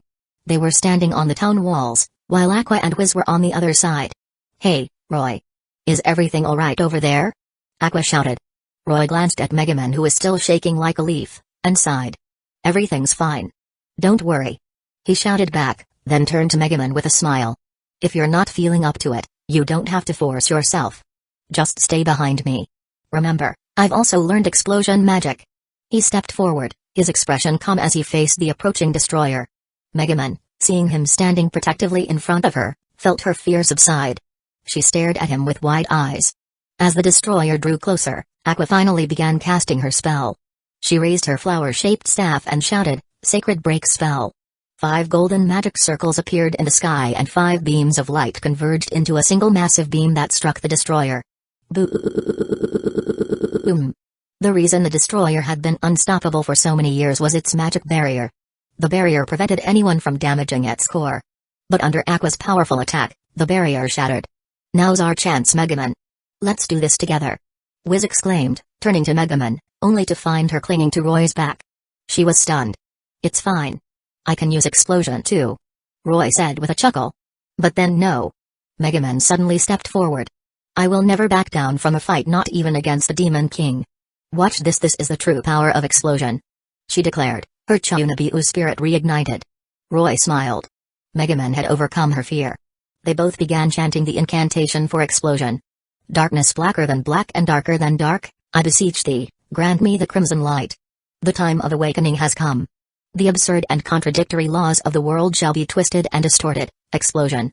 As they finished the incantation, 2 massive red magic circles appeared in the sky, dyeing it crimson. 2 powerful beams of light shot towards the destroyer. Boom! The destroyer, unable to dodge in time, was struck head-on. When the smoke cleared, the machine had stopped moving. It had been destroyed by the 2 explosions. The adventurers cheered. Megaman collapsed into Roy's arms, her face etched with frustration. As expected of a lich. "She's much stronger than me. I'm not giving up. Megaman, you were amazing. You're still young. It's understandable that you're not as strong as Wiz, who has been practicing magic for who knows how long. But I believe you'll surpass her one day," Roy said encouragingly. He was telling the truth. Wiz was a renowned arch-wizard, while Megaman was still a novice adventurer. It was only natural for her to be weaker. Megaman blushed, flustered by his praise. Just then, the adventurers started panicking again. The seemingly deactivated destroyer's lights flickered ominously. "Warning! Warning! The main body has sustained critical damage. Self-destruct sequence activated. All personnel, please evacuate immediately," a mechanical voice announced from the destroyer. The adventurers, hearing this, fled in terror. But then, Darkness suddenly started running towards the destroyer. Roy quickly grabbed her. "Darkness, calm down. I'll handle this," he said. "Roy-sama, do you have a plan? If not, we should run," Luna exclaimed, rushing over to them. She was worried about Roy. Roy was touched by her concern. Even in this dangerous situation, she had come to check on him instead of running away. "Luna, after this is over, become my servant," he said with a smile. Hey, don't jinx it," Megaman protested. She thought Roy was just speaking metaphorically, like a Chunabiu. Luna, however, was stunned. But Roy didn't give her a chance to ask any questions. "Let's go. It's time to finish this," Roy declared, jumping off the wall with Megaman in his arms. Darkness and Luna followed him. Aqua, who had been about to run away, hesitated for a moment, then gritted her teeth and followed them as well. They soon reached the destroyer. "Roy, do you really have a plan? If not, let's just run," Aqua pleaded, looking at the massive machine with fear. "Stay here. Don't follow me," Roy said. He walked towards the destroyer, stopping a short distance away from it. He then drew his sword and casually swung it at the machine. "What is Roy doing? He can't reach the destroyer from that distance," Aqua exclaimed in disbelief. But as soon as she finished speaking, a massive wave of energy erupted from Roy's sword, slicing through the destroyer like a hot knife through butter. Boom! After a moment, the destroyer slowly toppled over. "Warning! Self-destruct sequence initiated. Countdown, 3, 2, the mechanical voice suddenly stopped. Luna, Aqua, and the others were stunned. Then, cheers erupted. We did it. We defeated it. Luna exclaimed, looking at Roy with admiration. She couldn't believe he had defeated the destroyer so easily. The destroyer was powered by a coronatide, a magical core that provided it with near-infinite energy. But Roy's attack had shattered the coronatide and destroyed the destroyer's energy reserves. The crisis was averted. This destroyer was a powerful weapon. If it were in the world of Akam ga Kill, no one would be able to destroy it, not even Azdeath. The adventurers who had fled earlier also returned, seeing that the danger was gone. Roy-sama defeated the destroyer. Everyone, it's safe now. Roy-sama is amazing. Thank you, Roy-sama, for saving us. The adventurers expressed their gratitude to Roy. That night, Roy, Aqua, Megaman, Darkness, Chris, and Luna celebrated their victory at the Adventurers Guild. Chris, who had mysteriously disappeared when the destroyer arrived and only reappeared after it was defeated, was also present. After the celebration, they returned to the mansion to rest. But Roy then went to the Adventurers Guild alone. Eh? Roy-sama, you haven't left yet? Luna asked in surprise, seeing him. She was also about to go home. Hey, Luna, do you remember what I said earlier today? Huh? Luna thought for a moment, then said hesitantly, about making me your servant? That's right. Are you hesitant? Roy asked with a smile. No, I agree. But... Luna was overjoyed, but she didn't quite understand what being his servant entailed. Would she become his family? Or something else? She didn't consider the possibility of Roy being a devil. Since you agree, accept my power, Roy said, offering her an evil piece. This is... Luna looked at the chess piece with confusion. Don't ask. Just accept it. All right. Luna agreed after a moment of hesitation. She took the evil piece, and it instantly merged with her body. A magic circle appeared beneath her feet, lifting her into the air. A bright light enveloped her. Roy smirked. It seemed Luna had successfully become a devil. The light faded. A pair of black devil wings sprouted from her back, flapping gently and keeping her afloat. Luna opened her eyes. She looked at her hands, then at her wings, and finally understood what had happened. She had become a devil. But she didn't regret it. Her original dream had been to become a powerful adventurer, but her lack of talent had forced her to give up on that dream. And now, she had finally obtained power. She was overjoyed, especially since her appearance hadn't changed much. In fact, she looked even more beautiful now. Thank you, Roy-sama. Luna exclaimed, retracting her wings and kneeling respectfully. Don't mention it. From now on you belong to me. Understand? Roy said, helping her up.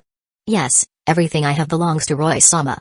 Luna replied with a nod, then leaned closer to him and whispered seductively, so, Roy-sama, would you like to come to my place tonight? Roy's heart skipped a beat. Sure. He replied with a smirk. Then please follow me, Roy-sama. Luna smiled and led him away. It seemed tonight would be another sleepless night as he worked on conquering this mature beauty. Chapter 246, Union's chest is huge. Chunabiu reunion.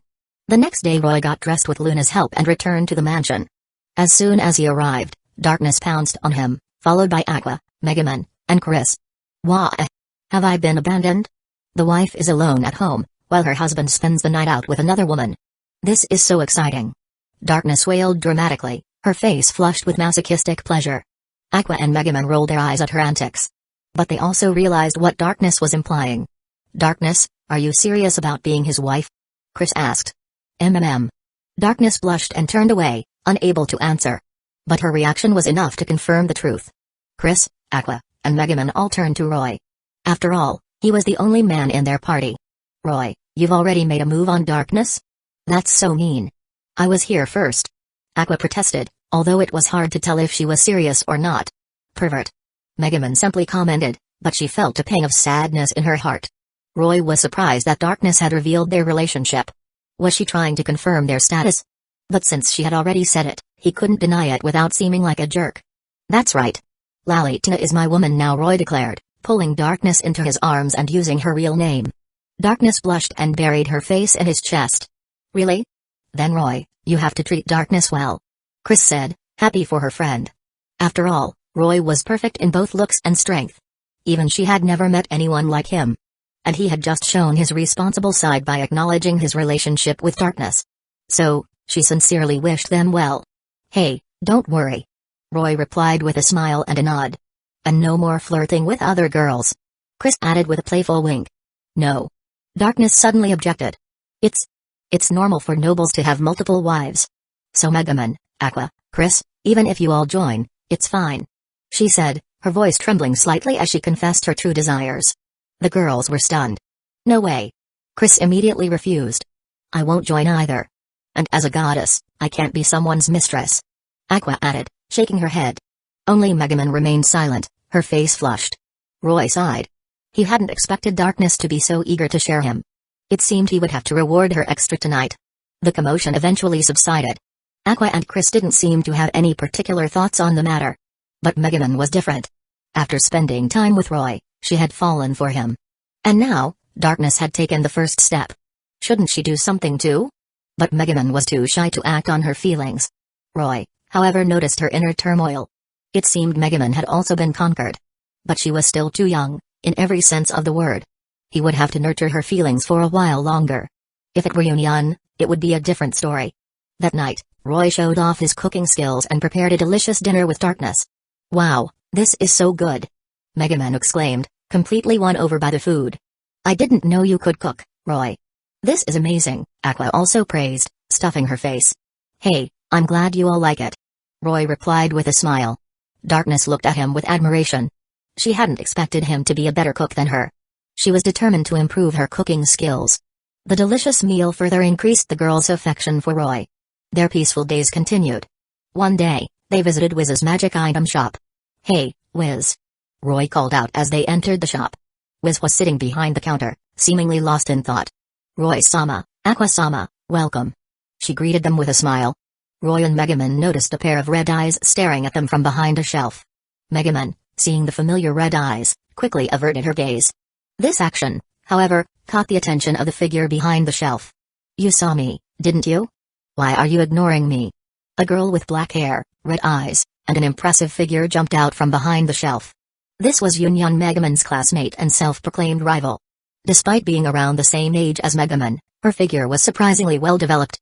Her assets were truly remarkable. Roy's eyes widened as he looked at Yunyun. She was a perfect example of a lily bombshell. Aqua and Darkness looked at the two girls curiously. Isn't that Yunyun, the one who calls herself my rival?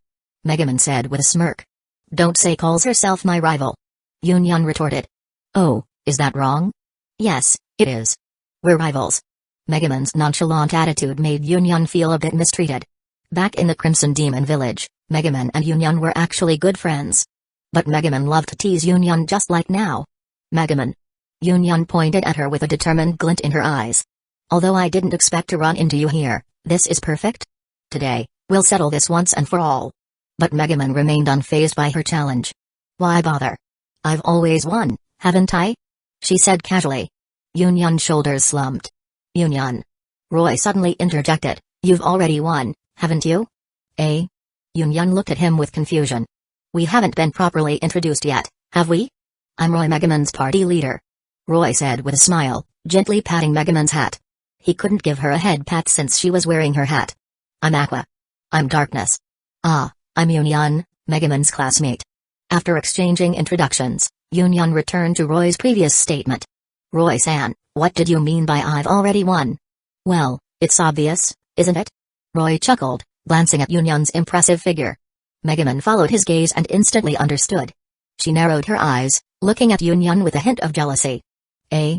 Yunyun was confused, then she noticed Megumin stare and looked down at herself, blushing and covering her chest with her arms. Roy is becoming more and more of a pervert. Megumin commented. Yunyun's face turned even redder, and she hid her face in her hands. Yunyun heard that you, Megumin, often come here to play, so that's why she comes to the shop every day, was suddenly revealed. Yunyun was flustered. Yunyun, don't be shy. You're welcome to visit our mansion anytime. Darkness said, inviting her over. Really? Yunyun was surprised. But if I bring a lot of snacks and drinks, you won't say, why did you actually come? Do you even know what a polite invitation means? Yunyun asked, imitating Megumin's voice. It seemed Megumin had teased Yunyun quite a bit in the past. Megumin, embarrassed that her past actions had been revealed, puffed out her cheeks and was about to retort when Roy interrupted. Of course you're welcome, Yunyun. By the way, you don't have a party yet, do you? Why don't you join ours? That way, you can be with Megumin all the time. He offered. Really? Yunyun's eyes lit up. The thought of adventuring with Megumin filled her with excitement. But Megumin immediately objected. No. I refuse. Eh? Why, Megumin? Aren't you two good friends? Aqua asked, confused. We're not friends. Megumin denied, turning away. Yunyun's eyes welled up with tears. Just then a hand gently patted her head. Don't worry, Yunyun. I'm the leader of this party. Megumin doesn't have the right to refuse. So, you're in. Roy said with a smile. Really? Yunyun looked at him with hope. Of course. From today onwards, you're a member of our party. Yunyun's tears turned into a joyful smile. Megumin, seeing that Roy had ignored her objections and accepted Yunyun, pouted. But she was secretly happy that Yunyun was joining them. After all, they were childhood friends. The two girls soon started playing together, although it seemed like Megumin was mostly teasing Yunyun. There were many interesting items in Wiz's shop, but due to her poor business skills, she was always struggling financially. Roy and the others bought a few trinkets. After playing around for a while, they took Yunyun back to the mansion. Chapter 247, Returning to DxD, New World. Black Bullet meeting Tendoki Saura. Roy had spent quite some time in the world of Konosuba. He had conquered Wiz, Yunyun, Megumin, Aqua, and even the elusive Chris. Having achieved his goals in this world, he decided to return to the world of high school DxD. As for the Demon King of this world, well, he wasn't defeated yet. But that didn't matter. Ryaz, Akano, and the others were eager to experience an adventure in another world. He could let them deal with the Demon King. Leaving Luna behind as a guide for Ryaz and the others, and with Chris managing this world, Roy returned to the world of high school DxD. He then sent Ryaz, Akano, Konko, Akakuryu, Nezuko Kamado, Shinobukacho, Akam, Kurum, Claire, Rinslet, and the others to the world of Konosuba. With Luna's help the girls began their adventure in another world. Roy, meanwhile, stayed home and comforted Grafaya, Sona, Tsubaki, Yasaka, Shizuka, Sako, Asdeath, and the others. A month later, Roy embarked on a new journey. This time, he wasn't going to a high-level world. Instead, he chose a world with a lower power level. That was because his system had finally been upgraded. Previously, he could only increase his strength by forming contracts with powerful beings using his evil pieces. But now, whenever a servant he had contracted with an evil piece grew stronger, he would also receive a portion of their power. In other words, he could now increase his strength by nurturing weaker servants. So, he set his sights on the world of Black Bullet. This was a world where humanity had been defeated by Gastri, a virus-like parasitic creature. In this world, pregnant women infected with the Gastri virus gave birth to children with special abilities.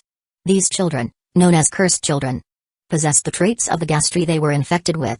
And all the cursed children were adorable little girls. However, as the virus within them progressed, they would eventually transform into Gastri themselves. This made them feared and ostracized by humans even though their powers were essential for fighting the Gastri.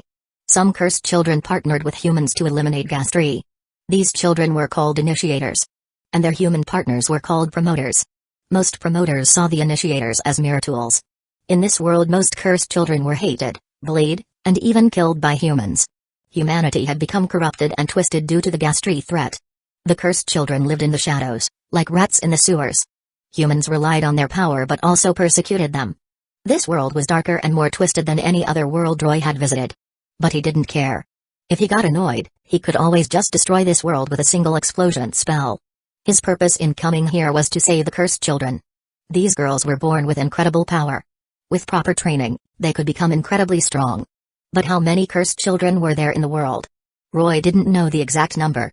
But he knew that in the original story, the protagonist, Rantaro Satami, had an initial promoter rank, IP rank, of 123,452. As a new promoter he was likely at the bottom of the rankings. This meant there were at least 123,452 other promoters. And each promoter had an initiator partner. So, there were at least 123,452 cursed children who were initiators. But how many cursed children were there in total? Many more cursed children were still living in the shadows, like rats in the sewers. The total number might even exceed 1,000,000. And all these cursed children were potential servants for Roy. Imagine if he could raise their power to Ma'au class or even higher. The boost to his own strength would be immense. He might even be able to reach the Solaric level. And even if he couldn't increase his power, saving these little girls was still a noble cause. Who could refuse having 1,000,000 little sisters? With that in mind, Roy used the system to teleport to the world of Black Bullet. So this is the Black Bullet world. Roy muttered, looking down at the earth from high in the sky. Massive towering structures, reaching towards the heavens, dotted the landscape. These were the monoliths, gigantic structures made of rhenium that emitted a special magnetic field to repel gas tree. They had been built after humanity's defeat in the war against the gas tree. And within these monoliths humans lived in protected zones. Japan was divided into 5 areas by these monoliths, and Roy was currently in the area where the original story took place. Saving all the cursed children in the world was a simple task for him. He could just use his magic to gather them all and take them away. But some of the initiators in the original story had formed bonds with humans. In this world, 99% of humans saw the initiators as mere tools. Roy could easily take those children away with his magic. But there were a few humans who genuinely cared for the cursed children. Like the protagonist or the old man who took care of the cursed children in the outer area. He couldn't use force to take those children away. The children living in the sewers of the outer area were easy to deal with, but Inju Ehara, who had formed a close bond with the protagonist Rentaro Satami, would be more difficult. Roy was also fond of this adorable little girl and didn't want to let her suffer. As a cursed child, Inju was destined to turn into a gas tree eventually. Only Roy could save her. And to prevent her from forming a bond with Rentaro, he simply had to go back in time to before they met. That was a year before the start of the original story, when Inju and Rentaro first encountered each other. It was also when Rentaro left the Tendo family and formed the Tendo Civil Security Corporation with Kisara Tendo. Kisara, a beautiful young woman with long black hair and an impressive figure, was also a skilled swordswoman. She was quite similar to Sako Bujujima in some ways. But Kisara had been saved by Rentaro when she was younger, making it difficult to poach her. So Roy used his time magic to go back to the night when Kisara was attacked by a gas tree. Although Kisara was the eldest daughter of the main Tendo family, her parents had been targeted by other members of the family for trying to expose their corruption. And so, on that night, Kisara and her parents were attacked by a gas tree that suddenly appeared in their home. Boom! A massive spider-like gas tree smashed through the wall. The seemingly sturdy house quickly collapsed. Kisara, run! No. Dad, Mom. A young Kisara with black hair and eyes cried out as her parents fought the gas tree with their handguns. But they were no match for the creature. Her parents were both impaled by the gas tree's legs. Kisara screamed in anguish, but no one came to help. Rentaro, who was living with the Tendo family at the time, watched in shock. The gas tree turned towards them, and just as it was about to attack, rumble! A rift suddenly opened in the sky, catching their attention. Roy, dressed in the elegant and noble attire of the Lucifuge family, emerged from the rift. He had used his own power to travel through time. Only Luko among his servants could use time magic. After becoming a stellar-level being, he had asked Lukoa to teach him how to manipulate time. And after much research and practice, he had finally mastered it. Now, he could freely travel through time within the same world without relying on the system. Looking at the 2 stunned children and the gas tree, Roy smiled and waved his hand. The gas tree instantly turned to ash and vanished. Young Kisara, witnessing this scene, was awestruck. This moment would be forever etched in her memory. Are you a god? She wondered aloud. No, I'm a devil. Roy replied with a smile, descending from the sky and landing before her. A devil? Whatever you are, please save my parents. Kisara pleaded, falling to her knees. Chapter 248, Making a Contract with Tendo. Kisara. 16-year-old Kisara is wonderful. Young Kisara suddenly knelt before Roy, begging him to save her parents. Roy was momentarily surprised, then smiled. Making a deal with the devil comes at a price. What can you offer? He asked. Kisara didn't hesitate. Anything. I'll give you anything. Please save my parents. Roy smirked and an evil peace floated towards Kisara. Without a word, Kisara understood. She reached out and grabbed the evil piece. A magic circle appeared beneath her feet, and a gentle light enveloped her. Transforming into a devil wouldn't significantly increase her strength, but it would greatly enhance her talent and potential. As a natural-born swordswoman, her future achievements would surely surpass those of her original self. The transformation would take some time. Roy glanced at Rentaro, who was still in shock, then turned his attention to Kisara's parents. They had been impaled by the gas tree and were clearly dead. Fortunately, they hadn't been dead for long. Otherwise, he wouldn't be able to revive them. Roy waved his hand, and Kisara's parents' bodies were restored. After finishing his task, he looked at Kisara, who was still enveloped in the magic circle, and left a message in her mind before disappearing from this point in time. Kisara woke up after the devil transformation was complete. A voice echoed in her mind. Kisara Tendo, I will return when you've grown up. Don't disappoint me. Kisara was startled, then realized that it must have been the devil who had saved her. She looked towards the collapsed house. Her father suddenly stirred and sat up. Her mother also woke up. Kisara's eyes filled with tears. Dad. Mom. She rushed towards them with incredible speed, surprising her father. Kisara. Weren't we dead? He asked hesitantly. Yes. Where's that monster? Her mother also asked, confused. She remembered being killed by the gas tree. Why was she alive now? It's okay, as long as you're both alive. Kisara cried, hugging her parents tightly. She didn't mention the deal she had made with the devil. Her parents, seeing her reaction, didn't question her further. After all, it was normal for a child to be confused in such a situation. But Rentaro, who had witnessed everything, would never forget this night. Meanwhile, Roy returned to the present timeline, eager to see how Kisara had grown. He also wanted to observe if his actions in the past had caused any significant changes to this world. He scanned the world with his senses and instantly grasped the current situation. To his surprise, Kisara's parents had been attacked by another gas tree a year after he revived them. And this time the gas tree was much stronger. Kisara's parents hadn't been able to escape and were killed. After all, they couldn't have been completely unaware of the previous attack. And the other members of the Tendo family, knowing that their treachery had been exposed, wouldn't allow them to live. So, Kisara, like in the original story, became an orphan. This only intensified her hatred for the Tendo family. She trained relentlessly in swordsmanship, having already mastered the Tendo style Iaijutsu at a young age. She even created her own, more powerful swordsmanship techniques. By this time, her strength had reached the level of a middle-class devil. Although not invincible in this world, she was still one of the strongest humans. At least until the new humanity creation plan was developed. Kisara, armed with her newfound power, sought revenge against the Tendo family. But she ultimately failed. Not because she wasn't strong enough, but because she was manipulated by Kikunajo Tendo's guilt-tripping tactics. Young Kisara was no match for the cunning old man. And like in the original story, at the age of 16, she finally left the Tendo family and established the Tendo Civil Security Corporation. It seems nothing much has changed. Roy mused. The only difference was Kisara's relationship with Rentaro. Although Kisara had still taken Rentaro with her when she left the Tendo family, they were only friends now, not lovers. After all, she hadn't been saved by Rentaro this time, and she had already formed a contract with a devil. At the Tendo Civil Security Corporation, Kisara Tendo, a beautiful young woman with long black hair, exquisite features, and a stunning figure, leaned against her desk, gazing out the window. She was lost in thought, reminiscing about a life-changing event from her childhood. He said he would come back to see me when I grew up. I wonder when that will be. She murmured. And I've already formed a servant contract with him. So, I guess I belong to him now. She blushed. The image of the handsome and mysterious Roy lingered in her mind. That's right, you do belong to me. A familiar voice suddenly said from behind her. Kisara jumped, startled. She instinctively reached for her sword, ready to attack, but then she froze. It's you. She gasped, recognizing Roy. Although many years had passed, Roy hadn't aged a day. He was still the same handsome and mysterious man she remembered. She blushed, remembering her earlier thoughts. Why, you finally came. She stammered, her hands fidgeting nervously. Yes, I did. You were expecting me, weren't you? Roy teased with a smirk, taking a seat and observing her carefully. Kisara was really beautiful, with a figure and demeanor similar to Sakobu Jujimus. Roy was quite fond of her. Kisara blushed under his intense gaze and looked away shyly. That. She wanted to change the subject but realized she didn't even know his name. I'm Roy Lucifuge. Just call me Roy. Or Master if you prefer. Roy said with a playful grin. Kisara's face turned even redder.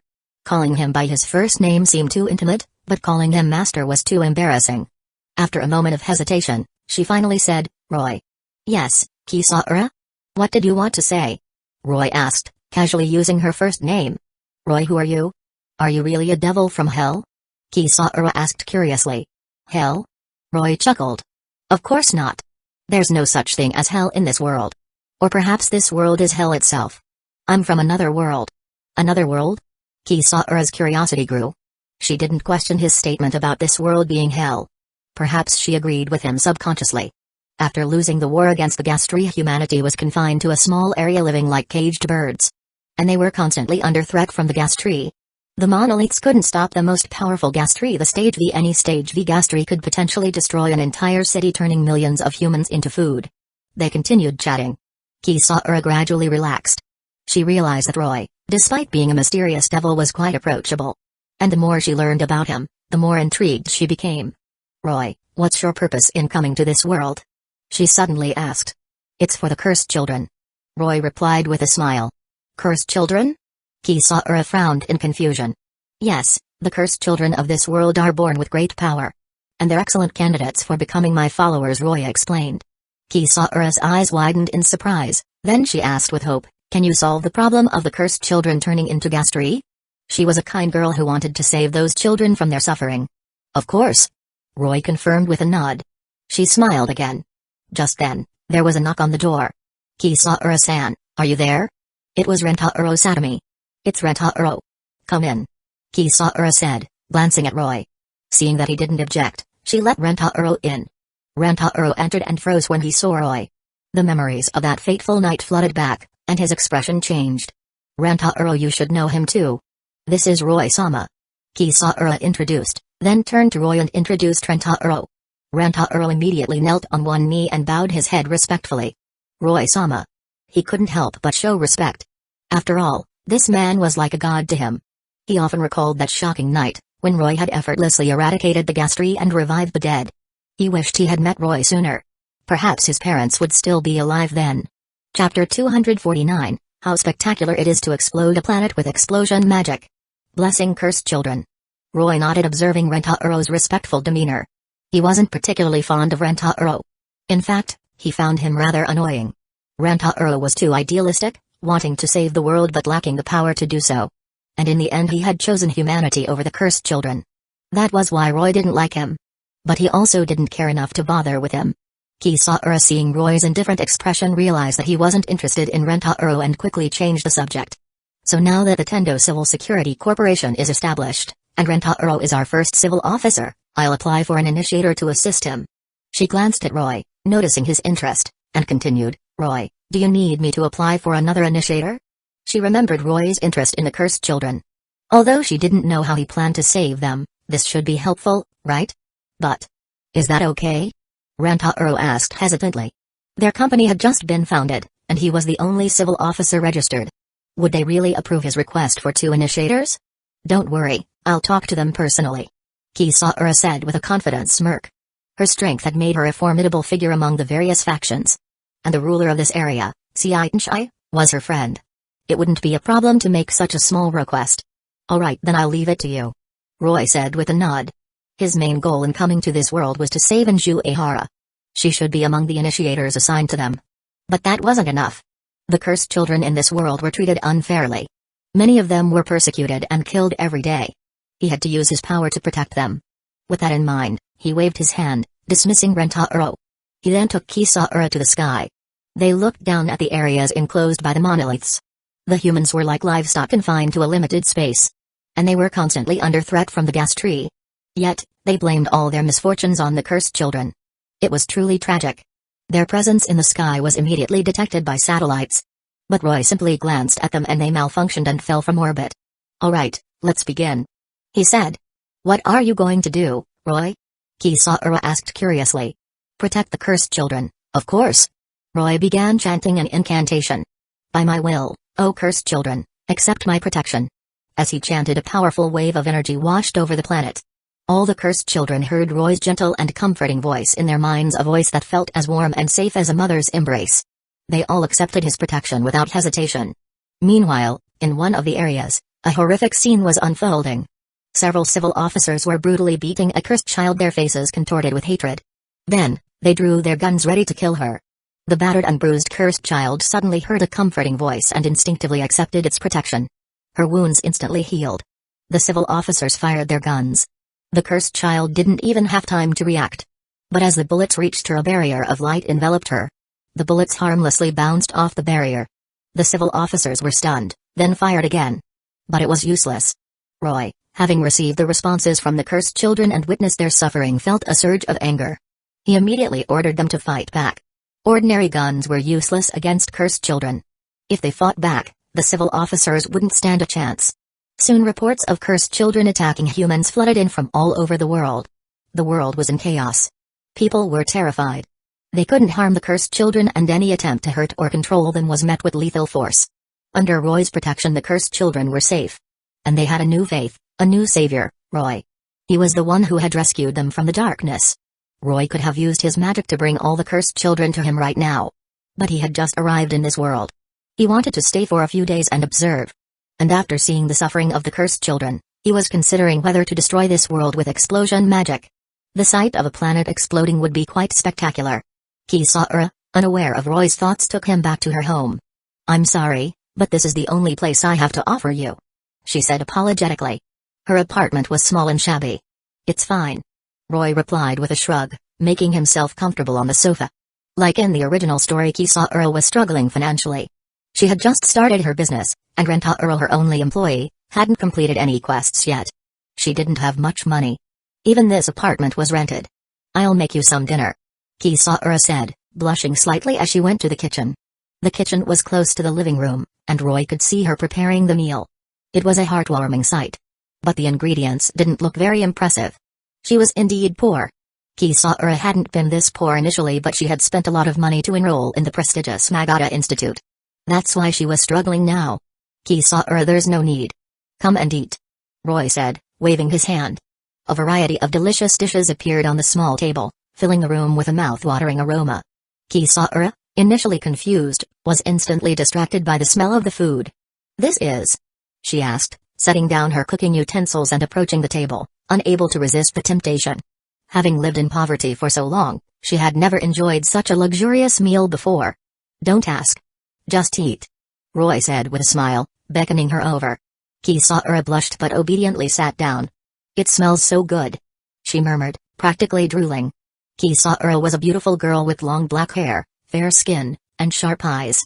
She usually had a melancholic expression on her face. Roy thought she would look even more adorable if she smiled more often. Kisara blushed under his gaze. Her usual gloomy aura vanished, replaced by a youthful charm that made Roy's heart skip a beat. "Eat more if you like it," he said gently.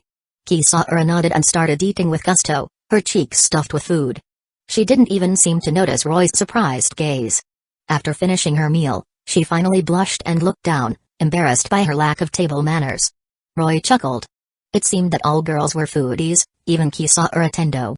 After cleaning up the dishes, Kisara suddenly realized something and froze. There was only one bedroom in this apartment. What were they going to do tonight? Her face flushed red again. She had maintained a cold and aloof persona for over 10 years, but now, in front of Roy, she was constantly blushing and acting flustered. She slapped her cheek slightly, trying to calm down, then approached Roy. It's fine. I don't mind sharing the bed with you, Kisara." Roy interrupted her, seemingly knowing what she was going to say. Kisara's face turned even redder.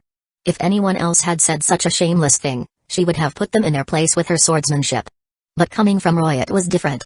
She didn't know how to respond and fled to the bathroom in embarrassment. Roy chuckled. It was fun to tease this usually stoic girl.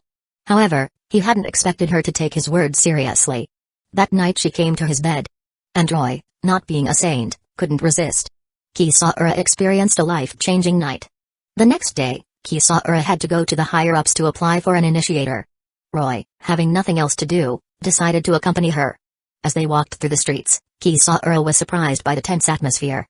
Due to the cursed children's resistance and the humans' inability to harm them, people were terrified of them. But there were still some who refused to back down and continued to harass the cursed children. And those people were killed without mercy. As a result, people avoided the cursed children whenever possible. Seeing a few cursed children stealing food on the streets, he decided to take them away soon. Although they were protected by his magic, they were still vulnerable to hunger and other dangers.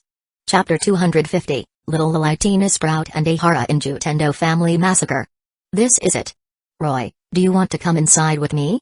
Kisara asked as they arrived at a luxurious building. This was the headquarters of the Tendo family, where her grandfather, Kikuna Jutendo, resided. He was also the advisor to Seitanshai, the ruler of this area. They needed his permission to apply for an initiator. Roy would have been interested in meeting Seitanshai, but he had no interest in this old man. "I'll pass," he said, shaking his head. Kisara sighed. "All right, then wait for me here." "Okay, go ahead." Roy smiled and waved her off. Kisara entered the building. Roy wandered down the street, bored. Suddenly, he spotted a familiar figure. A little girl with wavy blonde hair, dressed in a green dress, was dozing off on a bench in a nearby park. Roy instantly recognized her as Tina Sprout. She was Kisara's initiator partner in the original story. But initially Tina had been hired to assassinate Kisara. The one who had hired her was Sojin Saitake, the ruler of Osaka area. He had later tried to assassinate Seitanshai as well, but he had failed. Tina possessed the owl factor, making her most powerful at night. During the day, she was prone to drowsiness and needed caffeine to stay active. And she was incredibly strong, even stronger than in Uehara. Roy found it adorable that she was taking a nap here. He remembered that this was around the time she received the assassination request. So, she must be here to carry out her mission. With that in mind, Roy walked over and sat down next to her. Tina didn't react. She didn't seem to sense any danger. Roy gently pulled her into his arms. Tina snuggled closer, enjoying the warmth, and continued sleeping. Roy chuckled. She was so cute when she was sleepy. Perhaps because she was so comfortable, Tina soon woke up. She blinked, surprised to find herself in someone's arms. Then, she saw Roy and her eyes lit up. "Kami-sama!" she exclaimed. She recognized Roy as the god who had granted them his protection. And she felt an inexplicable sense of closeness to him. "Tina, just call me Royani-chan," Roy said with a smile, patting her head. "Royani-chan," Tina repeated, feeling instantly comfortable with him. All the cursed children who had received Roy's protection felt a sense of trust and affection towards him. "Tina, you're here for the assassination mission, aren't you?" Roy suddenly asked. "Yes, that's right," Tina confirmed with a nod. "Forget about that mission. Come with me," Roy said, standing up and taking her hand. "Okay." Tina readily agreed with a smile. She didn't feel any attachment to her previous employer. Kisara had been inside the building for a while now, but she still hadn't come out. Roy used his magic to see what was happening inside. And what he saw displeased him. "Let's go, Tina. We're going to find Kisara and take her home." "Going home?" "Yay." They entered the building. The guards at the entrance didn't react to their presence. Roy and Tina soon reached an office. Without knocking, Roy pushed the door open. Inside, several members of the Tendo family were mocking Kisara for requesting another initiator. Kikunojo Tendo was among them. A young man about the same age as Kisara, was particularly vocal in his insults. When Kisara had tried to kill the Tendo family members who had framed her parents, Kikunojo had stopped her with a guilt trip, claiming that her actions would endanger the entire region. And now, they seemed to have forgotten about Kisara's strength, or perhaps her constant tolerance had emboldened them. "Kisara, I won't allow them to bully you like this. These people are your enemies, right? If you can't bring yourself to kill them, I can do it for you," Roy declared, ignoring their protests about his intrusion. In his eyes, these people were nothing but ants. But Kisara hesitated. The Tendo family was an influential power in this region.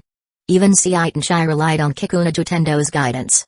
If the important members of the Tendo family were killed, the entire region might fall into chaos. That's why Kisara had been forced to give up on her revenge, threatened with the lives of everyone in the region. And her tolerance had only emboldened them. "Royani-chan, do you need me to take care of them?" Tina asked in a soft voice, her eyes narrowed dangerously. Although she looked harmless, she was a skilled assassin, proficient in using sniper rifles, handguns, and even close combat. Roy patted her head, signaling her to calm down. Just then, Kazumitsu Tendo clapped his hands, and several guards rushed in, aiming their guns at them.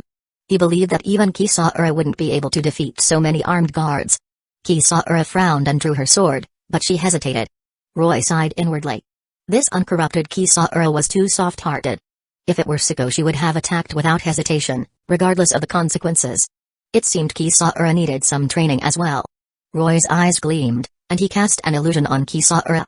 Kisara, who had been glaring at Kazumitsu, suddenly found herself back in that tragic night when her parents were killed. She saw her parents being slaughtered by the Gastery, and the Tendo family members laughing cruelly. Kisara's heart was filled with rage, and she finally snapped. She emerged from the illusion, her sword flashing. Slash. The guards behind her were decapitated, their blood splattering across the room. The Tendo family members were horrified.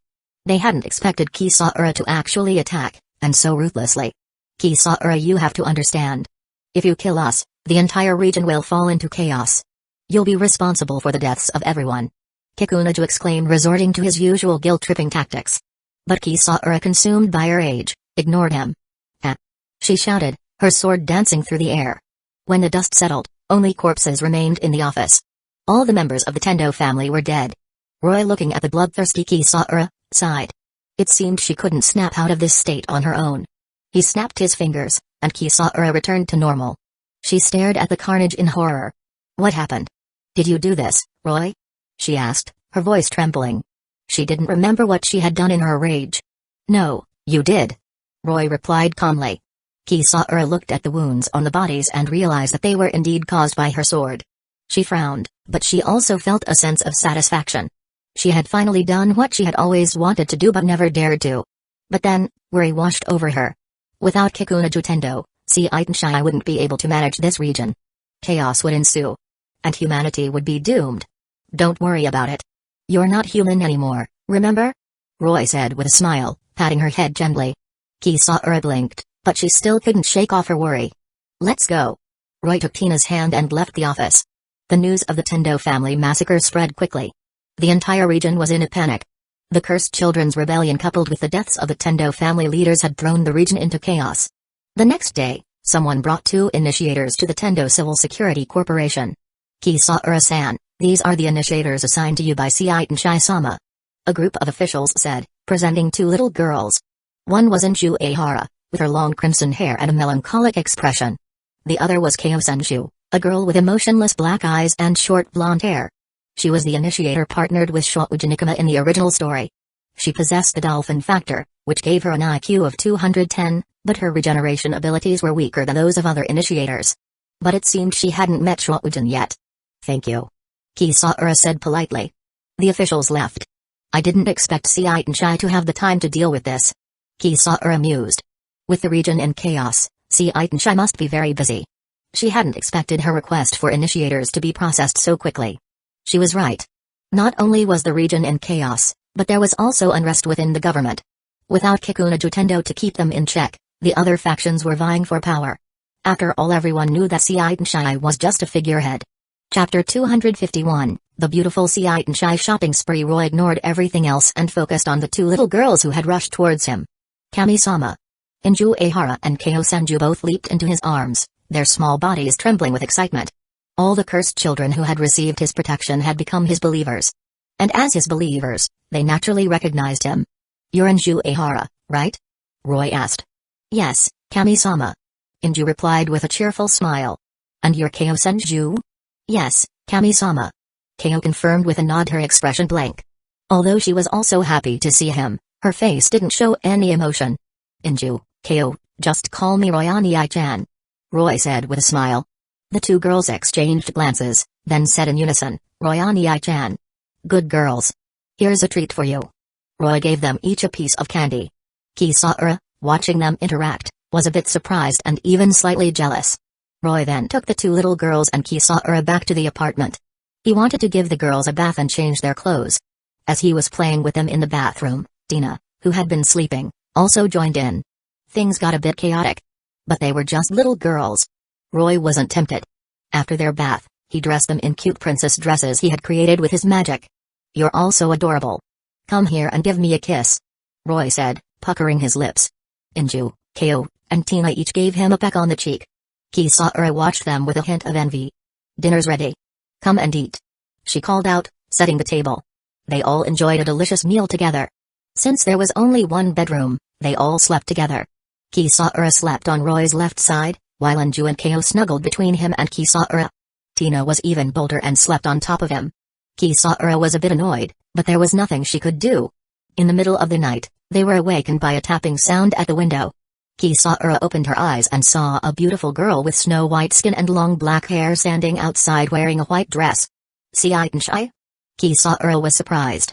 Why was Seitanshai here so late at night? Roy, wake up. Seitanshai is here. She whispered, shaking Roy awake.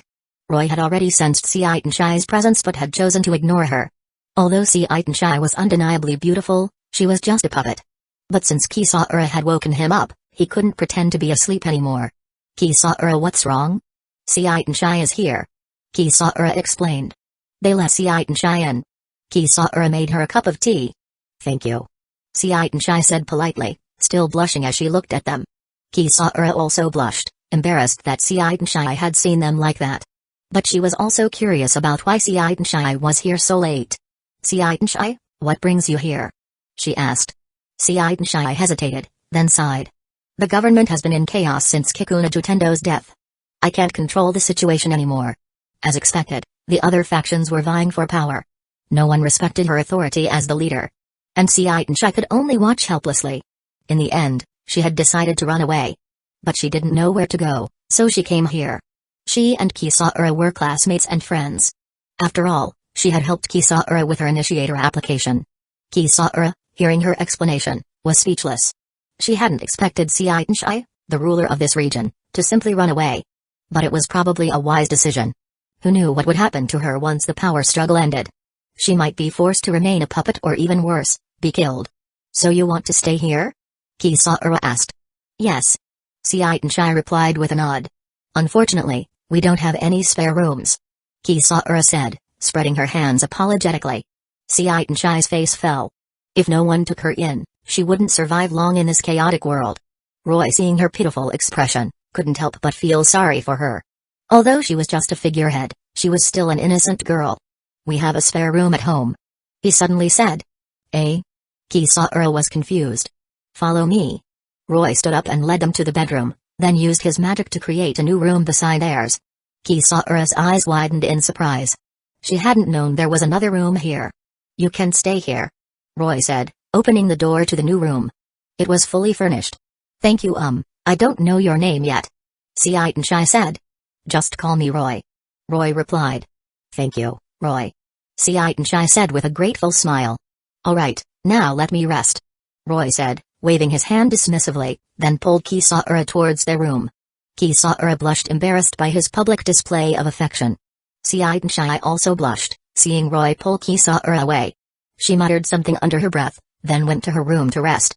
The next morning, Scientia felt bad for staying without contributing, so she woke up early and helped Kisaura prepare breakfast. Roy, meanwhile, was busy dressing up the three sleepy little girls. He tied Inju's long crimson hair into twin tails. Inju, you look so cute like this, he commented, admiring the adorable little girl. Hee, really? Inju giggled, her eyes sparkling with joy. In the kitchen, Kisaura and Scientia were chatting. Scientia, are you really not going back? Kisaura asked casually as she washed the vegetables. Scientia flinched. She wanted to be a good ruler, but she lacked the ability and the power. And she had been manipulated by Kikuno Jutendo for so long that she had no real authority. She could only watch helplessly as the region descended into chaos. Seeing that Scientia didn't answer, Kisaura shrugged. She was partly responsible for the current situation. But she didn't regret her actions. I guess the only one who can solve this mess is Roy, she said with a sigh. Scientia's ears perked up. Could Roy really solve this? She had just met him and had assumed he was just an average person. But Kisaura's words made him seem extraordinary. The current chaos in the region wasn't just due to the power struggle within the government. The Cursed Children's Rebellion was also a major factor. Even if Kikuno Jutendo were to be revived, it wouldn't help. The conflict between humans and cursed children would only escalate. And the cursed children, who had once been oppressed, were now protected by a mysterious power and couldn't be harmed. If a full-scale conflict erupted, humanity would surely lose. These were Scientia's worries. But Kisaura didn't seem to be lying. This made Scientia curious about Roy. Breakfast is ready. Roy, come and eat, Kisaura called out, setting the table. Scientia also helped carry the dishes. But she tripped over her long skirt. Just as she braced herself for the fall, she felt a pair of strong arms catching her. But the arms were wrapped around her in a rather suggestive way, and Scientia blushed as she quickly pulled away. Thank you, she mumbled. Don't mention it, Roy replied with a shrug, placing the dishes on the table. He couldn't help but think, as expected of a flower vase girl. She's beautiful, but she can't even carry a plate without dripping. After breakfast, Roy suggested going out to buy some clothes for the little girls. Going out? But it's chaotic outside. And the Tendo Civil Security Corporation hasn't received any requests yet, Kisaura said with a sigh. She had just started her business and was eager to get to work, but the recent events had put everything on hold. Scientia also looked troubled. She was a public figure. If she went out, she would be recognized instantly. It's fine. The shops should still be open, right? Roy said with a shrug. Scientia, you can come too if you want. Eh? Me? But it's okay. I'll make sure no one recognizes you. Besides, you didn't bring any clothes with you, did you? Are you planning on wearing that dress forever? All right then. Scientia blushed and agreed. They soon got ready to leave. But is it really okay for me to go out like this? Scientia asked, looking at her white dress. This was the outfit she usually wore for TV interviews. She would be recognized instantly. "Don't worry, it'll be fine," Roy assured her, taking her hand and pulling her along. He had cast a spell on her, so others would only see her as an average girl. Only Roy and his group could see her true appearance. Slow down, Seitan complained, panting. But then she noticed that the people around them didn't seem to recognize her. She was surprised and a bit saddened. After all, these were her people, but they didn't know her anymore. Roy ignored her complicated emotions and continued walking, pulling the 3 little girls along with him. Although the region was in chaos, the shops were still open. Life had to go on for people. Chapter 252, Seitan's Secret Scheme. Kagain Hyuko and Hyuko Kohina. Inju, Ko, Tina, go choose some clothes you like. You can buy anything you want, Roy said to the little girls with a smile as they entered a clothing store. Thank you, Royani-chan. The 3 girls exclaimed, then excitedly ran off to browse the clothes. They were in the children's section, and Roy felt like a father buying clothes for his daughters. Roy is so nice to them, Seitan muttered enviously. Roy overheard her comment. Seitan, you should choose some clothes too, he said, waving her over. But this is the children's section, Seitan said, blushing. Sigh. Kisara, take her to the women's section. Roy instructed Kisara, then sat down on a nearby chair. Okay. Kisara nodded with a smile and led Seitan away. Kisara didn't have many nice clothes due to her financial situation. She was eager to take advantage of this opportunity to do some shopping. Soon, the 3 little girls returned with their chosen outfits. Roy had them try on the clothes. Suddenly, screams erupted from the street, and the ground shook. Roy's eyes narrowed. A ghastly was attacking. He was surprised that a ghastly would appear in broad daylight. But there should be promoters to deal with it. He wasn't going to intervene. The commotion outside caught the attention of the 3 little girls, Kisara, and Seitan. They rushed over to Roy. Is it a ghastly? Kisara asked with a frown. Yeah, probably, Roy replied casually. Aren't there any promoters to deal with it? Seitan asked worriedly. It seems like a sudden attack. The promoters probably haven't arrived yet, Kisara guessed. She wished she had brought her sword.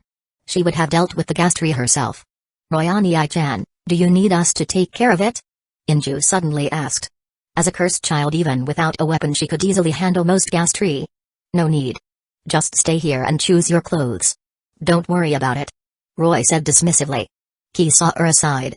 She couldn't do anything either. Seitan was even more helpless. She could only watch anxiously. But after waiting for a while, the commotion outside didn't die down. In fact, it was getting worse. Customers, please evacuate. That monster is heading this way, the shop owner cried, rushing into the store and warning them. He then fled without looking back. He would rather lose his shop than his life. Roy frowned. It was strange that no promoter had arrived yet. He used his magic to investigate and realized that the government was in chaos. No one had the time to deal with a ghastly attack. That's why no one had come to help. They could now see the ghastly through the shop window. It was a giant cockroach-like monster, over 10 meters long, destroying everything in its path. Roy, please. Seitan pleaded, tears welling up in her eyes as she watched the ghastly slaughtering people. She begged him to stop it. Roy, however, remained calm. He gently lifted her chin and said with a smirk, if you want to make a deal with the devil, you have to offer something in return. Understand? Seitan bit her lip. I'll do anything. Just kill that monster. Oh? You said it. Roy's lips curled into a playful smile, and he snapped his fingers. The rampaging ghastly instantly froze in place. Shatter. The frozen ghastly exploded into countless ice crystals, vanishing into thin air. Seitan stared at the scene in stunned silence. She had heard from Kisara that Roy was powerful, but she hadn't expected him to be this powerful. This was beyond human capabilities. No wonder Kisara had said that Roy could solve everything. Seitan felt a new hope for the region. Although she had run away, she still cared about her people. But she had been powerless to help them. Now, she saw hope in Roy. Thank you, she said with a grateful smile. Don't thank me yet. Remember what you said, Roy said with a smirk. Seitan blushed, but she nodded with determination. When the ghastly suddenly shattered into ice crystals, the people in the streets were stunned. Some couldn't believe that the monster was truly dead and continued to flee in panic. But Roy and the others didn't care. After buying clothes for the 3 little girls, Kisara, and Seitan, they returned to the apartment. Roy sat on the sofa, playing games with the 3 little girls. Inju, Ko, and Tina were having a lot of fun. Even Tina, who was usually sleepy, joined in. It was noon. Kisara and Seitanshai were busy in the kitchen. Seitanshai, who had never cooked before, was more of a hindrance than a help. Kisara, there's something I want to ask you. Seitanshai said hesitantly, her face flushed. Kisara had noticed that she wanted to say something. What is it? Well, it's like this. Seitanshai finally confessed. After learning about Roy's power, she had decided to do whatever it took to save the region, even if it meant sacrificing herself. It was her responsibility as the ruler. Although she had run away, she couldn't abandon her people. She knew that if she didn't act now, the region would be doomed. Today, there had been a ghastly attack, and no one had came to help. If they hadn't been there, many more people would have died. Kisara frowned hearing Seitanshai's request. She didn't want to do this. But she could tell that Roy was fond of Seitanshai. And she was just his servant. After a moment of hesitation, she agreed to Seitanshai's plea. She was doing this not only to help Seitanshai but also to save the people of this region. Although she was no longer human, she had lived here for many years and didn't want to see it destroyed. Unbeknownst to them, Roy had overheard their conversation. He hadn't expected Seitanshai to offer herself in exchange for his help. It was a naive idea. When he first arrived in this world, he had considered destroying it with explosion magic. But after seeing that not everything was as dark as it seemed in the anime, he had changed his mind. There were still good people in this world who cared for the cursed children. He only despised the Tokyo area. But it had already received its punishment. Roy hadn't planned on getting involved any further, but now that Seitanshai and Kisara wanted to save the region, he wouldn't stop them. Saving them or not was a trivial matter. If he was in a good mood, he might even eliminate all the ghastly himself. Roy, lunch is ready. Kisara called out from the kitchen, seeing Roy playing with the little girls. She smiled. This scene felt like a real family. Alright, Inju, Ko, Dina, go wash your hands. It's time to eat. Roy said, patting the little girls' heads and stretching lazily. Playing with children was a new experience for him, and he was enjoying it. Okay. The three girls replied in unison and ran to the bathroom. After lunch, they spent the afternoon relaxing, drinking tea, and playing games. But as night approached, Seitanshai grew nervous. However, before she could act, something unexpected happened. Two figures were leaping across the rooftops under the night sky. Is it that house? They stopped on a rooftop, and a man wearing a tuxedo and a mask with a smiley face stared at a house with sharp eyes. It was Roy's house. The man was Kage Hyuga, and the little girl beside him was his daughter and initiator partner, Kohina Hyuga. Roy had also noticed their arrival. One of the reasons he had stayed in this world was because of Kohina. Kohina called Kage Papa. And he was indeed her father. But she was the product of artificial insemination using stolen genetic material from 5 women. And for the first 7 years of her life, she had been subjected to brutal training and brainwashing in a basement. She had then met her 4 sisters and been forced to fight them to the death. She was the only survivor. Chapter 253, Eliminating Hyuga. Kage adopting Kohina. Kage Hyuga. The man who had raised Kohina with such cruelty was undoubtedly a despicable person. But Kohina, brainwashed from a young age, was completely obedient to her papa. She was one of the few cursed children who hadn't accepted Roy's protection. Because of her brainwashing, she only listened to Kage and had rejected Roy's offer. Roy believed that Kage didn't deserve Kohina. He was just using her as a tool. So rescuing Kohina was also one of his goals. But killing Kage would only make Kohina hate him. This was a tricky situation. He didn't want to forcefully alter her memories with magic. He decided to try a more conventional approach first. If that didn't work, he would resort to magic. Just then, Dina, who was about to go to bed, sensed danger approaching. As the most powerful among them, she was the first to notice. Roy, there's danger nearby. She alerted him. Yes, I know. Roy replied calmly, patting her head and urging her to rest. Inju and Ko also woke up along with Kisara. Roy sighed and let them be. He opened the door and found Seitanshai standing there. Seitanshai blushed, seeing him. She had actually came to invite him out. But it seemed he had already noticed her presence. Roy, seeing through her intentions, decided to play along. Oh, you're here too. Then go make me some tea. He said casually, taking advantage of the situation. Huh? Oh, okay. Seitanshai was flustered, but she quickly went to prepare the tea. Kisara was confused, but she followed them out of the room. Is there an enemy? She asked. Yes. Roy confirmed with a nod. Just as he finished speaking, the window shattered. 2 figures jumped into the room.